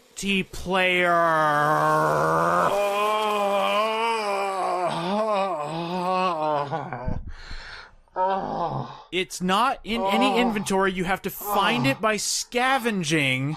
But once you find a gold bar, you can combine it with a combo weapon to make them slightly better. Oh, I feel my soul leaving out of my ass. That's where we're about to get to. I'm actually going to stop here just so you can see what plot is happening right here. We're in the 3rd out of 3 locations that we're going to go to, and we're basically almost done. This is where we're going to get the rest of our collectibles. This is where the rest of the plot happens. We as in with the game, or we as in the player? Yes. Frank, listen, I'm okay. I'm only a sort of zombie. Look, I want to help, and I owe you more than I can count, so... You know, it's kind of hard to talk when you're biting holes into people's necks. I was just thinking, can he say that with a little bit of muffle just to add to the comedic effect? It's like, I'm a zombie. Not really, though. I gotta say, I appreciate the kind of treatment I've been given here in the past couple of hours. So the one friend that Frank actually did make was Hammond, and she is convinced that he's dead, you know, obviously, because he is. But Frank actually calling her over the phone, she considers it a sick joke by somebody who may have gotten his phone. So, yeah, get dunked on, loser.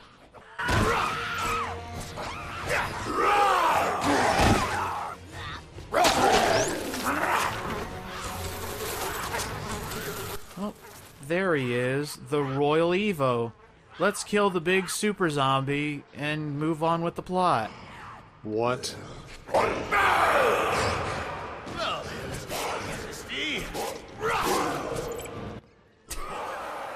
He can still snark. I just can't get over that. Maybe you should drop some punchlines and be like, I was like, well, if it isn't... Like, if he was still, like, teetering between zombie mind and regular Frank brain, I would laugh my ass off. I love that idea of him just going, ha, look at this big... like he just drops it mid-sentence.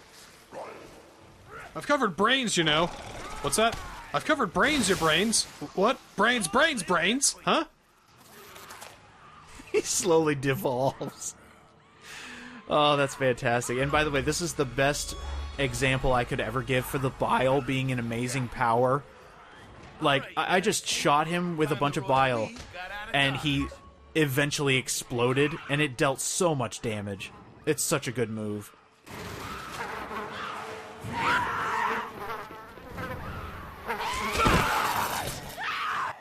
Oh, wow. I like how they neatly put those military guys in a pile.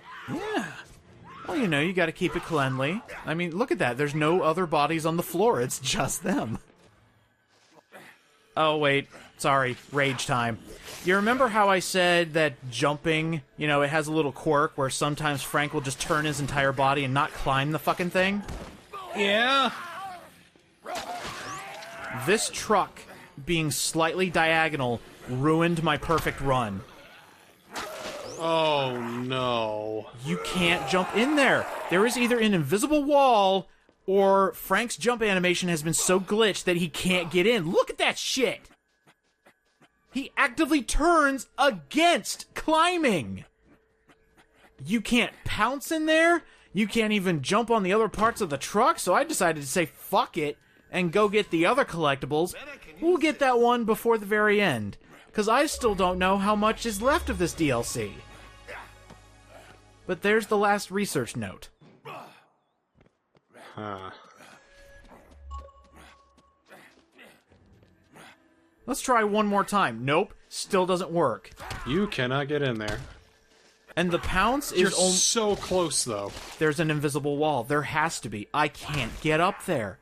He just does not climb onto it. I thought I was going insane. I even looked up different people playing this part to see if they had trouble with it. It took them like 10 tries. And, they were going at it from every conceivable angle. They just could not get the fuck up there. Why can't I get in this truck? What am I doing wrong? You expected too much from them. That's what you did wrong. I was so fucking close to a perfect run. And just because I can't jump in the back of a goddamn truck, it's ruined.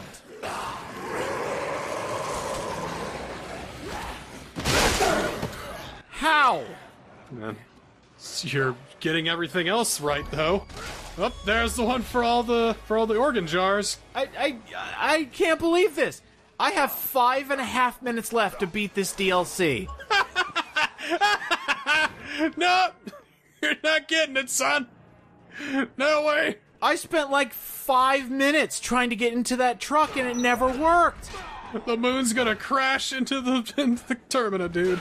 I can't get in the fucking truck. I can't believe this. Fuck off. And now you're gonna die. I think I almost woke my neighbors up for how much I was raging trying to get the stupid Zombrex in the back of that truck. Don't worry, the walls are really thick. I was like, fuck it. Let's just finish the DLC. There can't be much left.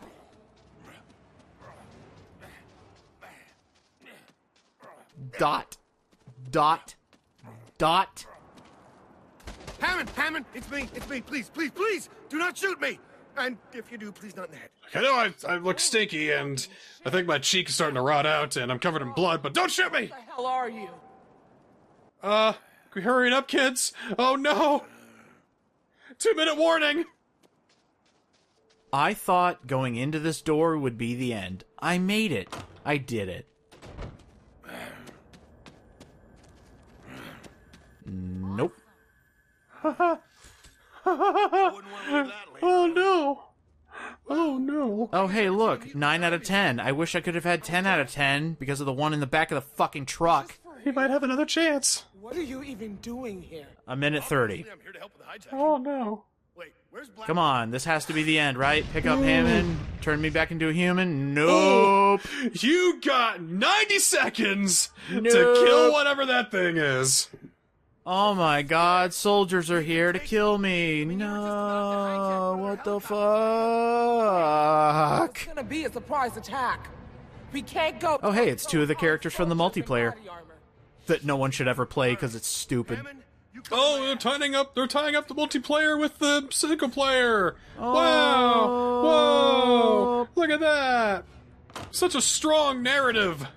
50 seconds to kill all of these army dudes. Oh, come on, Zombie Super Frank, do it! I have seriously killed more army dudes than zombies in this game.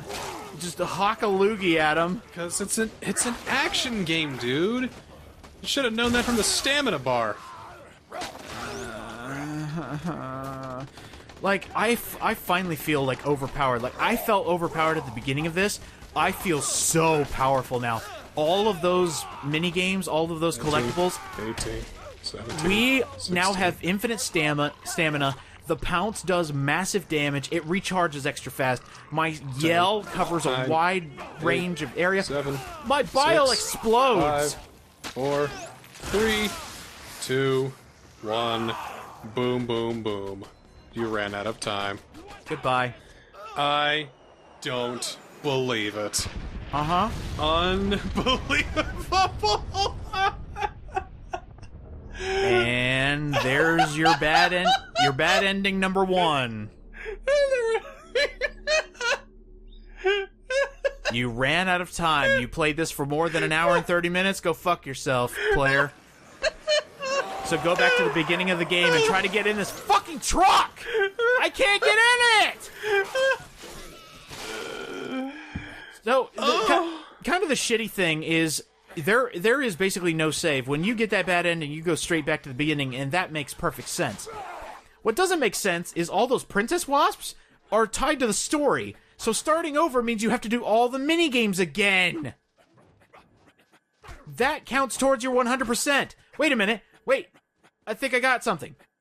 So doing like an attack in the air makes it so that you kind of do like a stomp on the ground or something like that. So I basically have to out-glitch this glitchy fucking mess in order to get this goddamn collectible that has now taken more than 10 collective minutes to get. I can't get in there! Get in the truck! Okay, fuck you, Dead Rising 4. If you want to glitch me out so badly, I'm gonna out-glitch you. I'm gonna jump over your invisible wall. Right here. How the hell? Fuck you, Dead Rising 4. I out-glitched you, glitchy fucking ass. Go fuck yourself. Oh, yeah, and this doesn't smack at all of a trap. The clock is ticking. If you want your cure, you have no choice. 1, 2...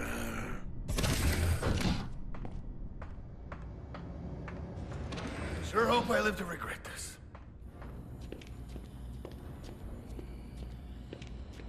Frank, we've arrived. Chopper will be here any minute. Will you be ready to go when it does? Just keep the engine running. All right. First thing you'll want to do is put the queen in the Alright, man. This is the last we are going to see of Dead Rising 4. This is the last gameplay segment. I've been waiting for this. We literally have to listen to directions and do as Blackburn says for 8 minutes. Hey, Frank. What? Whatever you're doing down there with the truck, there's a lot Yes. of zombies. This is the longest fucking lead up to a finale I've ever seen. It's not. There's no final boss fight either. This is it. This is the room where we end overtime mode and finish this game. And it's just constant, back and forth. You need to turn the painkillers into an aerosol. Everything you need should be in the workstation there. Yo, I'm gonna open my Switch and check out the Splatfest results. I haven't seen them yet. I was having fun, man. And then this came along. Blackburn, The aerosol's ready. Now what? That wasn't equalized very well. Wow, that was desynced as fuck. And it's just like this the entire. And then there's fire coming from the floor. Why? Why is there fire? That was very glitchy. Thanks. Hang on. I'm calibrating. Hey, dude, did you know we had a diehard Dead Rising 4 fan in my comment section a while ago? But he doesn't think much of us right now, does he? No, he's probably one of the two that constantly dislikes the videos as soon as they come up. Like, almost immediately as soon as they come up.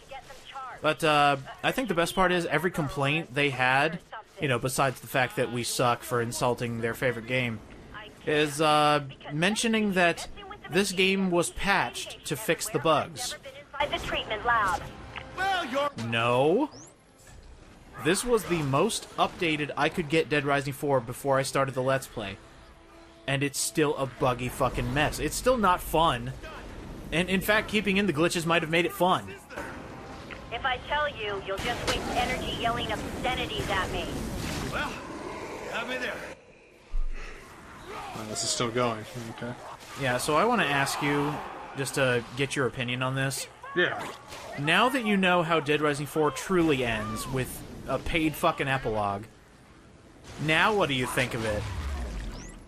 I think they made the wrong game. Now, don't touch anything but... It's not like this is, like, a horrible game, but it's the completely tone-deaf and just complete misunderstanding of what their game series is as a whole. Does it really makes it that special kind of bad. It's like, I can't believe that they did this. It's the principle of the thing. And now we're done. That's it. And probably... Are you shitting me?! Yeah, that's it. So, he just turns back to human and Frank's alive again. Yay.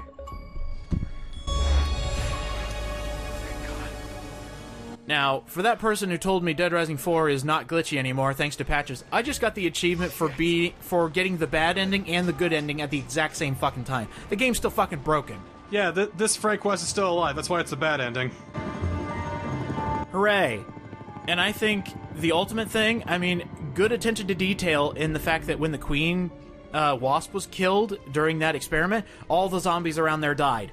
But here was what it was all leading up to. No words, no nothing. This is your best ending in how Overtime Mode ends. This is canonically how Dead Rising 4 ends, with a fucking fist bump and a fade to black. And then you just... Hey, look! Frank is back! Look at that! Everybody loves him again! He's not a zombie anymore! He sold another book! Oh my god! He exposed the government! Great!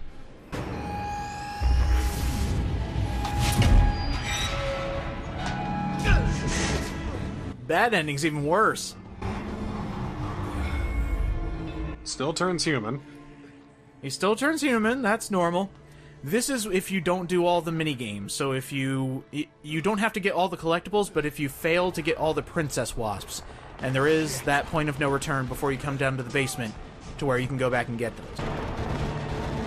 The bad ending changes one thing. Everybody dead? Everybody died. Oh well. We barely knew ye. And then it's just you two. Oh, how awkward! just don't say anything, or don't even make eye contact, I mean. And then... that's it. You're denied the fist bump!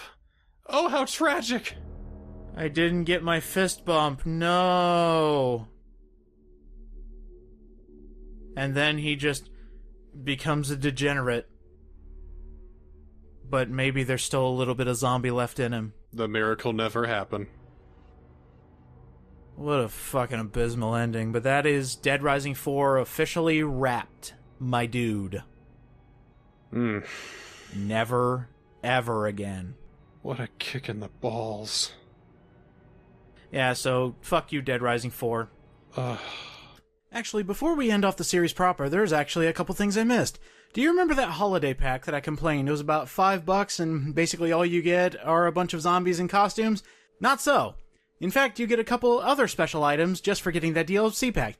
For example, reindeer motorcycle, runs around, shoots things, laser nose, baseball bat with a bunch of Christmas lights on it, smash them, crash them, look at those light bulbs break. We got a replica of Blast of the Past that has a candy cane instead. There's literally no difference except it has holiday effects. Pew pew pew! Santa outfit. Apparently you can get this in the normal game. Didn't do enough research to figure it out. Santa Claus ruining Christmas.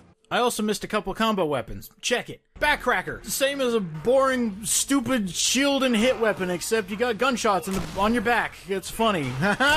Bazooka cannon. It's a big old shooty blam blam. Mower hog. It's when you wish you had the roller hog from Dead Rising 3, but it's smaller and is made of a lawnmower. Now Dead Rising 4 can die forever.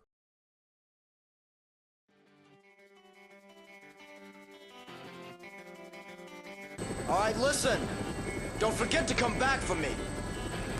As long as you're not dead, Fred. It's Frank. Frank West. Remember that name, because the whole world's gonna know it in 3 days. The reporter, aren't you? Yeah. You came alone. You're one hell of a journalist, aren't you, Frank? Clean up! Register 6! You know how to use this? Kinda. I've covered wars here. All right. Let's go.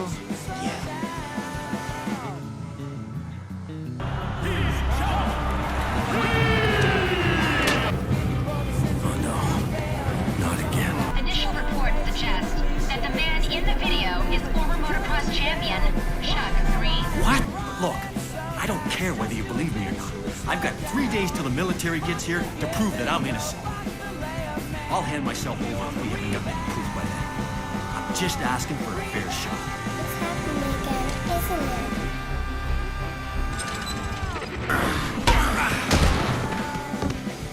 I did like that damn show. Take it. The world needs Frank West.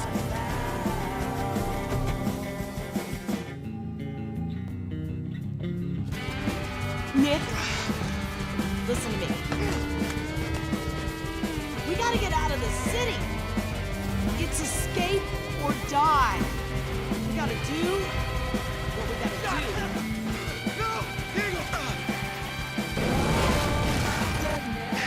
I'm so glad you're here. Getting the hell out of this city. Taking my friends with me. Here's a damn karaoke.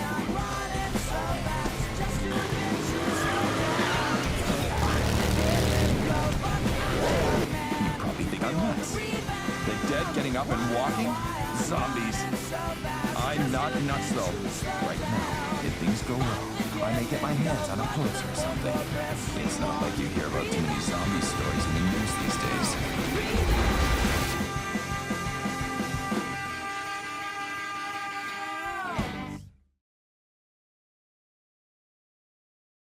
Hello? Hello? Anyone there? Anyone there? Hello? Dead Rising 4!